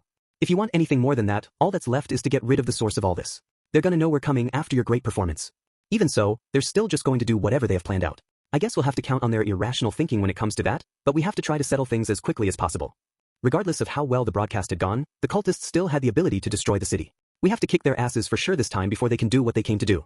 And in order to do that, we need to take down all 4 control towers at the same time, huh? There are 4 archbishops and 2 powerful people helping them. There's the demi-beast problem to deal with too, so we're gonna have to figure out how to divide our forces to deal with them. The key to saving the city was capturing all 4 control towers simultaneously, which meant concentrating all their fighting power in one group like they had during the first raid on City Hall would be hard. If they targeted the control towers one by one, then one of the other archbishops could just open the floodgates. Subaru could not imagine them managing to successfully pull off that gamble 4 times in a row. There were 6 people on the enemy's side. Meanwhile, Crush was down for the count. They were low on cards and pieces to play. Then how about adding a trump card to the field? As Subaru was going over the numbers they had, a voice suddenly interrupted him. Spinning around, he saw a figure standing in the doorway. Subaru's eyebrows rose, and then he exhaled and flashed a wry smile. Disappear for a few hours and now you think you're a trump card? Certainly not in comparison to the man who took on the task of addressing the masses. And here I was, sure that I didn't have any heroes for friends. I guess that was an oversight on my part. I don't think that really fits me either. Subaru shrugged and walked over and gave the newcomer a high five. As he saw their light-hearted exchange, Garfield's eyes gleamed. Bro! You were okay? I was running for dear life, but somehow I managed to get out alive. It was Otto Suin, their missing friend, looking worse for wear but seemingly uninjured. Otto held his hand up for another high five as Garfield dashed over, but Garfield leaped into him at full speed, wrapping his arms around Otto's waist. Was. What is it, Garfield? Were you really that happy too? Ow. Too strong. Ah, thank goodness. Not that I was worried about you at all, though. Why, you aren't very convincing. And, just like with Subaru, Garfield rejoiced with all his might at reuniting with Otto. After a little bit, and after Garfield released him, Otto steadied his breath and then flashed a wry smile. Still, though, I'm glad to see the both of you safe. You are both far more stubborn and resilient than I am, so I wasn't too worried. You don't say. Actually, I wasn't that worried about you either. I wonder why. Hard to say. I guess that's just Otto's natural virtue. Come on, it doesn't have to be as much as Garfield, but you should have been at least a little worried about me, Mr. Natsuki. I was running around headlong into this dangerous emergency situation all by myself. But there was not really much weight to what he said either, since he actually had managed to join back up with everyone safely. Still, though, as they were enjoying their happy reunion, Anastasia broke in, clapping her hands and saying, Yeah. What a relief. I'm glad you made it out alive, Otto. There's a lot I'd like to ask about what you were doing during all this, but before that, her tone shifted as she looked Otto in the eye. What you said earlier sounded rather important. Would you care to explain what exactly you meant by that? You mean the trump card, right? It's quite simple really. I brought someone with me, though if he'd entered first, the celebration of my safe return would have gotten completely drowned out. Otto explained the sad fact as he stepped aside, clearing the way. Taking that as a sign, the person who had been patiently waiting on the other side started walking in. And when that person stepped into the room, my apologies for being late. Just that one line was enough for them to feel like a whole army had just shown up at the gates. It almost felt like a breeze was blowing, fanning a flame that had suddenly ignited before them. What's more, he really was that strong. The fighting power they had been desperate for, the ultimate support, had finally arrived, and it set their hearts ablaze. Reinhard van Istria of the Sword Saint lineage, it is late, but allow me to join you as well. Saying that, the fire burning bright, the Sword Saint announced his desire to join the battle. Chapter 4 The Stars Etched into History 1. I am sorry for being unable to aid you at the crucial moment. I have no excuse for my failure. Reinhard apologized as everyone's attention focused on him, and as the Sword Saint lowered his head, no one could muster an immediate response. It would be simple enough to smooth the awkwardness over on a surface level, but they could not hide their true feelings with something so half-hearted. It was still true that during the few hours when they most desperately needed every last bit of fighting power, Reinhard had been nowhere to be found. They could not help wondering what would have happened if he had joined the assault on City Hall. Because of that, none of them could assure him that it was all water under the bridge. No one except, you got that right, you jerk. Do you know how much trouble we had while you were gone? Subaru, who followed that up with a pointed little jab to the Sword Saint's chest. His only reaction was to look at Subaru apologetically. Subaru simply snorted. And if you were gonna come at all, you should have done it 15 minutes earlier. I ended up having to give a performance way outside my comfort zone thanks to you. That was supposed to have been your job. Forgive. However, that was an excellent speech worthy of your reputation. Even if I had been asked to do the same, I would not have been able to manage a broadcast that stirred the people's courage so magnificently. You were the right choice for that task. I think people would be looking for different things if it was you and not me. Subaru jabbed Reinhard in the chest once more for good measure after receiving his wry smile and praise. And then, as the hero still looked apologetic, Subaru held his finger out in front of Reinhard's face. Reinhard, forget 100 other people. I'd take you over 1,000 soldiers. So how about it, can I pin that much hope on you? I'll be counting on you. Even that did not even begin to describe how reassuring his presence was. Having Reinhard's help was like knowing a full army of reinforcements stood at their back. Reinhard blinked his blue eyes at how open Subaru's anticipation was. But his surprise soon faded as the Sword Saint's lips curved into a smile. Yes, you can count on me. If that is what you want, then I'll live up to your expectations. Oh, so reliable. I can feel my heart fluttering. Subaru flashed Reinhard a smile, putting him at ease before turning to the others and pointing back at him. All right, we've got Reinhard with us now. You guys should say whatever you want to say while you can. At times like this, it feels way worse to be all awkward and careful around one another. Besides, it isn't every day you get a chance to tell off the Sword Saint when he's practically begging you to be mad at him. Let him have a piece of your mind. And once you're done picking on him, let's get down to business and figure out how to save everyone, Subaru announced with an easy wink. He could hear some startled breaths but saw that Otto and Garfield simply broke into grins at Subaru's familiar tough act. Well, it was fine as long as at least one or two people could tell how he really felt. He had just done a whole speech about not shouldering everything yourself, after all. Afterward, everyone voiced their own complaints with Reinhard, details omitted, and then they got settled in the conference room and prepared to discuss the best way to retake Pristella. Otto and Reinhard had rejoined the party, and while Otto's fighting power was negligible, Reinhard's assistance was a game changer. With that in mind, Subaru wanted to move the discussion along, but before that, by the way, what happened to Felt? She was with you when all this started, right? Subaru asked Reinhard before they broached the first subject. Reinhard's expression darkened a bit at that, though he had been looking like that most of the time since getting there. To be clear, I'm not blaming you or anything. It's not like I think you just holed up somewhere safe to protect Felt or anything, Subaru said, softening the blow. Agreed, Anastasia added nonchalantly, but I would like to know what you were doing and where you were doing it while we were out of communication. It's not like we're playing house here after all. She petted her fox scarf as she looked Reinhard directly in the eye. The focus of her question was what Felt's faction had done that morning. The group had apparently gone to see Reinhard's father, Heinkel, to discuss something, and what their members had done since. Wilhelm obviously didn't get along with him, but it seemed like everyone in the Astria family found interacting with Heinkel rather awkward. Subaru was probably not the best person to say it, but it almost felt like, it's like a family that gives the cold shoulder to a kid who holed up for years and turned into a professional. Apologies for interrupting while you indulge in your odd imagination, but if Mr. Reinhard is finding it difficult to speak on the matter, perhaps I can elaborate? Hoping to set aside Subaru and the alien analogy he was entertaining, Otto offered to clear things up. The way he looked at Reinhard almost made it seem like he already knew what had happened. Oh yeah, you were with Reinhard, but don't tell me that was from before all this even started? Not since it started. I only met up with them at the very end of it all. Even so, I have a general grasp of the situation. Thank you, Otto. But it is my family's problem and it involves Lady Felt as well. This is a difficult subject for me, but I should be the one to explain. Reinhard shook his head and then, after pausing for a second, said, First of all, I've said it many times already, but allow me to apologize once more. I should have been the first person to come your aid, and yet it was only at this late hour that I was able to join you. You have my deepest apologies. On that point, I do believe our position is unchanged. It is difficult to wholeheartedly forgive your absence, but you are nonetheless essential to the coming battle. If you wish to make amends, I ask you do it with your sword, Julius responded, nudging Reinhard forward in his own way. Reinhard's expression softened at his friend's words, and he added a soft, thank you, before continuing. When the witch cult carried out their first broadcast, Lady Felt and I were leaving the second district to go speak with Vice Captain Heinkel. Reinhard's voice was wooden as he referred to his father by his official title. That alone was sufficient to show just how strained their relationship must be and how wide the gulf between them truly was. It's not exactly my place to comment, but she really decided to go talk to him after everything that happened at breakfast? Asked Subaru. She is not so irresponsible as to shirk what must be done out of mere personal discomfort. She set forth fully intending to negotiate with the vice captain. And naturally, I accompanied her in that. Incidentally, I suppose I shouldn't ask how the negotiation went. That does involve internal matters, after all, but it would be fair to say that discussions were not overly favorable. Reinhard's tone obliquely indicated how much of a struggle the meeting had been. And even without that clue, it had been a negotiation between Felt, who was still impulsive and straightforward by nature, even if she had grown, and Heinkel, who made no effort at all to hide his base vulgarity. It was not hard to imagine things getting complicated fast. And while they were going at it, that was when the first broadcast occurred. I could hardly believe my ears, but I immediately thought to act. I had actually made certain arrangements beforehand in the event of an emergency. In fact, I even prepared a way for Lakens and the others to reach me if the need arose. Yeah, I know. I had a chance to talk to Lakens. Subaru was familiar with the magic signal that Reinhard could use as a beacon to home in on after spotting it in the sky. Lakens had actually used it during one of the loops when Subaru asked him to summon Reinhard.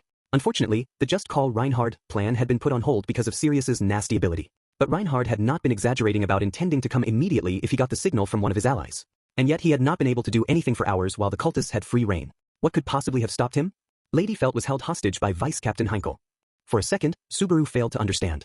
And it was not just him either. Everyone in the room was at a loss for words at the absurdity of that statement. It was an irrevocable failure on my part. And with Lady Felt at sword point, I failed to find an opening to counterattack and remained held there. As he gritted his teeth at the shameful memory, Reinhard's expression was etched with the regret burning inside him. Hearing that, Subaru realized why Reinhard's face had darkened when he was first asked what had happened. The master he had sworn to serve had been taken hostage by his own father, of all people. And because of that, he had been unable to leave. It was shocking to think about how troubled he must have been and how much heartache he must have endured. And it had not ended there either. There was an even darker possibility. So then, what? Was he an agent of the cultists? Reinhard's shocking admission opened the door to a cruel and terrible possibility. Subaru had heard that cultists sometimes wormed their way into local governments undetected, but he didn't want to imagine what it might be like to discover someone in your family could be one. Particularly not after learning about all the different terrible, nauseating archbishops who existed besides Petelgeuse. I don't know if he was then, but Subaru's theory seemed to be provoking complex feelings in Reinhard. Subaru himself looked dubious, as did half the people around the table, but Anastasia, Julius, and Otto all seemed to have reached a different conclusion. Reinhard furrowed his brow and slowly shook his head. I have no intention of defending him on the basis of our blood relation, but the vice captain is almost certainly not connected to the cultists. At the very least, there is no reason to suspect that based on what he said after taking Lady Felt hostage. That's absurd. Why would he take her hostage then? What would be the point? That was when Subaru noticed it. Given Reinhard's melancholic expression and the matching miserable looks that Otto, Anastasia, and Julius all sported, there was a reason Subaru could think of for Heinkel to do that. It was a terrible reason, utterly beyond redemption, but not one that he could simply laugh off as unthinkable. You can't mean he stopped you from leaving in order to protect himself? He said so himself. Your precious master and the father whose blood runs in your veins are both here. Would you really abandon them to save some strangers you've never seen before? What kind of father would say something like that? Subaru's anger boiled over, and he slammed his fist into the wall.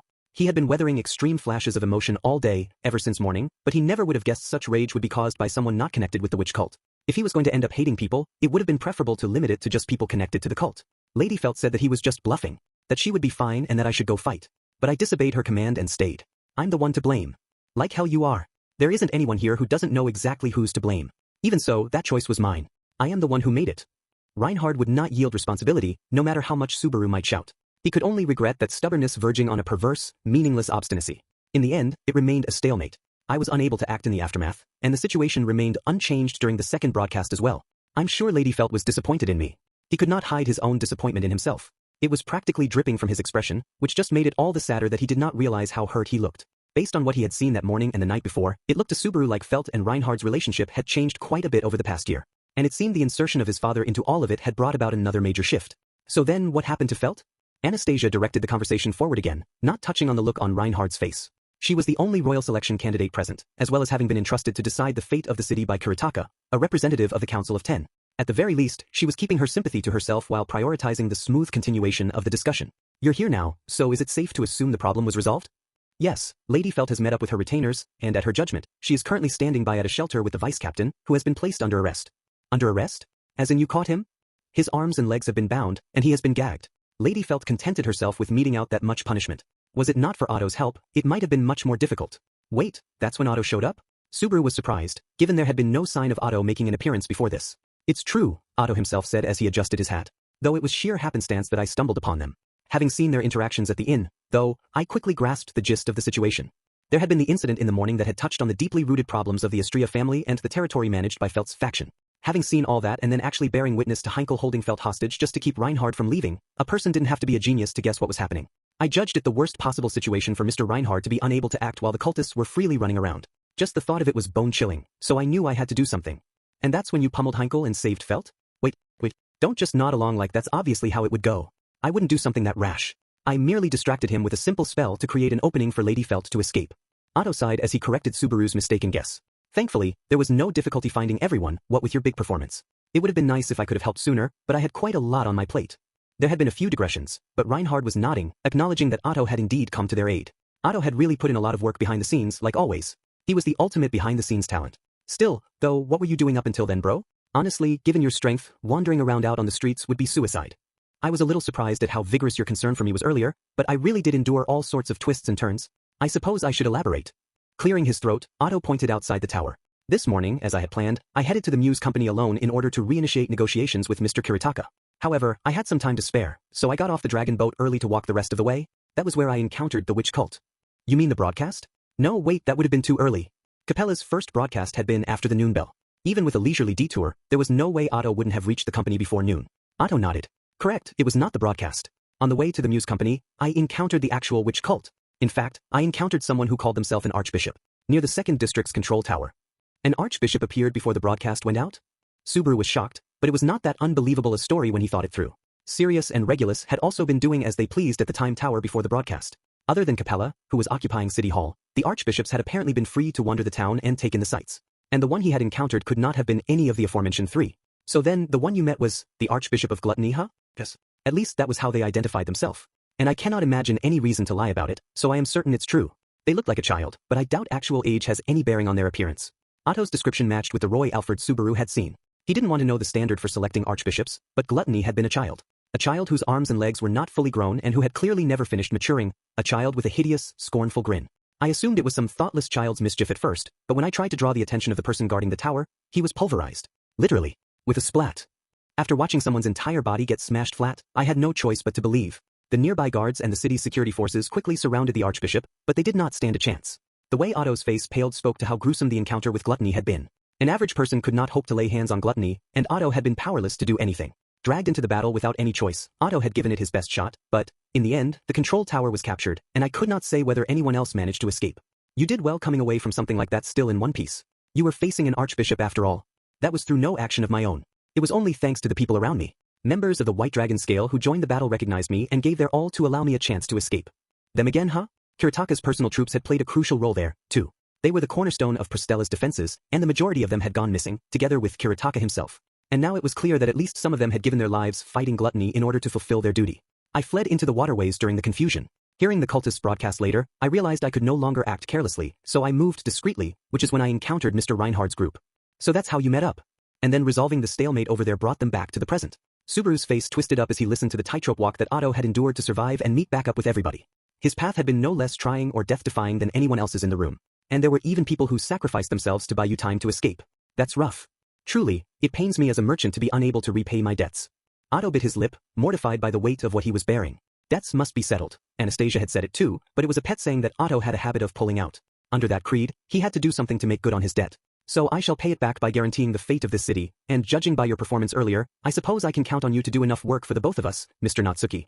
Damn it, Otto. Subaru's anxious nerves relaxed a bit at the sudden change in tone as Otto gave him a wink. The tightness in his shoulders went away, tension that had been there ever since he began his speech. What Otto was getting at was that he had his own reasons to fight. And by conveying that, he was letting Subaru know that he wouldn't let his friend shoulder the fate of the city alone. He was trying to tell Subaru there was no need to get too worked up. And Subaru's face felt hot, an intense embarrassment welling up at having his tough guy act seen through. Who did Subaru think he was? Someone who could decide the fate of a city? A symbol of hope and the people's wishes? It was ridiculous to even imagine.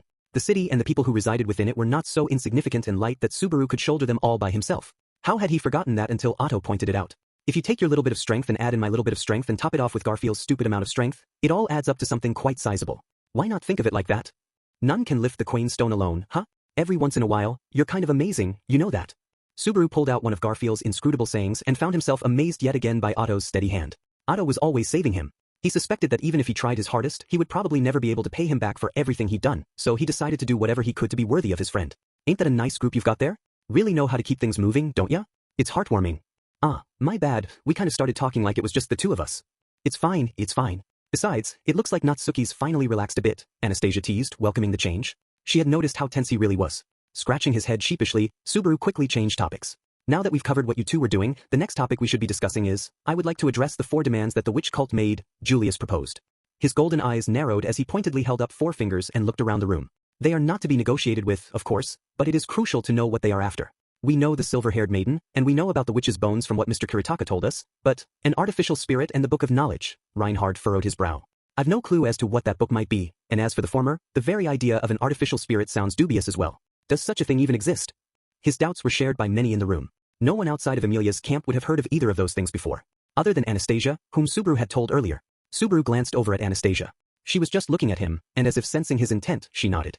Subaru decided that he would have to explain the 2 demands to everyone as well. Sorry to interject yet again, but if I may. But before Subaru could say anything, Otto raised his hand. Seeing that, Subaru guessed he was thinking of revealing that Beatrice was an artificial spirit. He had been about to explain that himself anyway, so he wasn't against it, but, if it's Biko then I can. No, this is about the Book of Knowledge, not Beatrice. Chen. Subaru's eyes widened in surprise. Not looking at Subaru, Otto sighed slightly in resignation. I'm sorry, I'm the one who brought that into the city. Everyone in the room was utterly shocked by Otto's explosive confession.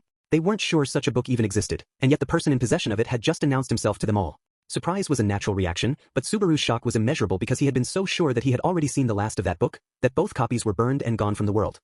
Why did you? First, I should be clear to prevent misunderstandings. While I did bring the item that would be called the Book of Knowledge into the city, I am not the one currently in possession of it, and the cultist's demand was a bolt out of the blue for me as well. That's a roundabout way of putting it. What exactly do you mean? Noticing Subaru's troubled reaction and Otto's studiously calm response, Anastasia cocked her head. Allow me to explain. Otto nodded. I suspect that most of you are not aware of the Book of Knowledge. Put frankly, it is apparently the origin from which the Gospels that cultists possess are derived, those suspicious magic tomes that record the future of their owner. Its passages are also supposedly far more precise than the Gospels. The origin of the Gospels? When put that way, it makes some sense that they would want it. It is a blasphemous comparison, but I suppose it is similar to the Dragon Tablet. Unfortunately, it's a bit difficult for me to say, because the Book of Knowledge was largely burned by the time I obtained it and was little more than charred scraps. Charred scraps. Otto's words also describe the fate of the 2 tomes in Subaru's memories. Beatrice's book had been burned in the fire along with all the rest of the contents of the Forbidden Archive. Meanwhile, Roswell's book had been burned by Ram and lost in the sanctuary. As he had told Anastasia before, both of the books had been burned to ash. Which meant that if Otto had picked up the charred remains of one, it was most likely to have been Roswell's copy. I think I know what you were after, Otto. The Restorer darts, right? There's no hiding anything from you. Yes, that was it precisely.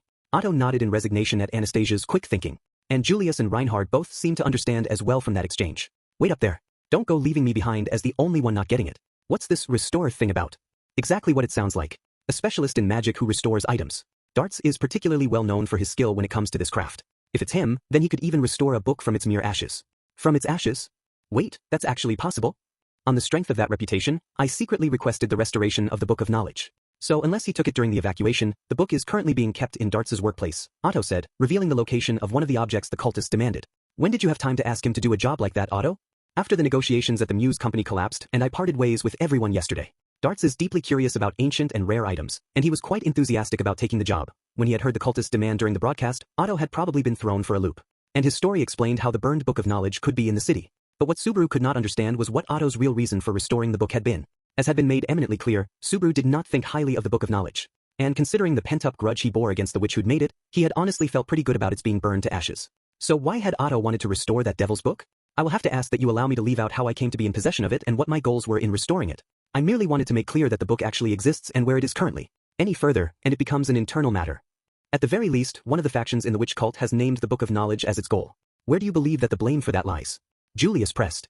I believe that there is no point in trying to pin responsibility for the actions of the witch cult on anyone other than the witch cult themselves. If I were to be hounded regarding that, though, then I would have no choice but to respond with similar boorishness, Otto fired back, his eyes narrowed as he looked at Anastasia. Between the lines, he was clearly asking whether blame should also be placed on the one who had invited the royal selection candidates to the city in the first place, whether blame was not to remain solely with the cultists. Seeing that, Julius shook his head. Apologies, that was wrong-headed of me. Naturally, I did not mean to blame you. Their crimes are their own, of course, and they are the ones who must atone for those crimes. I agree. Otto nodded. Then, faced with Subaru's doubts, Otto looked him in the eye and said, we can discuss it later. He meant he would reveal his true goal in due time. That meant he was asking Subaru to set aside his doubts for the moment and come back to the topic later in private. Either way, it is clear that the Book of Knowledge actually does exist. In which case, we should assume for the sake of our planning at least that the artificial spirit also exists, Reinhardt said, shifting to a new topic with the previous one more or less settled. And that meant the topic that Subaru had started to bring up before Otto's unexpected confession. On that note, Anastasia, I was thinking of telling them, yeah, I guess we should. Anastasia's gaze seemed distant for a moment. Feeling odd about her reaction, Subaru clapped his hands to get everyone's attention. Can I have your attention? Sorry for always talking, but I've got something to say about the artificial spirit. Are you sure, Mr. Natsuki? Otto checked, realizing what Subaru was going to say. It was a topic that touched on Beatrice's origin, so he probably judged it to be a delicate subject, but Subaru had decided that it was necessary to explain. Everyone in the room was an ally, and the conflicts among different camps could be set aside for the moment. I'm not going to hold anything back here. The artificial spirit thereafter is my partner Beatrice. Right now, she's recuperating with the injured. Lady Beatrice? I see. That makes sense. Julius nodded in acceptance. Makes sense. Subaru cocked his head. Ah. Julius touched his hair. I knew that Lady Beatrice was a powerful spirit, but I felt a somewhat mysterious signal coming from her. Upon my learning that she is not a natural spirit, it makes sense. Is that just something that any decent spirit user would recognize? I'm not sure what you are getting. You are worried about her. I see. If they could tell at a glance, or by getting close to her, that would be a problem. Currently, the cultists had demanded an artificial spirit, but they had not named Beatrice specifically, so it was unclear just how much information they really had about the artificial spirit. If the enemy did not know what she looked like or her name, then they could simply keep Beatrice's true identity a secret and not let anyone else find out. But if the enemy had a way of checking, then it would be a lot harder for Subaru to leave Beatrice's side. You need not worry, Julius said to put Subaru at ease. The reason I felt an oddity was because I have been blessed with so many opportunities to interact with spirits due to my blessing. It would be safe to assume that most people would not be able to notice under normal circumstances. I see. Gotcha. That's a relief. Hearing that, Subaru exhaled the weight that had built up in his lungs. Reinhard and everyone else nodded, indicating that they had not noticed Beatrice was a special spirit in that regard. At least Subaru would not have to worry about her drawing all sorts of dangerous attention. Still, though, that crazy book, and the spirit thing too, basically everything comes back to your place. You don't have to tell me that. I'm starting to despair for the world. Maybe I got cursed somewhere along the line or something. Despair for the world? That's a riot. Ricardo opened his mouth wide, and his booming laugh shattered the mood building in the room. That unrestrained laughter helped Subaru right himself just a bit. The truth was just like he said though. The cultists were coming straight for Emilia's faction with their demands. Otto and Julius's back and forth had ended with an agreement that no one was to blame for what the witch cult did other than the witch cult itself, but with so many things overlapping, it was entirely possible that the others would start to turn a cold eye on Emilia's camp. But by making a point of saying it like that, Ricardo nipped the friction in the bud.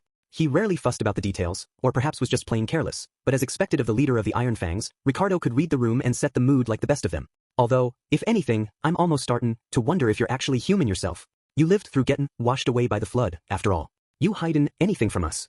You are reading the room, right? That was intentional, right? It's starting to feel like that was just natural, which is a scary thought.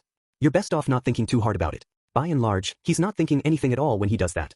Subaru was starting to regret his admiration for Ricardo's rude act, which seemed less and less like an act, but Anastasia just shrugged it off before continuing.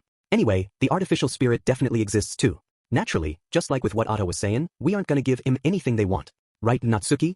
Damn straight. I'm not giving up Biko until I die of old age. And I'm gonna cuddle up with her to sleep even when I'm an old man. So there's no way in hell I'm gonna let the likes of them get their hands on her. Seeing Subaru's unyielding determination not to give in to the cultist demands, Reinhard nodded firmly. Understood. We cannot afford to accept even one of their demands. Depending on the situation, the wedding ceremony could perhaps have been overlooked, but no. That's a hard and fast nay. Because the person that white-haired asshole is trying to marry is my Emilia Tan. I had a bad feeling about it, but it really was Lady Emilia, then. I had assumed her not being here was because she had taken shelter. Reinhard stared in wonder, and Otto turned pale in shock. Seeing that, Subaru apologized for not explaining sooner. I'm ashamed to admit it, but she was taken away right before my eyes. That silver-haired maiden is Emilia. But I'm not going to let that happen. I'm the one who's gonna marry Emilia. Subaru pounded his chest with an eruption of righteous indignation and love. Otto clutched his head at Subaru's out-and-out proclamation, and Reinhard's eyes widened.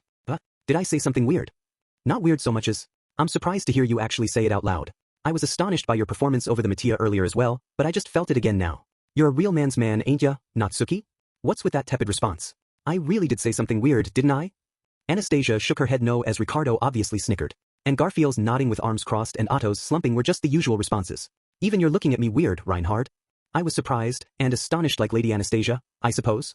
I had, to some extent, sensed how you felt, but I would not have expected you to express your feelings toward Lady Emilia so explicitly and confidently. The surprise fading, Reinhard's cheeks softened, and from the look in his eyes he appeared to be genuinely moved. Subaru could hardly believe he was getting teased by someone as honest and forthright as him. Which would mean Julius, that paragon of knightly chivalry, must be pretty annoyed. Julius? However, when Subaru nervously turned around, Julius's reaction was nothing like what he'd expected. Julius's golden eyes were narrowed, watching Subaru with what almost felt like jealousy. An earnest yearning that stirred the depths of his heart. Julius returned to his senses after a moment. Apologies. I was just thinking about something. Did you need something? No, it's fine. Anyway, moving on. Realizing he had lost track of the conversation for a moment, Subaru spun around to take in the room. I'm going to get Emilia back with my own two hands, and I'll kick Greed's ass to do it. There's no room for negotiation on that. Very well, then that's what we shall do. If that is how it is, then he is not someone who can be overlooked or forgiven. As he agreed with Subaru's determination, Reinhard's eagerness for battle welled up. Getting goosebumps from that, Subaru continued. Also, it looks like you're feeling pessimistic, Otto, but it isn't all bad. Even after she was caught, Emilia Tan didn't just sit around waiting for us to make our move either. She managed to get in contact with Al once and pass us some info on the enemy. Lady Emilia did something that's sophisticated. Is she all right? You could at least comment on how dangerous that must have been, man. Anyway, can you fill them in on what she told you, Al? It was clear from his reaction just what Otto had expected of Emilia, but Subaru lobbed the conversation to the man leaning against the wall in the corner of the room. Al slowly raised his head and stepped away from the wall sluggishly. For some reason, he had been like that ever since Subaru's speech. Between that and the intense exchange before the speech, everything about him seemed very different from usual. It was really starting to bother Subaru. But Al just nodded listlessly as Subaru focused a concerned gaze on him. Yeah, that little lady wasn't discouraged at all about being behind enemy lines. Maybe she was confident she wouldn't be killed since Greed wanted to marry her. Yeah, I'm not so sure about that part. Subaru tilted his head as Al scratched at the seam of his helm. It was not that unreasonable a thought, but in Emilia's case, Subaru suspected she would have done basically the same thing even if the situation had been drastically different. For better or worse, she always prioritized others over herself. That side of her made Subaru happy, but it was also incredibly worrying at times. He had wanted more information about her and wanted her to be safe while she was captured, so even just knowing that much was fortunate, but Emilia let us know which control tower is controlled by greed and which one is controlled by lust. And from Otto's story, we can be fairly confident which tower contains gluttony, right? Correct, it was the control tower in the 2nd district. And from Emilia's timely intelligence report, we know lust is in the 1st district and greed is in the 3rd district, which makes the 4th district wrath by process of elimination. That's valuable enough information to merit her doing something rash, Anastasia summarized. So there you have it, Subaru said with a light snap and a wink. Greeted with wry smiles, Subaru, undiscouraged, turned his finger to Al. And we're grateful to you for bringing this information back too, so what are you sulking about, Al? Is it just, 'cause I didn't listen to your warning? I ain't sulking. An old guy like me getting bent out of a shape like that wouldn't be cute anyway. Cute's got nothing to do with it. I don't really want to admit it, but we got our asses kicked pretty hard the last go-round, and I don't want to fall into the same trap as before. Subaru spread his fingers, holding out his hand to Al. Al looked down at the hand through his visor and then looked back at Subaru dubiously. I want you to help us out this time. Fight the good fight so I can save my love. Subaru papered over his more earnest feelings with a joke as he waited for Al's response, trusting that in the end he would just crack wise and give in. But, if that's really how you feel, then I'm not against helping out. There was no intimacy in Al's voice as he brushed Subaru's hand away in seeming annoyance. Subaru felt a chill down his spine. The tone that was so clearly different from normal and the gaze he could not read behind the pitch-black helm caught him off guard.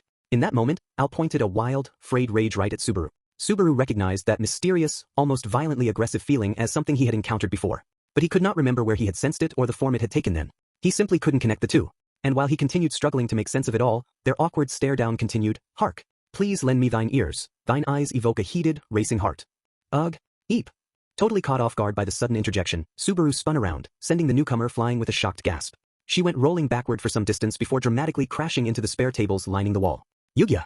My elbows. My knees. The pain of every bone in my body breaking. All 6 of my ribs just snapped. I'm sure of it.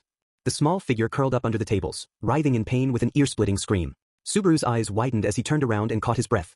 The girl rolling around on the floor, unleashing every last bit of her quirky personality, was Liliana. Wait, if you're here, then that means, naturally, I brought her here myself, commoner. Oh. Right after confirming Liliana's presence, the owner of that voice, the walking embodiment of arrogance, stepped into the room. Footsteps rang out, luxuriously and magnificently, emphasizing the overwhelming aura of the brilliantly red woman. Her bloody crimson eyes lorded over the occupants as she pulled a fan from her voluptuous cleavage. The actors have all gathered. I suppose I should praise your prudence in waiting for the guest of honor to assume her seat. Be sure to maintain that diligent attitude going forward. Smiling and apparently in a very good mood, the crimson beauty Priscilla Burial joined the fray. For, P-Princess, you were safe. Everyone, Subaru included, was surprised by Priscilla's sudden appearance. But among them all, the quickest to snap back to reality was her retainer, Al, who quickly dashed over to her. I was worried, since I couldn't find you anywhere I looked. Greg. You fool. The joy at reuniting with her lasted but a moment, though, as she smacked Al upside the head with a splendid crack. The sound echoed in the conference room, and Al was sent flying, only coming to stop after landing in a heap next to Liliana. Knowing from personal experience just how powerful that fan could be, Subaru reflexively groaned. Explain yourself, Al. Not only did you fail to accompany me, but I find you here playing around with these commoners. You and Schult have a duty to watch me, heed my voice, bask in my scent, and obey my every command. Nothing more and nothing less. And you, Schult, making your master personally search for you? Does your impudence know no bounds? My humblest apologies, Lady Priscilla, as she mercilessly kicked Al, a young, pink-haired butler peeped nervously out from behind her back. Schult, the person she had been searching for. So you really did manage to follow through on that? That really is some amazing tenacity. Priscilla had led Liliana and Schult through a city filled with menacing demi-beasts where violence and chaos could erupt at any moment thanks to the cultists' devious machinations. The way she carried herself and her general sense of absolute confidence easily surpassed Subaru's wildest expectations yet again. It was like that at the inn this morning too. You really like to surprise people, don't you? You commoners merely collapse into shudders when faced with my peerless beauty and presence. If you would then bow your head in that awe, I might grant you mercy, but every last one of you is utterly lacking in charm. Of particular note, Priscilla and Anastasia did not seem to get along particularly well, and they engaged in a bit of verbal fencing, but after that, Priscilla turned her eyes to Subaru as she trailed off. The pressure made him a little claustrophobic as he managed to ask, what? That clumsy broadcast earlier. That was your voice, was it not? And what if it was? There's no need to be so tense. I am fair in judging results. I simply call it like I see it, and currently, the eyes of the masses have turned to you. And I have decided to take them back with my own hands. So in other words? Do not make me spell everything out for you. My noble lips do not need the pointless labor.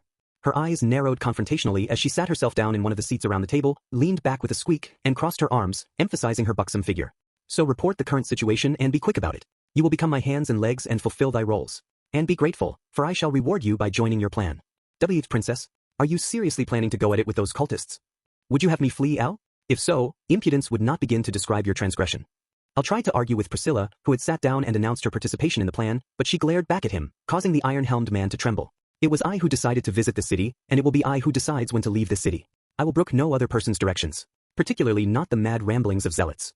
Everything in this world exists for my convenience. As my retainer and jester, you should know as much, Al. My very existence is the embodiment of the will of the world. My actions themselves are divine providence.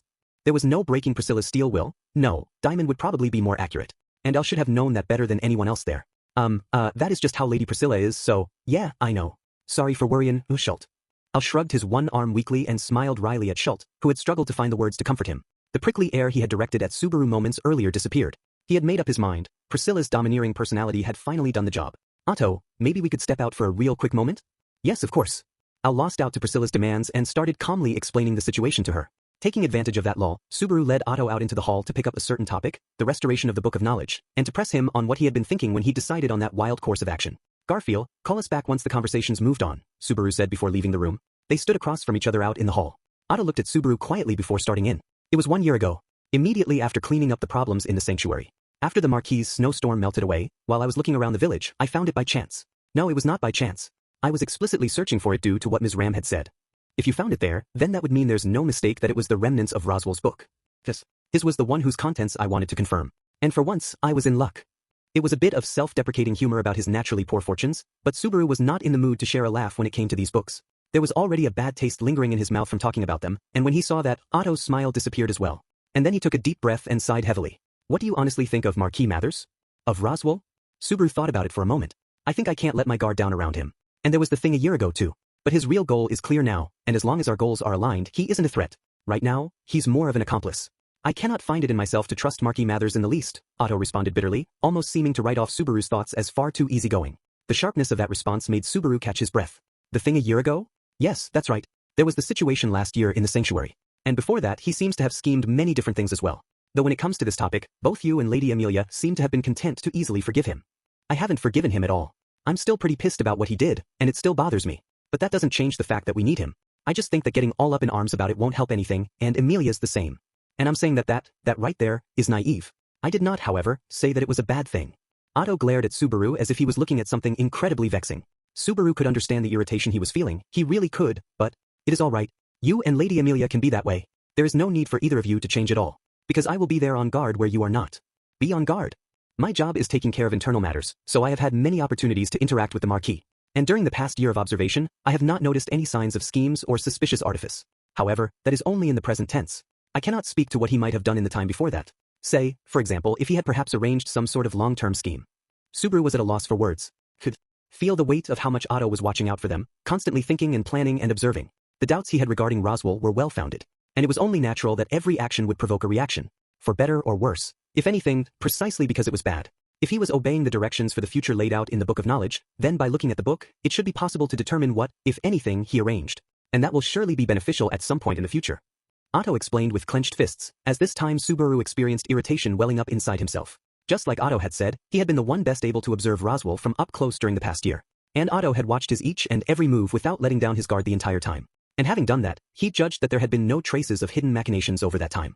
That was a relief, but an inability to let it go at that was Subaru's worrisome friend's bad habit. In his own way, Otto wanted to trust Roswell. But regardless of how he felt about the current Roswell and his future actions, he could not just easily forgive the past schemes that might or might not even exist. So what you wanted out of the Book of Knowledge wasn't anything about the future. It was what was recorded in the past. I wanted confirmation that no one else inside our camp will be hurt. That is why I retrieved the book and sent it out to be restored. I'm sorry for my selfish actions. Otto lowered his head and apologized. Subaru had nothing to say, since he or Amelia also should have noticed the things that Otto had been worrying about. He was struck again by just how much Otto was saving him day in and day out without his even realizing it. Why would he go so far for? I'm not going to talk about that. It would just be boring. Realizing what Subaru must have been thinking from his expression, Otto raised his head and cut him off. In the end, the discomfort just deepened as Subaru scratched his head inside. I understand now. And I can understand why you picked up the book. I'm not mad, either, but them wanting the book is definitely a problem. What are we going to do about it? Regardless of the result, I was thinking of recovering the book now, whatever state it might be in. It's quite possible that Darts has been injured in all of this, and I don't want it to fall into the cultists' hands even by chance. It is my responsibility. Taking back the 4 towers is our top priority. We can't afford to divert any fighting forces for that. Need I remind you that I managed to make my way through this dangerous city and even bring the Sword Saint with me? And while I may look like this, I'm particularly skilled at finding a way to survive by relying upon the aid of animals around me, Otto explained, pointing to his lips in a veiled reference to his blessing of language. In actual fact, when it came to just staying alive, Subaru trusted Otto more than anyone else. And with the enemy's main forces holed up in the towers, Otto's chances of success were not terrible. That's not enough to remove all doubt, but that's the same for everyone simply by being here in the city, and you have to put all your effort into recovering Lady Amelia. We both have weighty responsibilities. I know. I'll slap Greed down and marry Amelia. Those are my jobs here. Feel free to do your best on the ladder if you'd like, but that's the spirit, at least. Seeing Subaru steel his resolve again, Otto turned back toward the meeting room. Nodding at his suggestion to return, Subaru started to turn toward the door as well. Sir Subaru. A soft voice called from the stairway, stopping him in his tracks. Turning back, he was met by Wilhelm's gaze. The same Wilhelm who should have been by Crush's side. You go back first, Otto? Understood. I'll keep the discussion on track. Nodding to Wilhelm, Otto returned to the meeting room. Meanwhile, Subaru headed over to Wilhelm, who bowed slightly. My humblest apologies for not joining the meeting. I've caused you all nothing but trouble. It is what it is, Wilhelm. No one thinks badly of you for it. And how is Miss Crush? He had heard that she was in a poor state. In fact, he had practically been told she had been hurt badly. Badly enough that it would be difficult for her to be seen like that, given her beauty. Seeing the concern that Subaru could not fully hide, Wilhelm averted his blue eyes. She opened her eyes just moments ago. It is still too early to say for sure, though. She woke up? That's a huge relief. I was so worried. Lady Crush asked me to call for you. Could I perhaps trouble you to accompany me? Subaru rejoiced at the good news, but he cocked his head at Wilhelm's next statement. Of course he would gladly welcome the chance to talk to Crush. And he wanted to be able to confirm with his own 2 eyes that she was safe. But she has requested it herself. Still, please understand that Ferris is by no means excited about it. No, he wouldn't be, would he? What Ferris had said before was still eating away at his heart. Subaru had been the only person in the position to save Crush during the battle with Capella on the top floor of the tower. Ultimately, he hadn't been able to give her any reliable help, and Ferris likely hadn't forgiven him for that yet on an emotional level, even if he understood the reasons. And Subaru could understand that feeling so badly it hurt. Ferris might say something impolitic, but please do not heed it. And if possible, I would ask you to forgive it. He understands, but there are some feelings that he just cannot help. I can understand hating everyone around you when you can't do anything to help someone precious to you. I don't want to assume that one moment's darkness is all there is to a person. If venting like that could help him calm down a little bit, then who could blame him? Subaru had the resolve to stand there and take it if that was what he needed. This way. Closing his eyes at that, Wilhelm led Subaru to his master's room. For a moment, their two sets of controlled footsteps echoed in the hallway. Sir Subaru, there is one thing I would like to report from the battle at the tower. What? Something other than Crush? It is about the cultists who accompanied the Archbishop, those two fighters. Subaru caught his breath slightly. It was a problem he had imagined. Mimi had received a wound that would not close, and Wilhelm's old wound had reopened. The two extraordinarily powerful swordsmen that the cultists had brought with them, one of them is 8 Arms Kurgan, a general of the Empire of Wallachia and a swordsman who desired to be the strongest above all else. He was an 8-armed greatsword user who wielded 4 different greatswords. He died over 10 years ago.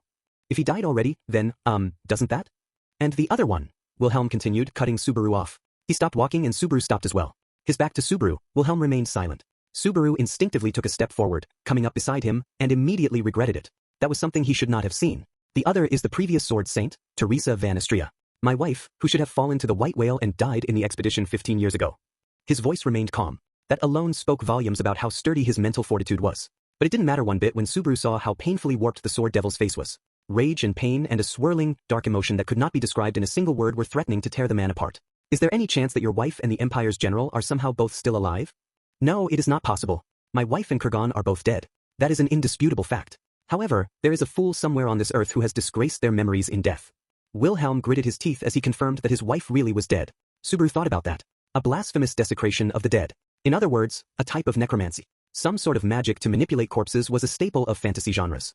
Naturally, in a fictional world, it would not be that odd for a magic for reviving the dead to exist, but there was no convenient magic like that in this world. The dead could not be revived. That was an unwritten ironclad rule that Subaru had learned over the course of the past year and change. So Kurgan and Teresa's being there was not the result of resurrection, but of someone using magic in order to turn the dead into puppets. There were once those who could manipulate the dead using a forbidden technique. During the Demi-Human War decades ago, several people joined the Demi-Human side during the kingdom's internal struggle and became the kingdom's greatest enemies by raising a host of corpses to add to their ranks. The kingdom's greatest enemies, capable of raising a host of the dead, the hero of the Demi-Humans Libra Fermi, the great strategist Valga Cromwell, and, Wilhelm paused for a second, the Witch Sphinx. A being most foul who caused an ocean of blood to be spilled by both humans and demi-humans alike without even batting an eye. The one and only witch other than the Witch of Envy who left her bloody name in the kingdom's history. 5 Wilhelm named a witch Subaru had never heard of before. The witches Subaru knew were Envy, Sat-Ella, and the 6 others associated with the deadly sins whom he'd met in Echidna's tomb. That there were more witches came out of nowhere. Then, do you think that Sphinx is connected with this situation now? No. My apologies, I was not clear enough. The witch Sphinx was destroyed back during that war and is most certainly dead. She is surely not connected to the current incident. She's dead? You're sure, right?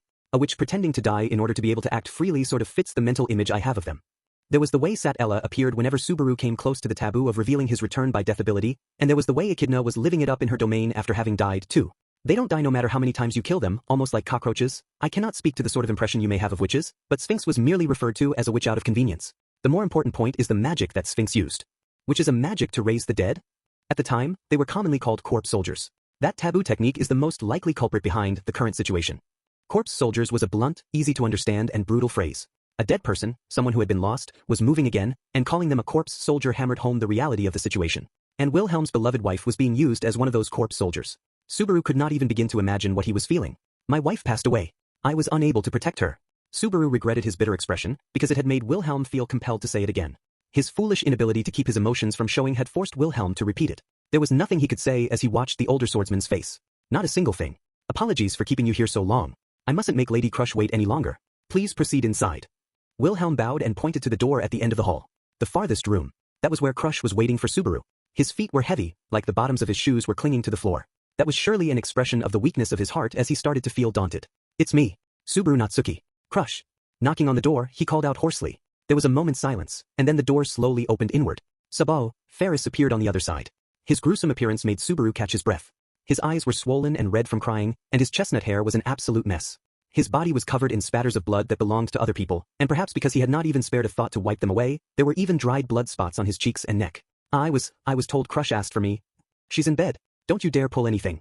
His voice was strained, a hint of hatred seeping into the warning. But the hatred was not directed at Subaru. It was an all-encompassing hate. What was consuming Ferris was an aimless rage, a hatred of everything in the world. Taking a deep breath, Subaru continued inside behind Ferris. The room was not very large. Originally it had been a break room and it was divided into several little spaces with beds for naps. And Crush was in the one farthest to the back. The woman lying on the simple bed noticed Subaru. Sir Subaru? Her lips moved, calling his name. In trying to respond, Subaru felt his throat clench. Steeling himself and feigning calm, responding in such a way as to keep her from worrying, he could not even do something as simple as that. Apologies for my unsightly appearance. No. That's not it at all. Seeing Subaru stiffen, Crush apologized weakly, but Subaru desperately spoke up, trying to smooth things over, flustered by her pained demeanor. She had been afflicted by a horrific black curse after having been bathed in Capella's blood. Her neck, arms, legs, huge swathes of her skin, were covered in a mottled black pattern. It was not hard to imagine that it was the same for the skin that was not showing as well. The network of black veins spreading across her body pulsed unnaturally, like a venomous snake constricting itself around her slender body. The hideous curse was an insult to her hale, unblemished skin. And of course the affliction did not stop at her neck.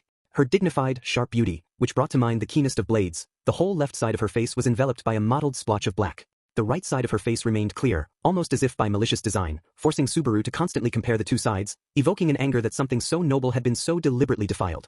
Her left eye was covered by an eye patch, and he was hesitant to even imagine what the eye underneath looked like. He could understand why everyone had so adamantly insisted on his not seeing Crush in her current state. The sheer difference between how badly they had been affected, it was just too cruel. Is this really the same dragon's blood curse as I have? If so, then what could possibly explain the cruel difference between their conditions? The same black pattern was covering his right leg, but beyond the appearance, there had been no effect on his leg at all. It did not hurt and nothing about it felt off. But it was clearly different for Crush. Her pained wheezing, the way she trembled every time the network of vessels pulsed as if she were experiencing tremendous pain. Ferris. He turned to Ferris, one of the best healers in all the kingdom, to ask if he could do anything, but that did nothing more than rub salt in the wound as Ferris bit his lips at his own powerlessness. He dug his nails into his arms as he looked down. He regretted his powerlessness more than anyone else ever could. Given what he knew about their relationship, Subaru could be sure that Ferris had tried every possible method to help her, far more things than Subaru could begin to imagine. Crush. Why? Why had she called for him when she was clearly suffering so much? He doubted she could do anything. Was there something she wanted to say? Did she want vengeance against Lust for doing that to her? To curse Subaru? He placed his ear close to Crush's lips as she wheezed painfully, not wanting to miss anything she might say. Thank goodness you are safe. I heard you were exposed to the blood, like I was. She seemed relieved. There was a gentleness to her voice. The next moment, Subaru realized what he had really been feeling and almost wanted to die from anger at his own pettiness. He had been thinking that it would be so much easier if she just blamed him. Because of that, he had looked down on her noble spirit and doubted her virtue. She had simply been worried for him, worried that he was suffering the same excruciating pain that she was. I'm sorry. I'm so sorry. For doubting her, for her having to suffer like that, for being unable to do anything to relieve her pain, it all melded together into one great ball of remorse. He instinctively reached out, taking Crush's limp hand. Her hand was covered by the mottled blackness. It looked distorted and was slick to the touch, which only emphasized the terrible state she was in. But, for a moment, an intense pain coursed through his veins, like he had grabbed a red-hot iron. Pain shot through his hand, and he reflexively let go of Crush's hand and looked at his own. His hand, which should have been normal, now had the same black pattern. Let me see your hand. Ferris took his hand, examining it as he stared in shock. The light of healing magic enveloped the dark veins, but there was no trace of pain nor sign of the black affliction fading. But Subaru realized what had happened instead. Ferris. Crush's hand. What? Spinning around, Ferris widened his yellow eyes. The reason for his shock was Crush's right hand, the one that Subaru had held. The swollen blackness on her right hand had faded ever so slightly. Did it shift to my body from hers? There didn't seem to be any other way to explain the way their bodies had reacted. The stark difference in what their hands looked like now was proof. The curse afflicting Crush's body had shifted to Subaru. But nothing happened to me. I touched her countless times while caring for her. See? It isn't moving. Hearing Subaru's hypothesis, Ferris touched the black flesh and tearfully shook his head. He was overwhelmed with anguish not by the possibility of a treatment, but at his own inability to do anything. The stark reality before him, his own inability to save his master, was just a never-ending series of difficult-to-bear blows. Even though I can't help her, move aside, Ferris. I need to test this. He felt bad for Ferris and the shock he must have been feeling, but verifying what was happening took precedence. Setting Ferris aside, Subaru faced Crush again. She looked confused at what was happening as she looked up at him, her right eye tearing up. Subaru held out his hand, touching her cheek so that his hand covered her left eye, the one masked by an eye patch. Jijgawa. Immediately after, it felt like his brain was being seared and magma was flowing through his veins. The curse afflicting Crush's body traveled through his fingers, seemingly burning, melting, and bursting his nerves as they went. Was this what Crush was feeling with every moment that passed? She had been bearing something like that and even still had been worried about him? In that case, he would, Before realizing it, Subaru fell back to the floor, his mouth puckering and sputtering like that of a fish out of water. Beside him, Ferris, who was watching Crush. Had it had at least a little effect? Crush's right eye was blinking in shock. The sign of the curse, the black pattern running across her left cheek, had faded somewhat. Seeing that, Subaru knew he had gotten some response. Lifting himself heavily, he prepared to try again. If it could change that much from one time, then if he repeated the action enough, she could be saved. You mustn't, Sir Subaru. Have you not noticed? What? But it was Crush herself who stopped him. Her amber eyes were focused on his outstretched hand. Following her gaze, he noticed what she was seeing and belatedly understood what she was saying. His right arm was covered by swollen black masses just like his right leg. That part was fine. He had successfully taken the curse from Crush. That change was exactly what he wanted. That alone would not shake his resolve. But the amount of curse he had gained was also clearly not commensurate with the amount that had been taken from her. He had just lessened the curse on her left hand and part of her face, but his right arm from his elbow down to the back of his hand was covered in the black mass. It was not a 1-to-1 exchange. It was 1 to 10, maybe even more. That's not enough to stop me. The instant he absorbed it, it hurt. But once it was inside him, it showed no sign of hurting or eating away at him. Unlike Crush's, his pain only lasted for an instant. And there was no question which of the two of them was better suited to bearing the hideousness of the curse. If it would save Crush, then he could put up with parts of his body getting hideous-looking welts. You mustn't, Sir Subaru. I cannot accept that. Don't be stupid. I'm fine with a little bit of pain. This is way better than getting an impulsive tattoo, anyway. So, there is no guarantee it will remain that way. If the both of us are unable to fight, that would be fatal given the current situation. Crush was worried more about the people of the city than about her own fate. That was a logical point, but Subaru didn't think everything could be decided so logically. Ferris, stop Sir Subaru, Lady Crush, please. Right now, the people need him more than they need me. Ferris hesitated precisely because Crush was absolutely the most important thing to him in the entire world. And no one could blame him for that hesitation and doubt. No one in the room was wrong. But merely not being wrong did not make them right. Do not be swept away in a burst of emotion. Please, Sir Subaru, I understand what you're trying to say, Crush, but you said it, did you not? Just leave everything else to me. His desire to prioritize the ones closest to him was broken by Crush's plea. The words she chose, the strength with which she spoke, had he really said that himself? And having heard him say that, Crush was now telling him to follow through, to keep his word? Say it to me too, please. Leave everything else to me.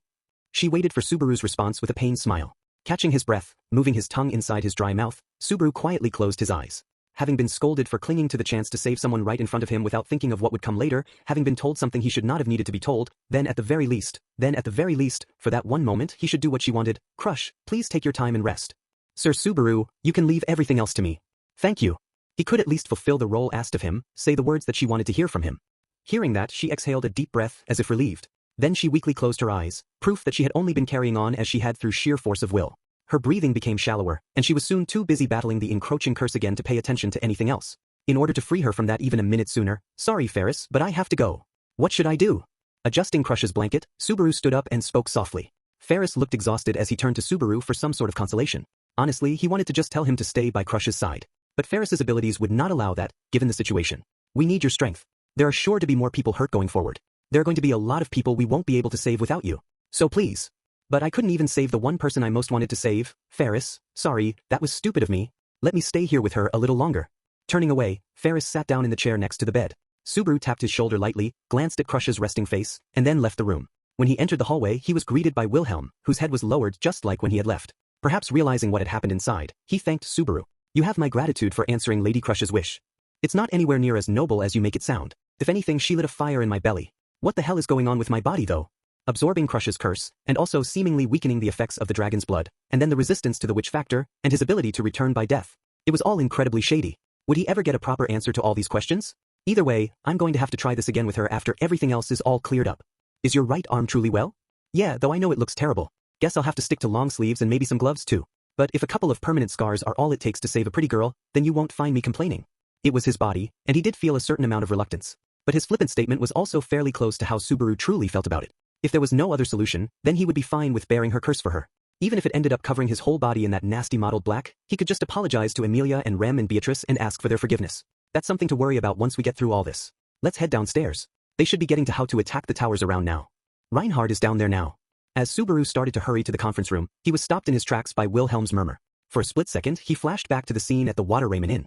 The reconciliation between grandfather and grandson, and the way it had been ruined and their chance at reconciliation stopped in its tracks. Please do not misunderstand, Sir Subaru. However, Wilhelm shook his head, allaying Subaru's fears. I do not feel any resistance to fighting together with Reinhard. But I have one request for you. A request? Could I ask you not to reveal the identity of the corpse soldiers to Reinhard?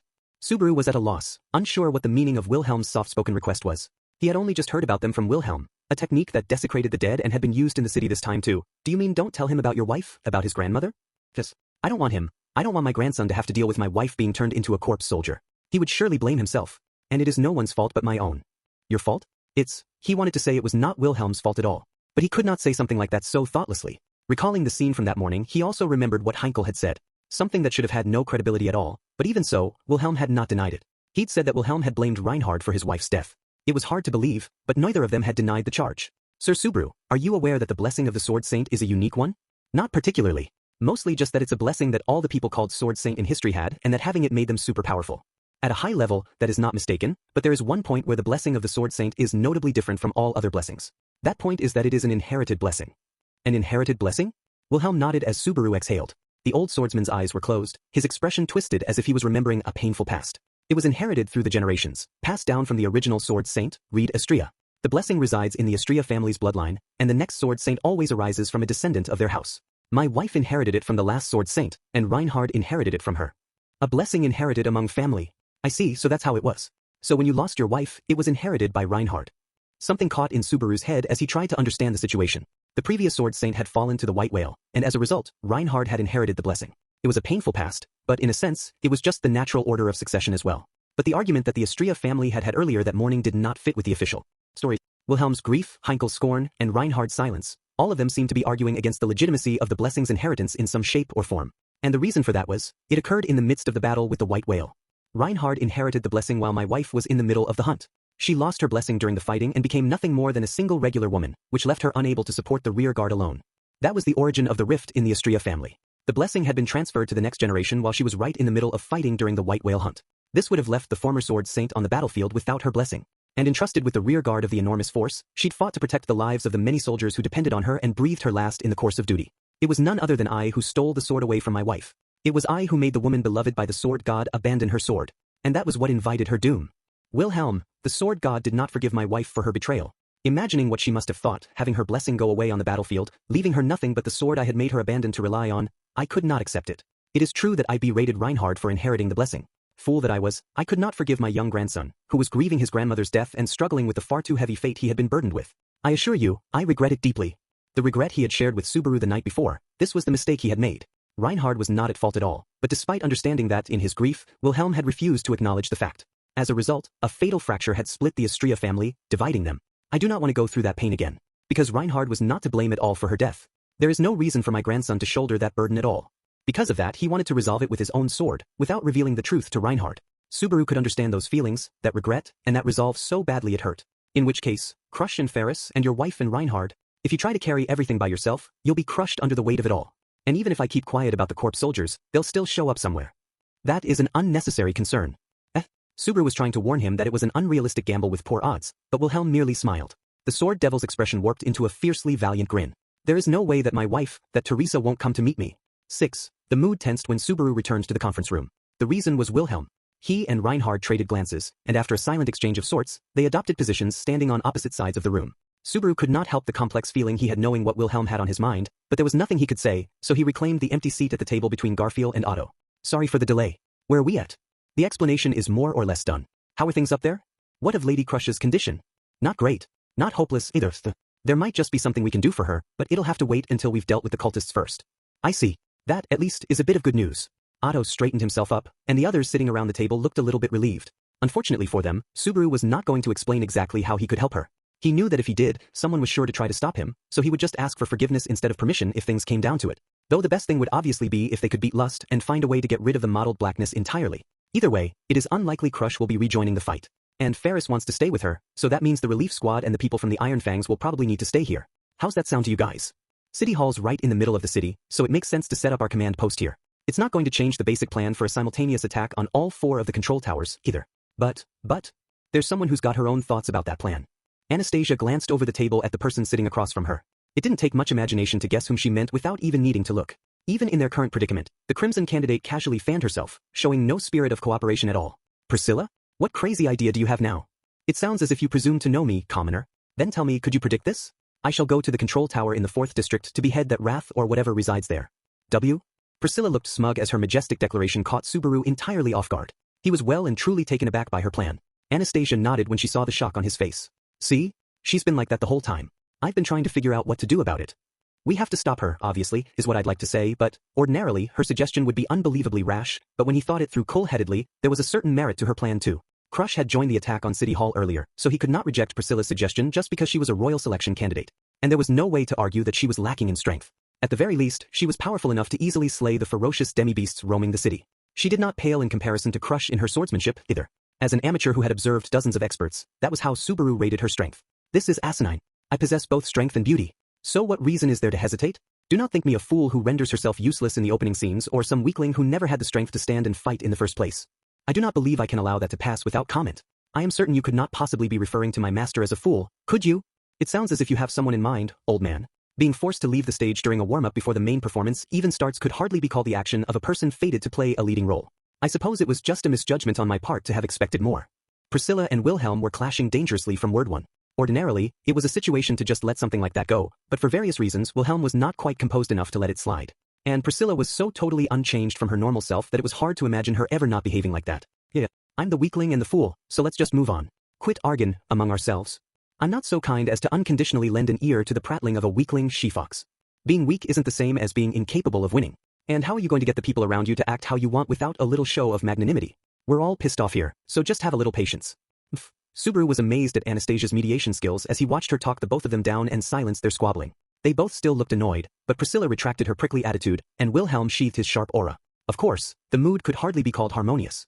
Given the situation, they had to prioritize moving the conversation forward regardless of how some people felt about one another. Then, would that mean Sir Al will be accompanying you to slay the Archbishop of Wrath? Spare me your nonsense. Bringing that jester would only darken my glorious procession. And obviously I will be leaving Schult here as well. He is only with me to be a pet. In that case, were you perhaps actually intending to go there by yourself? Julius pressed in a sharp tone, as if to say there was no way that could be acceptable. Yeah, princess, Al responded, agreeing with Julius. Even you can't just declare you'll be fine alone. At the very least, take the sword saint with you, don't go giving away our strongest trump card with a cheap, at the very least. And you, do you actually have some plan that makes you think you can win? Of course. And in the first place, don't jump to conclusions. I never said I would be going alone. The diva there and I shall hunt the Archbishop of Wrath together. Priscilla snapped her fan closed and pointed it at the corner of the room. The diva, Liliana, was sitting cross-legged on the ground there, dozing off with her lyre in her arms. She snapped back to reality at suddenly being called on stage. Her jaw dropped as she responded. Why you chose me? And for what reason would you suddenly do that? Commoner, there was no lie in the previous conversation, correct? That irksome chaotic presence proliferating throughout the city was something evoked by the Archbishop of Wrath's impudent authority? Why yeah, there's no mistaking it. Remembering how the residents in the shelter had been set free by Liliana's singing, Subaru inhaled sharply. He had considered using Liliana's music to counter Wrath's authority as well, but the problems were the danger of bringing her to a battlefield and her reluctance to use her singing as essentially a weapon, a tool to counter that authority. Can you explain, Subaru? What is the connection between Miss Liliana and the Archbishop of Wrath? Asked Anastasia. You heard about how Wrath's authority works, right? It creates a resonance between the hearts and minds of the city's residents, which has been causing unrest and panic to spread unchecked. We use the broadcast to amplify and spread courage, but Liliana's singing can do the same thing. Honestly, it can probably do an even better job. After all, they only had to hear Liliana singing. There was no need for the tightrope walk that Subaru had carefully navigated after carefully choosing his words and mustering what little courage he had to offer. Her music was the real deal. Just her singing could captivate people's hearts, and experiencing that pure passion firsthand was enough to free people's hearts from Sirius's authority. How much did your singing move the masses' hearts when we were going around between the shelters before? You need only do the same again. Merely steal away the hearts of the vulgar masses. What a violent logic. But I only encouraged people with my singing. I don't have any confidence at all that I can meet such a weighty expectation. I see. So then you do not have faith that the music you have inherited from your forebears in eras long past will succeed. The way Priscilla sniffed expressed such disdain that it caused Liliana's eyes to change instantly. She had been trying to beg out of the fight with a servile, polite smile, but her expression suddenly turned serious. What do you mean by that? It should not require deep thought to understand. Those are the songs you have so devoutly continued singing, and yet in the moment when people's hearts are crying out for salvation, you shrink back and fall silent? I have no need for such a craven, whipped dog. At least a wild mutt still howls freely. Hark, a eulogy for a whipped dog. Yeah, you said it. There are some things you just shouldn't say. Fine. I'll do it. I'll let you hear it. If I remained silent now, I would lose everything. If I hesitated now, Mr. Kiritaka would spin in his grave. Priscilla's tremendous instigation brought on a terrific explosion from Liliana. Her face was bright red as she fired back, plucking the lyre's strings at high speed. I was of a mood to sing a requiem for the fallen Kiritaka, but nay. A scramble to steal away hearts? I say let them come. The songs that I have inherited would never lose to some mysterious ability no one has ever heard of, because the power of music is even more mysterious. In a fit of excitement, Liliana leaped atop the round table and played her lyre while lying down. Flustered by her performance, Otto and Schult quickly pulled her back down to the floor. Subaru ignored Liliana, who was starting to compose a rock ballad in the corner of the room, as he looked Priscilla in the eye. I know full well that both her singing voice and her stupidity are on the level of national treasures. And I also agree she could be a perfect counter for Wrath's ability. But there's no proof it will work as planned either. I would never embark on a fight where I had any chance of losing. The very logic of this world proceeds only in the manner that is most convenient to me. And there is no one who values her singing more highly than I. I shan't allow her to suffer a single scratch above her shoulders. Singing starts with the diaphragm, so I'm pretty sure it won't mean much if there's anything missing from her waist up. Priscilla was showing no sign of yielding, but Subaru wanted one final nudge. If there was at least some proof they could point to that Liliana's singing would work against Sirius, then, hey, Reinhard, by any chance, do you have some kind of ability to see the power that people have, right? Blessings? Do you have some kind of ability to see blessings or something? There is a divine protection called the blessing of judgment that allows one to know people's blessings. I see. If she truly does bear a songstress blessing, then that could serve as evidence to accept Lady Priscilla's contention. Reinhard rested his hand on his chin in thought.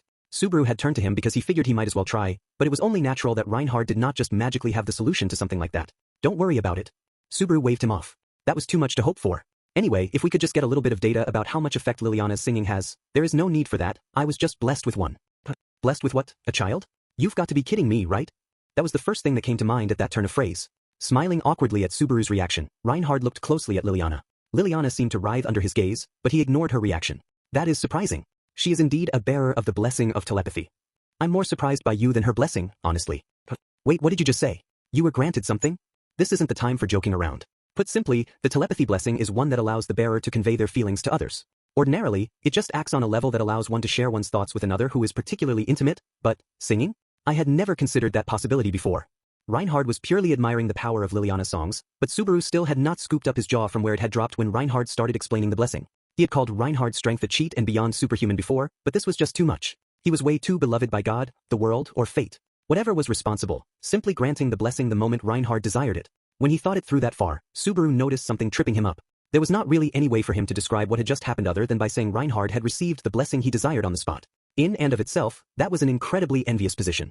But it also felt like something was tremendously wrong about it in a way that he couldn't quite place. Either way though, nay. Please entrust this task to me. I shall surely follow through. Have no fear. I shall do nothing but sing. Nothing but sing. Just singing, right? There's nothing else, right? Right, Lady Priscilla? Where'd that concern come from all of a sudden? Anyway, for now I suppose we can leave the Archbishop of Wrath to Priscilla and Liliana? And we've got Reinhard's seal of approval that she should be able to counter Wrath's authority.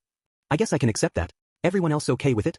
Ignoring Liliana, whose face was blinking back and forth between stop and go, Subaru checked around the table, with Anastasia responding for the group. There was still some reservation on everyone else's face, but they all seemed ready to accept it on a theoretical level. The only one who looked entirely at ease was Priscilla herself. How absurd. I'm the one whose life is being staked on this diva's voice. Do you really believe I would risk my fate on something I did not trust completely? Her singing is worthy of that much. When she put it that way, Subaru really didn't have anything else he could say. It was true after all. Priscilla was the one who had seen the potential in Liliana, and she was the one who would be fighting Sirius while entrusting her fate to that potential. There was no mistaking that she was heroic in her own right and excelled in ingenuity and prudence despite how she spoke and behaved. Still, though, I want to do whatever I can to reduce the risks. Why? It would never happen, even hypothetically, but were I to die it would only benefit your master. Her greatest obstacle would disappear without any effort on her part. Shouldn't you welcome that? Don't you dare assume that. Subaru immediately shot down Priscilla's intimation with a cold look. Trying to win by increasing the odds of another candidate's dying in order to boost Amelia's chances would be the lowest of the low. He didn't want anyone to die. And he would certainly not welcome that result if it truly did come to pass. You got what you wanted, right, princess? Let's just let it be now. Princess? It's nothing, I was just caught unawares by a thought I had not considered. What? Are you sulking? How cute for such a hulking man. It's not that at all. Looking away, Al propped his head up on his arm as if it was no concern of his. Priscilla harumphed and leaned back in her seat, done speaking. Finally the discussion could move on to the next topic. After several twists and turns, as for the other groupings, I have a suggestion. The first district, where lust is waiting, the one we all have a bone to pick with, that is probably where the enemy's greatest concentration of forces will be. The Archbishop as well as 2 cultists. And possibly a slew of demi-beasts too. You suspect that they are all Lust's personal forces?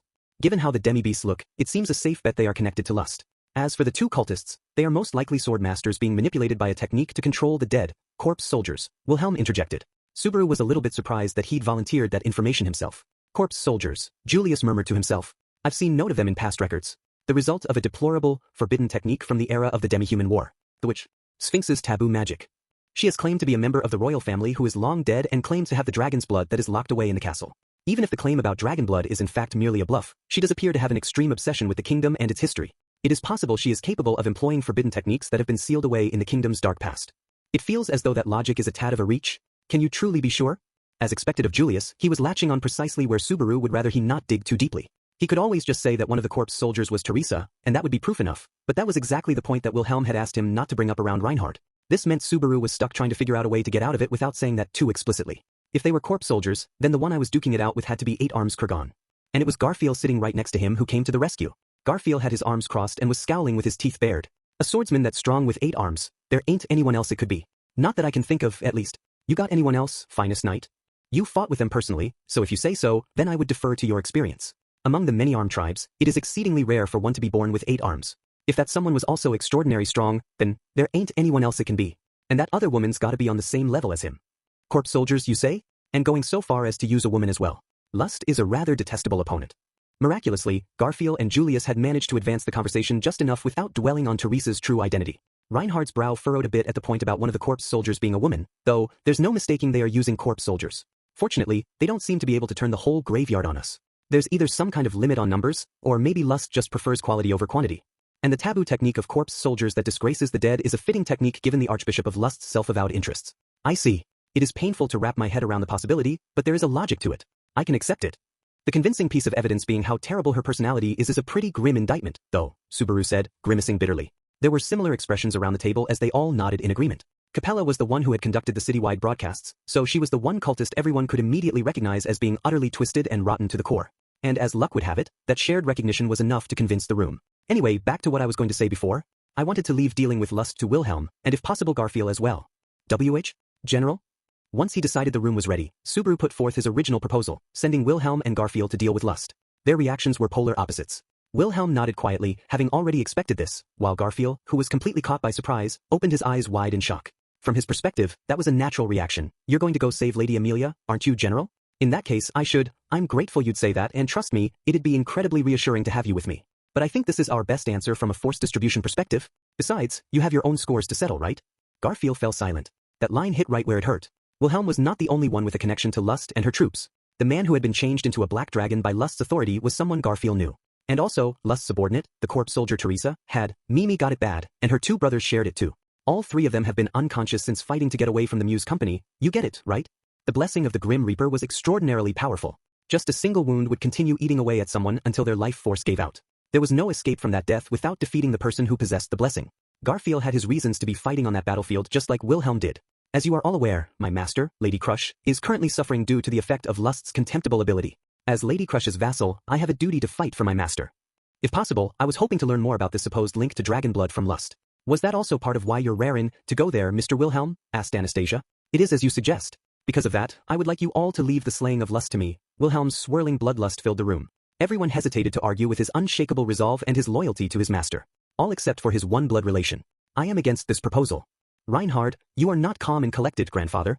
I can understand your hostility toward the Archbishop who so grievously harmed Lady Crush, of course. However, that anger will only cloud your sword strikes. You would argue that I cannot adequately serve Lady Crush while insufficiently calm?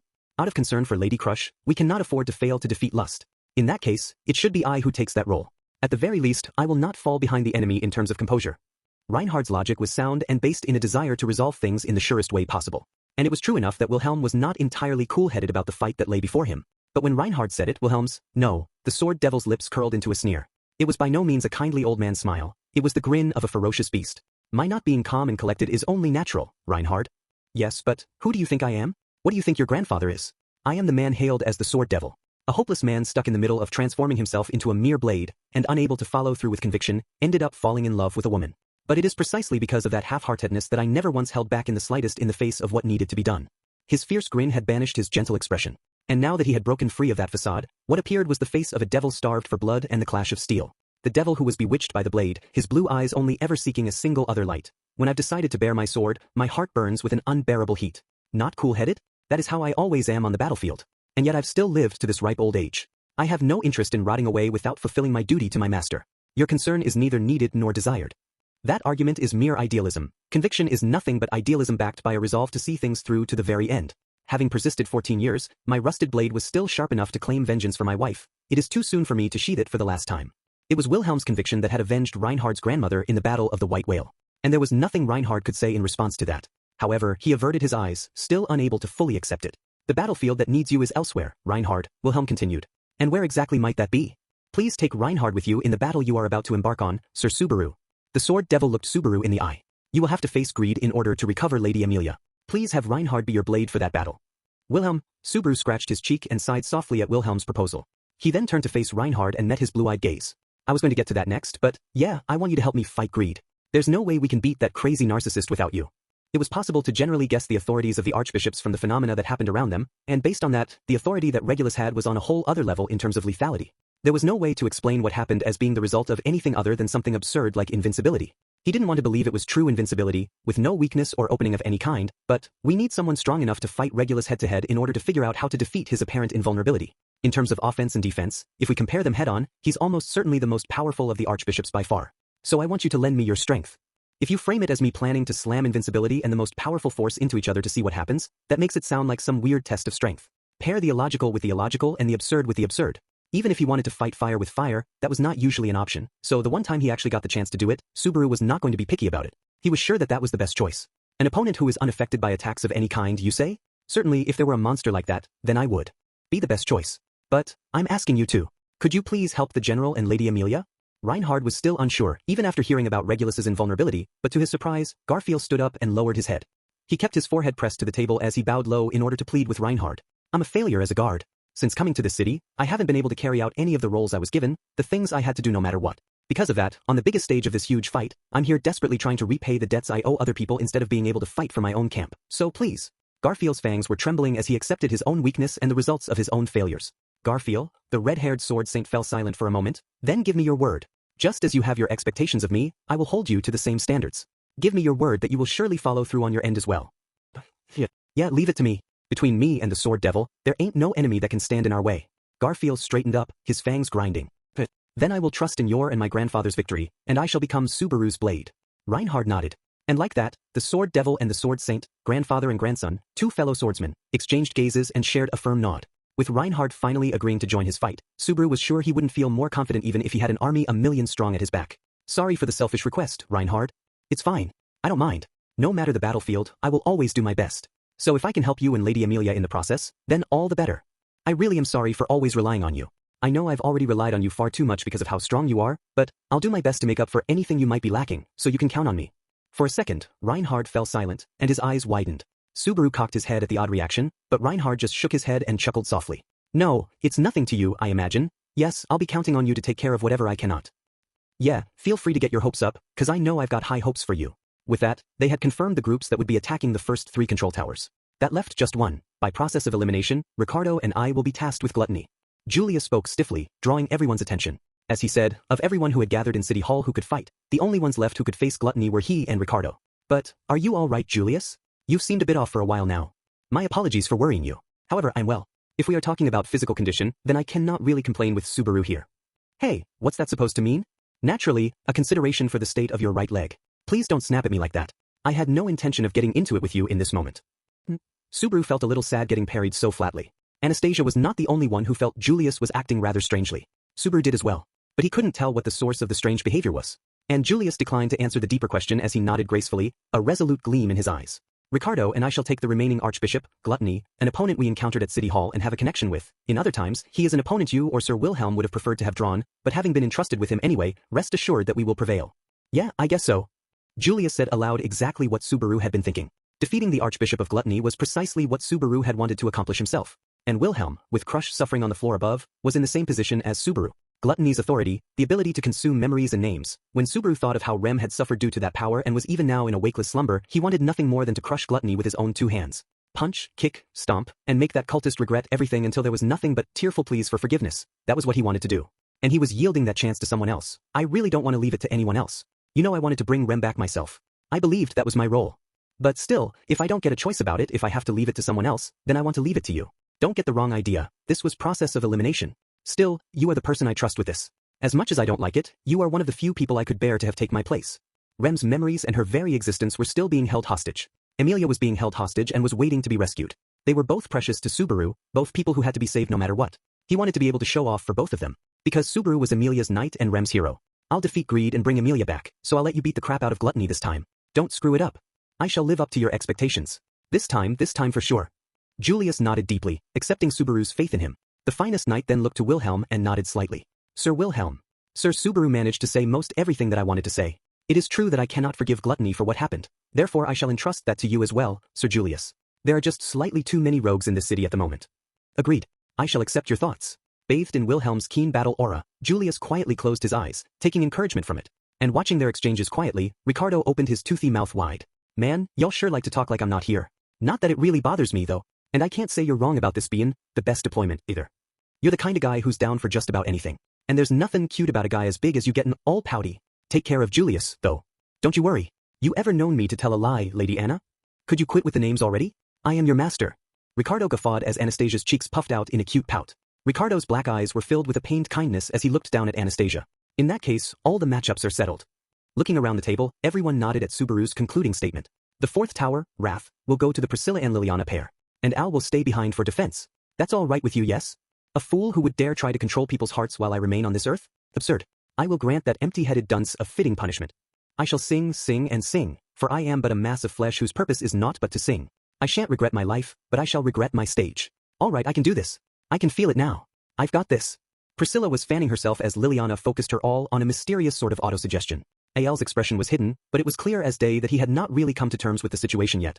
And it was just as clear that Priscilla had no intention of paying his discomfort any heed. There were still a lot of questions about how their pair was going to work, but they were the ones most confident of success. Next is the first district, Garfield and Wilhelm taking down Lust. Yeah, this is gonna be like Meseria's panorama. I'll grab it all with this fist of mine. Please leave it to us, we shall settle things with the corpse soldiers as well. They had a difficult battle ahead of them, but the two of them probably had the strongest spirits.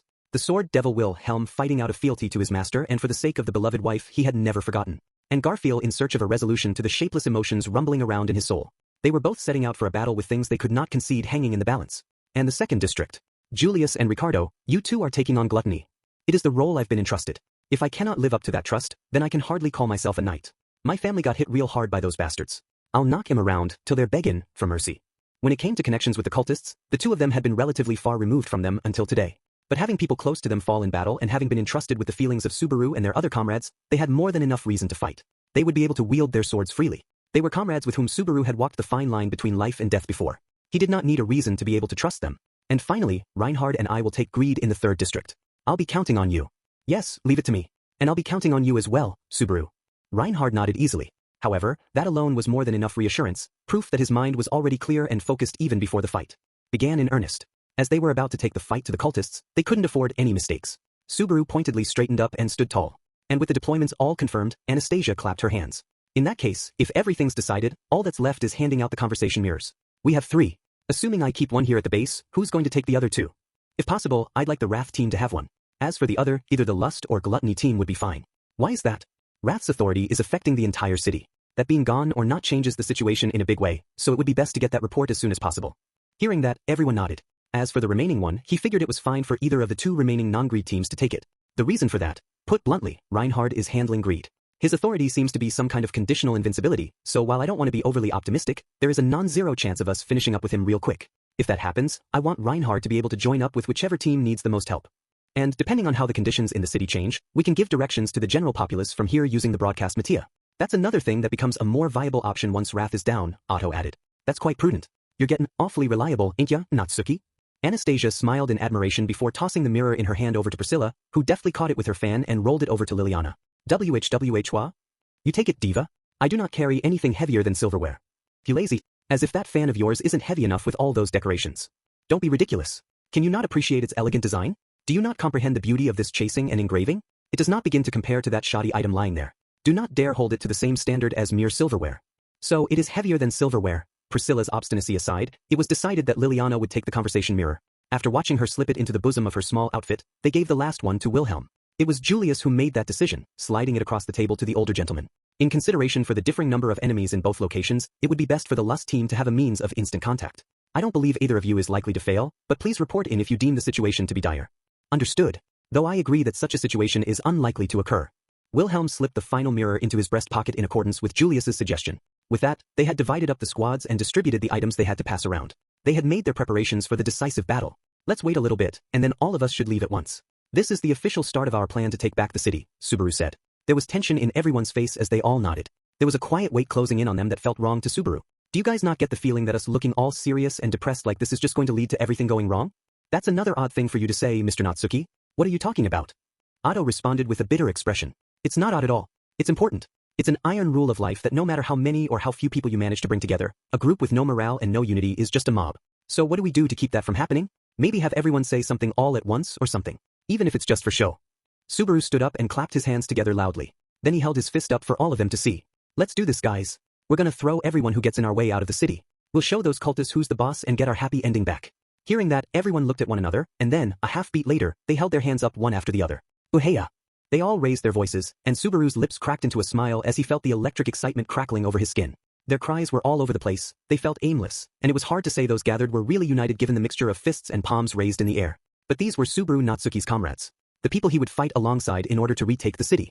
It was hard to come by a group as fine as they. They had been beaten up good, cornered badly enough that for a moment there it had looked like they were not going to be able to recover. But they had returned to fight. The final decisive battle for the Watergate City was beginning. We're gonna win this fight.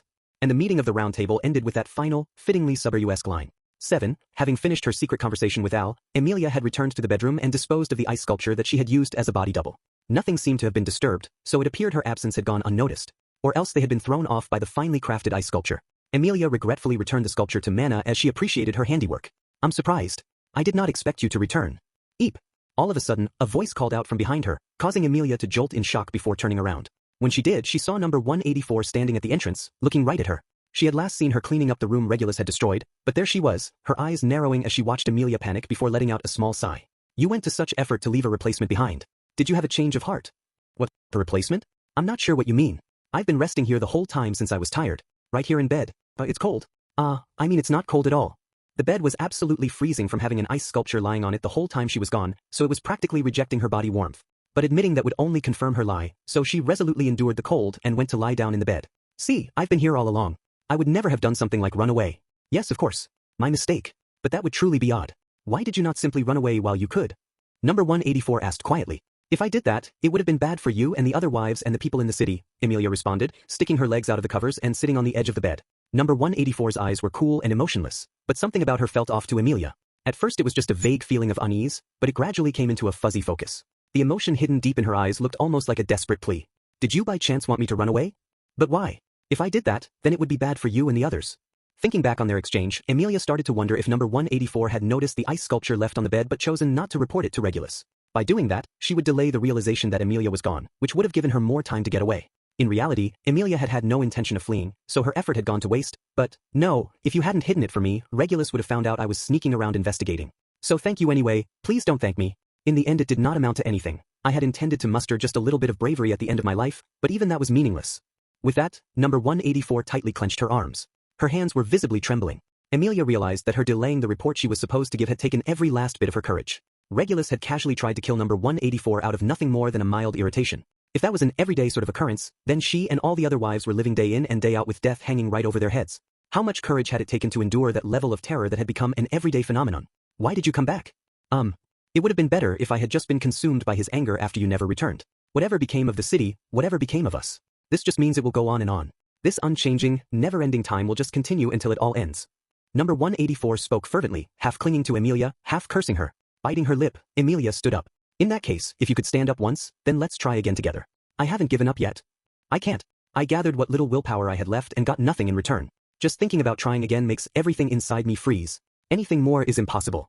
Number 184 shook her head desperately as Emilia watched, unable to say anything. Her eyes locked onto Emilia as she continued, the light in her eyes frozen, no, dead. You are free to decide that you will not give up. However, I will never have that choice ever again. And I'm sure the other women in this hell are the same. I was just a normal girl living in a small village in a mountain valley with my family. In order to marry me, he eradicated my mother and father, my siblings, my neighbors, and all the villagers who merely knew my name and face. All his wives have experienced similar fates. Her eyes dead and dull the whole while, number 184 spoke of what had happened when Regulus demanded her hand in marriage. It was a horrific, almost unbelievable story, but the only ones who could laugh it off as a joke would be those fortunate enough not to know Regulus. He was more than capable of committing such heinous acts. That was unmistakably something he would do. He had created a paradise of his own making, served by the wives he had forcibly wedded. Regulus said there were 291, yes. And 238 have already passed away, leaving only the 53 here in this city. Those wives who passed away, do you really need me to spell it out? Her hoarse response scoffed at Emilia's question. No, it was more self-deprecating than that. Number 184 was exhausted with existing and with the curse that had consumed their lives. She had reached the present day at the cost of her very will to resist. And after trudging her way through those terror-filled days, she'd stumbled upon evidence of Emilia, the one whom Regulus had chosen to be his new wife, running away. What had number 184 felt in that moment? Her statement that she would never have the will to resist again had surely been true in a far deeper sense than Emilia realized. Emilia had only just begun to scratch the surface of what it took to spend a life with Regulus, but for number 184, for all the women here, it was something that had already shaved away pieces of their very souls. Though it had not been intentional, Emilia realized just how important a thing she had shattered, and realizing that, she lost sight of what she could possibly say to number 184. Even if she said something baseless in the heat of the moment, it would never reach this woman. She frantically searched for the words, anything she could possibly say to reassure or bolster number 184. She was desperately searching, but she could not come up with anything. There didn't seem to be a right answer. No ideal or essential wisdom. No matter how she looked, she could not find the words to tell number 184 the thing she most wanted to convey.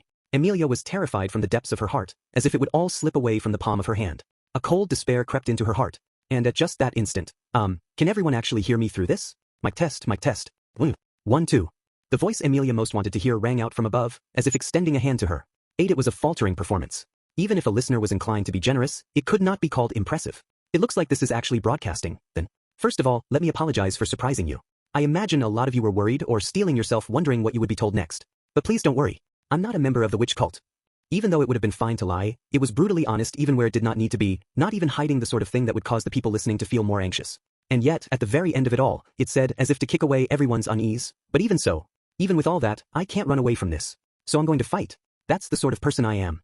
It was a shock and almost certainly exactly what Amelia wanted most in that moment. It was the thing that the people of the city most wanted in that moment. I want to believe. I'm weak. And pathetic. But I haven't given up yet. Please let me believe that I'm not the only weakling who doesn't know how to give up. It really is not fair at all. Trembling and meandering but obviously his best effort, it made anyone listening almost want to cry. It almost felt like the speaker's pulse could be heard through his voice, even though that was obviously impossible. It nearly brought tears to her eyes. Or am I really the only one? No, you're not. Am I the only one who can still keep going, who still wants to fight? No, I'm okay. I can keep going. I'm not, right? No, you're not. Absolutely, from the bottom of my heart, you're not alone. You can still fight, right? You won't let the weakness consume you, right? I can hear your voice, so I'm okay. It's fine. I'm not scared of anything. I am Subaru Natsuki, the spirit user who defeated the witch cult Archbishop of Sloth. Just hearing that alone was enough to blow away all the cold despair encroaching on Amelia's heart. Even though just a little while earlier it had felt like she had fallen into an inescapable dark abyss. Even though she had been unable to move forward or backward, cursing her own powerlessness. Just hearing that voice had relieved her. Had satisfied her. Because he had said it. Amelia's knight had said it. Just leave everything else to me. He had said to leave it to him. So no matter how dark things might seem, he would blow it all away. No matter how impossible or absurd, he would overcome all the odds. There was no doubt he would succeed. That was why, that voice just now, that was my knight. He's always really trying his best. The broadcast ended as suddenly as it had begun, leaving a stunned number 184 in turmoil. And standing before her, Amelia held her hand to her heart and smiled softly. Looking into Amelia's eyes, number 184 opened her own eyes wide, and she was at a loss for words. It was because of how Amelia looked as she spoke about her knight, but Amelia did not realize it. She then looked number 184 in the eye as she continued. I won't run. I won't disappear and leave you all here. Why? You shared your painful past with me, as well as what you're feeling now. But as scared as you must have been, you still tried to help me. Even if it was only once, even if she felt broken down and lost, she had fought back. She had conquered her fear even if only for an instant. So Amelia would do the same. She would do her best not to bend or break. I want you and everyone else to be able to find happiness. A wedding is a ceremony to bring happiness to two people who love each other very much. The bride has to be happy too. When she thought of marriage, she imagined a scene of blissful happiness between two people who adored each other. In the back of her mind, she saw the image of Fortuna and Guse. They had not been married, so they never became husband and wife, but that was what Amelia wished for them. For their sakes, Amelia dearly wanted them to have been able to be married. Their relationship, the way they loved each other, that was surely what a proper marriage should be like. I know people who loved each other but weren't able to get married. And to this day, it makes my heart hurt to think of them. That was why, I can't stand the idea of a marriage that isn't happy. I don't want that sort of relationship for anyone. Just thinking of it made her stomach roil. She hated the very idea of it. Amelia fundamentally refused to give in to something like that, so she would not give up on the city or on number 184 or any of the women here. She would carry them all in her own hands. And if that was not enough, she would borrow someone else's hands, too, someone like her knight. Teach, that is a lovely thought, but, as I said before, if there were anything to be done, it would be for you to escape alone. Alone? No, that isn't what we should do at all. Amelia shook her head, gently rejecting number 184's statement. Number 184 had revealed she was alone in the world, with no one left to turn to, but that wasn't true. Not any longer. It was none other than Amelia's knight who had revealed that when his voice could be heard all throughout the city. But she had no intention of just leaving everything to him. I was never alone. That was dangerous. I almost forgot that. What are you planning? Even though she was insistent that it was none of her concern, number 184 was still asking what Amelia's plan was. Seeing her riled emotions, her frozen emotions stirring into life, Amelia could not help an odd feeling that that was the same sort of thing Subaru saw. To number 184's shock, her response was, we're going to hold a wedding ceremony. Chapter 5. The person I one day fall in love with. 1. The preparations for the ceremony in the chapel continued apace as planned. Fortunately, Regulus's irritation had not exploded in the chapel, and the austere, dignified building was still standing. The gleaming decorations for the ceremony were safely in place. Having decided to face the wedding ceremony, Amelia was in the wardrobe room getting her hair styled to look the part of a bride by number 184 and a couple of Regulus's other wives. It had been a long time since she'd had her hair set in a style this complex. Puck used to tweak her hair every morning, but she had neglected it ever since he had vanished. She mostly went without doing anything complicated to her hair, excepting the rare occasions when Anne Rose did something fancy for her. Her long silver hair was braided and carefully done up. Her outfit was adorned with accessories to accentuate the beautiful, pure white of her dress without verging on ostentation. With that, Emilia's bridal makeover was complete. Seeing herself in the mirror, she was amazed by their skill. It was quite different from her usual appearance. She mostly just kept things simple and tied her hair back without much effort unless Subaru was helping out that day, and she usually made a point of not wearing accessories in order to be able to move more freely, but her current hairstyle and accessories were solely focused on enhancing her ladylike allure. It feels like this is all just wasted on me, though. The women who had helped her change all sighed heavily at that. Just like number 184, they had all said nothing more than the bare minimum necessary while helping her change. Feeling inadequate when she heard their heavy sighs, Emilia straightened her back. Her silver hair shimmered like moonlight streaming against her slender back. "Let's go. Be careful to not upset our husband," a tall, red-haired woman said before taking the lead, with Emilia following behind her. Number 184, who had been ordered to accompany the procession, was helping carry the train of her dress. She intentionally kept her expression motionless, but there was a faint unease in her eyes. As the only person who had heard Emilia declare she would face the ceremony in her own way, she had especially turbulent emotions. She had no idea at all what Emilia had in mind for the coming ceremony, but she had apparently chosen not to mention her unease to Regulus.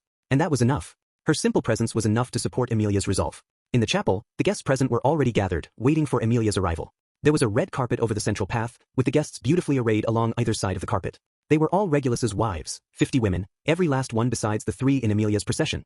And waiting in front of the altar at the end of the carpeted aisle was Regulus, standing calmly in a white tuxedo. The red-haired woman led Emilia directly to him.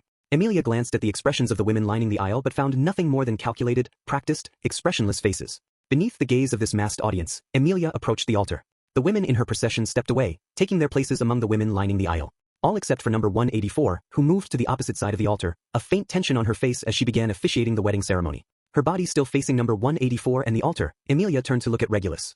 "I'm surprised. The previous dress was magnificent, but this wedding gown is truly unmatched. My eyes were not mistaken when I first saw you. We really are the most fitting pair in the world." Regulus nodded to himself, satisfied with Emilia's appearance. He brushed back his white hair. "Still, seeing this, I can see I was right to leave the seat of number 79 open. I had a feeling that there would someday be someone worthy to take it. And the confidence and decisiveness to trust in that decision and follow through are quite amazing, if I do say so myself. Believing in yourself through thick and thin is not something just anyone can do. About that number, why was there an open seat?" Now that she had entered the chapel and was standing before the altar, the first words out of Emilia's mouth were a question. Her question clashed heavily with the mood of the ceremony and didn't compliment Regulus or his self-satisfied, flowery rhetoric. But the question didn't dampen his mood. He merely cocked his head. But previously, there was another woman I set eyes upon who I thought would be fitting for that number. Unfortunately, before we could be wed, I judged her to be unsuitable. But when it came to the most important point of appearance, she was incredibly close to my ideal. I left the seat unfilled in order to remember her, out of a sense of lingering attachment, I suppose, but thanks to that, I was able to meet you. Truly, ours was a fated encounter. Before, as Regulus spoke of fate, Emilia was hung up on another part of what he'd said, something that felt very off.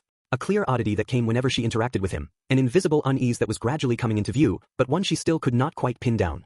And as she was thinking that, Regulus adjusted the collar of his matching tuxedo. "Well then, shall we exchange our vows? Unfortunately, we will have to settle for a shortened ceremony without official witnesses, but you don't mind, do you? Such an important ceremony is not for fussing over details but for cementing our binding love. Fretting over appearances only to neglect the substance of it all is truly nonsensical, and yet, it is a rather trite and common mistake. Naturally, I would never stoop to such folly." Number 184 began her preparations behind the altar as Regulus's torrent continued unabated. Number 184 performed the preparations that the officiant was normally supposed to take care of with a practiced ease that indicated this was not the first of Regulus's weddings that she had presided over. Obsessing over appearances and losing sight of the point is just absurd. Form over substance? It's all the more unsightly because people like that don't even realize that everyone is laughing at them behind their back. Though I suppose that by living in ignorance, they are happier for it. Regulus did not even pay any attention to number 184 and her sadly practiced ease. She seemed something like the leader of the wives. And from the fact that Regulus had tried to kill her on a whim, it was clear that he did not view his wives as actual people. It was a little late to be reaching that conclusion there, but she simply couldn't forgive his revolting behavior. "Hey Regulus. There are a few things I would like to tell you before the ceremony." Because of that, she had a declaration for him while she was standing there, face to face with him. Number 184's face tensed at that. There was a slight wave of unease spreading among the wives lining the pews as well. "That's true. Once we've exchanged vows, we are man and wife. There are things that can only be discussed before that." But unexpectedly, Regulus responded with an approving nod. "In fact, I also have something I should disclose about our upcoming married life. It could wait until after the ceremony, but it is important to be mentally prepared when embarking on something this important.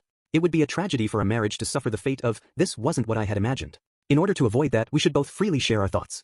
As future husband and wife and as individuals. Right? Yes, exactly. It's really important since we are individuals." "That's fantastic. It seems like we can truly understand each other." Then I have insisted on a few promises from my other wives, so I suppose I should start there. Don't worry, the promises are the same for everyone, so it isn't anything too demanding. If anything, you could even say they are almost natural for a wife. Regulus shrugged humorously as he held up a finger. The first is, once we have exchanged vows, you are forbidden to smile. Ah. Emilia furrowed her brow, clearly failing to understand the point of his demand. Still holding his finger up, Regulus slowly shook his head. You see, I like your face. Truly I love it. I choose my wives based on their faces. A beautiful, sweet, and alluring face is a requirement for my wives. Every last one of the 291 wives I've wed has had a beautiful face. And your face is lovely as well. That is why I chose to make you my wife. Do you understand? This is something I've thought about for a long time, but there are many people in this world who simply do as they please. Far more than you would imagine. It is common to hear tales of lovers or married couples whose love has faded. No. They presumably loved each other at some point, and yet when they actually began living together, various areas where they were incompatible were revealed. Food preferences, habits, hobbies, schedules. There is a truly large number of people who are trash and offer up selfish excuses for falling out of love with someone they supposedly loved once. From the depths of my heart, those people are utterly worthless.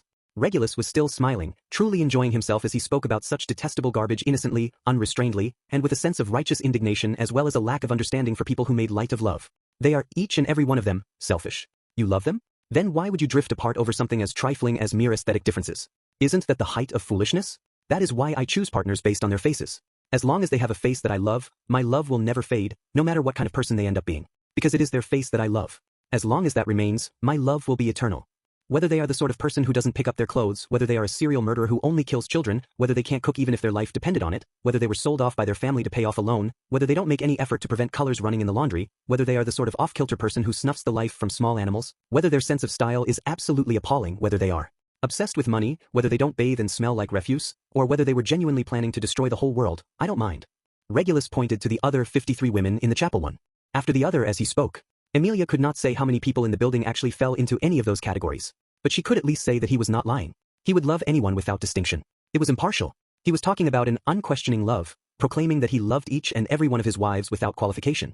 But Emilia could not see the connection between that treatise on love and the requirement he was asking of her. What is the correlation between that and not smiling though? It's simple. There are people whose normal expression is cute and beautiful, and yet when they smile, they become ugly, aren't there?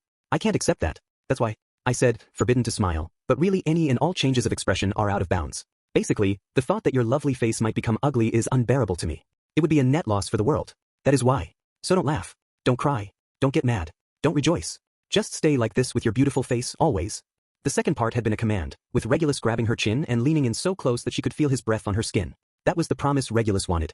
Though it could hardly be called a promise, since it was clear as day what would happen to anyone who disobeyed. But if it had simply been a command or a demand of obedience, then at least it would not have a hollow ring to it. You said you wouldn't fall out of love with someone as long as you liked their face.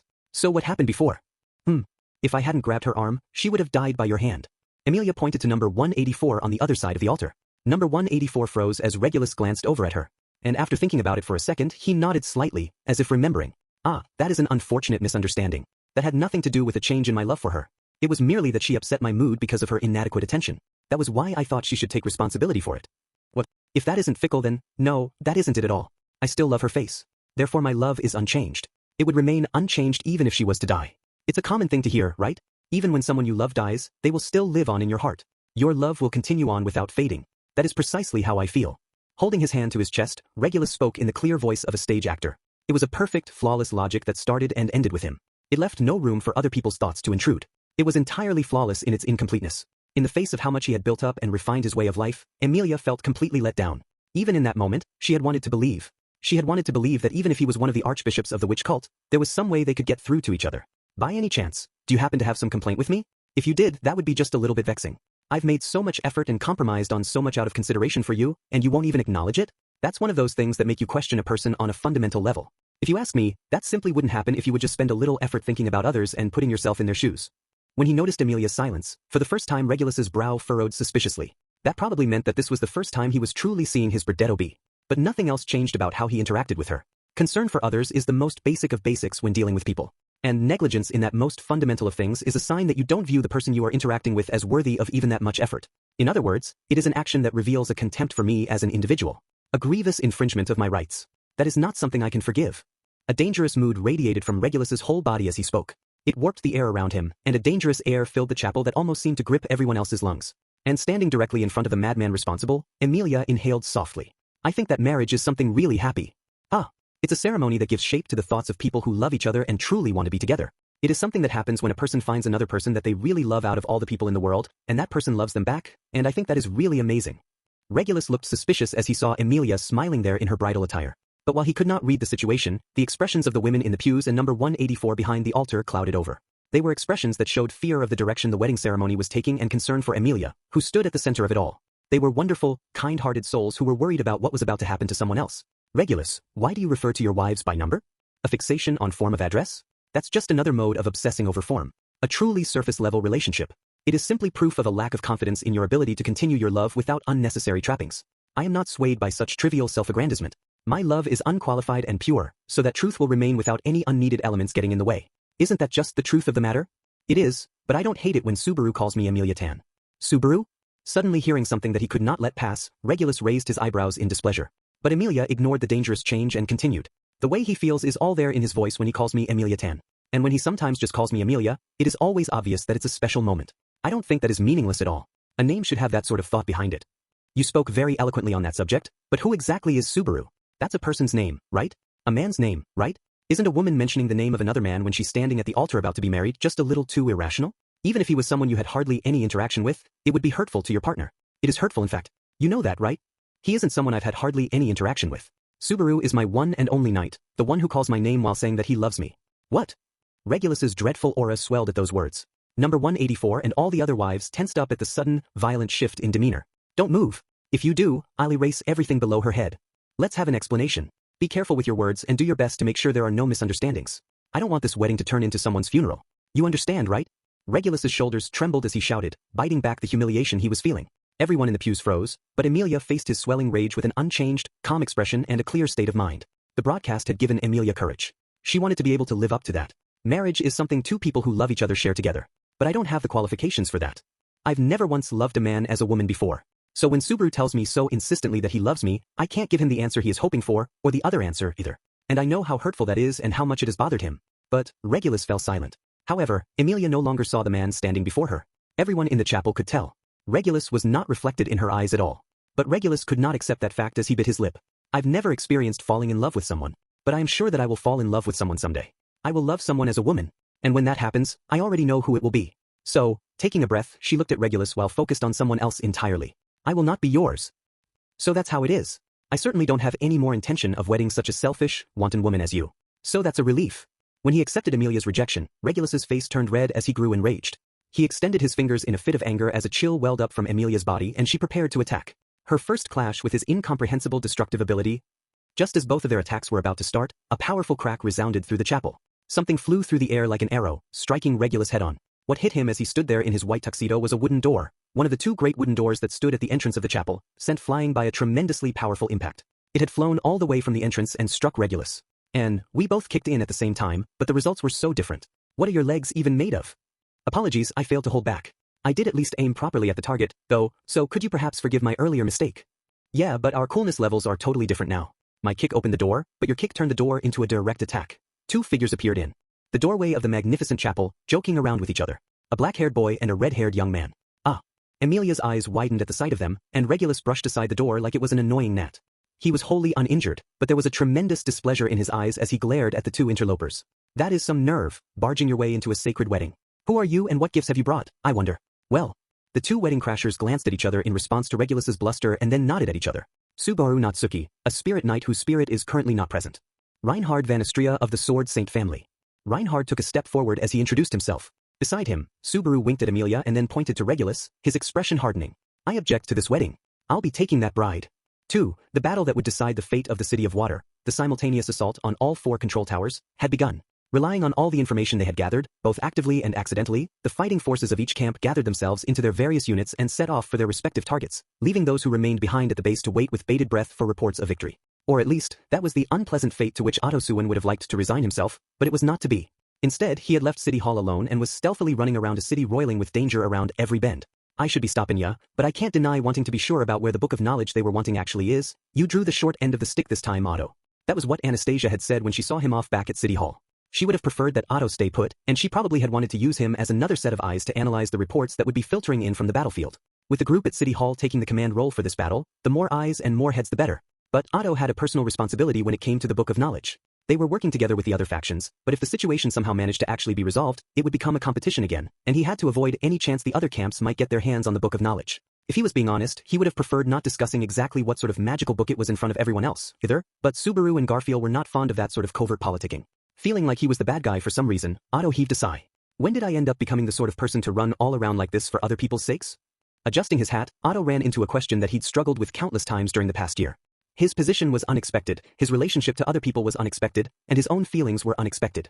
What would his family think if they saw him running all around with nary a thought about how to turn a profit from it? Even Oslo would probably make fun of me, let alone Regan. Imagining his older and younger brothers' differing reactions, Otto curled his lips slightly into a wry smile. Slipping into an emotional train of thought that Subaru, were he there, would surely start raising alarms about triggering death flags and whatnot, Otto ran through the narrow streets of the city, on guard against demi-beasts. The malformed and grotesque creatures were guarding the control towers being occupied by the archbishops and were incredibly threatening to any non-combatants wandering the city. But they could be managed with enough caution. That was something Otto had learned during his time out in the city before he joined up with everyone else at City Hall. Because of that, the danger he faced was minimal. If he could not demonstrate the pride of a member of the team who couldn't fight directly in battle now, who knew when he would get another chance? Would have been nice if I could have at least tricked myself. He clutched his chest, and Otto's expression melted into a self-deprecating laugh as he felt just how badly his heart was racing. The witch cult, archbishops, cultists, they were all things tied to terrifying memories for Otto. The events that had led to his meeting Subaru and everyone else a year earlier were just the flip side of how he had almost lost his life. He could not forget the fear he'd felt toward the archbishop then, no matter how he tried. He could not forget the archbishop of Sloth's sunken, dark eyes in the moment he'd thoughtlessly stolen away someone else's life. He would never forget the image of the mad fanatics who'd offered up their own flesh in accordance with his orders without any thought of pain or suffering. He could not forget the silence that had filled the world around him as he pleaded for someone, anyone to help him. He had never been more terrified than in that moment. He had never feared the void as he had then. Facing off against Garfield, running away from the Bowel Hunter, and being attacked by a mob of demon beasts all paled in comparison. That was how dark a pall the encounter with the witch cult had cast on Otto's heart. And yet, there was no mistaking that he would have to face that fear again. He had chosen of his own volition a place to call home where he would surely have to face the cult again. He could not just leave Emilia, Subaru, Beatrice, Garfield, Ram, Frederica, and Petra alone. Otto cared about all of them. He had never intended to stay in any one place, and yet somewhere along the line it had just become too comfortable. Even knowing he would encounter the enemy that terrified him the most, he could not abandon his home. If it would protect that place he called home, if they needed him to stand beside them, then he would stifle his fear and support them in all the ways they could not support themselves. Because of that, no matter what it takes, I have to take care of my job myself. His words were to reinforce his fearful heart and also a warning for the enemy to hear. When Otto stopped moving, there was a small figure standing in front of him. There was a stone bridge over a canal just ahead, and on the other side was a plaza, where the small figure was standing. There were actually several figures in the plaza, but in the moment, Otto's attention was focused on a single one standing in the midst of them. The world grew quiet. Painfully so. He could not hear anything at all. The voices of living creatures fell silent as they desperately tried to hide their presences and blend into the background. Otto Suin knew that feeling. And because he recognized it, his heart was surprisingly, truly, astonishingly calm, even as the figure before him slowly lowered its arms and its long mess of brown hair and turned around. Hello, mister. The figure's lips cracked sinisterly as it flashed a terrifying grin. I am Lai Batankatos, the witch cult archbishop of Gluttony. Welcome to my feeding ground. His red tongue danced inside his toothy mouth as the archbishop who should not have been there cackled. Another unexpected life and death battle begins for a non-combatant as well. Indeed, afterward, I hope everyone can appreciate just how revolting Regulus is. Hey everyone, it's Tappei Nagatsuki, the mouse-colored cat. And it seems like this font is actually the default size now. And with that déjà vu greeting out of the way, thank you very much for following along with this volume of the main story. How was volume 18? I suspect all you Zero readers who have followed along through 18 volumes have realized it by now, but I really love sudden, dramatic reversals. The moment when characters actually manage to turn things around after having been put through the grinder in desperately hopeless situations is just the best. Zero volumes are often spoken of as being filled to the brim with absolutely depressing developments, but for the author, the happiness afterward is really the main draw. But there is a certain catharsis to it that's proportionate to how intense, deep, and overwhelming the adversity is. Because of that, an author has to hold back tears while making the characters endure even more suffering. No matter the story, there is always some sort of conflict between the beginning and the end. That is the romance of it all, and fate. So even while the main characters are enduring horrific circumstances in every volume, the comeback is always lurking just around the corner. Every battle has its ups and downs, and I hope you'll enjoy watching how our favorite cast takes on enemies with their fair share of peculiarities. And now for the standard thanks in the middle of a packed page. To my editor, thank you for all the work with the intense fighting without any break at all between this and the last volume. I said that there was conflict between the beginning and the end, but it was practically fights all the way through. To the illustrator, Otsuka, I'm sorry for all the notes and directions involved this time, particularly with Emilia's outfit change. But Emilia in her wedding dress and Regulus in his white tuxedo and his eminently punchable face were just perfect. Thank you so much. To the designer, Kusano, I was amazed that you pulled something entirely new out for the 18th volume. I can't wait to see what else you have in store, but it was a fantastic job as always this time. Matsus manga version of Zero is entering the climax of the third arc in monthly. Comic Alive, and both it and Sabata Nozaki's The Ballad of the Sword Devil are still being serialized to great reviews. Every month is fun to see. To everyone else at MF Bunko J's editorial division, all the proofreaders and all the bookstores, thank you very much for all your work. I have so many other things that I need to share that I can't list them all. Zero could only exist with the support of so many people, so thank you, and I hope you'll keep supporting it in the future. And finally, to the readers who are always supporting the series, I hope to see you again in 2019. December 2018, while rubbing a stomach that has grown due to busyness, I don't know what this preview for the next volume or whatever thing is, but I don't recall ever saying anything about accepting this job or agreeing to handle it. So what exactly were you thinking, pushing it onto me? It's not that I particularly hate it. It's just that there's a certain level of consideration that must be paid. That's the bare minimum of respect in order to not upset the person you are asking for a favor, no? Not even bothering with that is saying that you don't think that person is worth even that bare minimum level of respect. Wouldn't you say that's practically a form of violence? Yes, that's absolutely right, sir. What would you even have me say anyway? That the theater screening of the second OVA, The Frozen Bond, has been officially announced? It is some story of my bride number 79 and some gray cat meeting, but if you actually think about it for a moment, there are far more important events that could be depicted, right? You should have a bit more consideration when asking me to do this. Yes, that's absolutely right, sir. And also, you are too slow as it is. When is the next volume? Volume 19. When's Volume 19? Next year? March 2019? Going on sale at the same time as Volume 4 of the short story series? Do you think that somehow makes up for the amount of time you're making me wait? Time is a limited commodity. Everyone only gets a certain amount of it. You certainly can't expect someone to be content with you just stealing away their time like that out of some selfish, egotistical desire. It's sick, I tell you, sick. Yes, that's absolutely right, sir. Also, what is this? Taking part in the 70th annual Sapporo Snow Festival? What is that even? How is that related to anything? You can find more details by going to see the first OVA that's being screened in theaters. What is this? Who do you think I am? Don't expect to get away with playing me for a fool. Yes, that's absolutely right, sir. There's still more? According to the flyer for the 2019 Sapporo Snow Festival, there is a Zero display in the HBC Finland Plaza. Do you expect me to apologize for the oversight? You think tearing a cover in a fit is enough to earn you forgiveness? Where is the sincerity? Where I ask you? Yes, that's absolutely right, sir. And last is something that is a staple by this point, a birthday celebration at Shibuya Marui for the Oni sisters. What even is that? Exclusive goods are available there, apparently. Some fantastic display or whatever. I'm surrounded by people who don't understand a thing. Yes, that's absolutely right, sir. I can't be bothered with this anymore. I'm tired after everything that's been going on, so I'll be retiring for a break. Such a dullard has no qualification to be my wife. Yes, that's absolutely right, sir. That's a good response. Anyway, I'll be leaving here since I'm so busy. Just die already.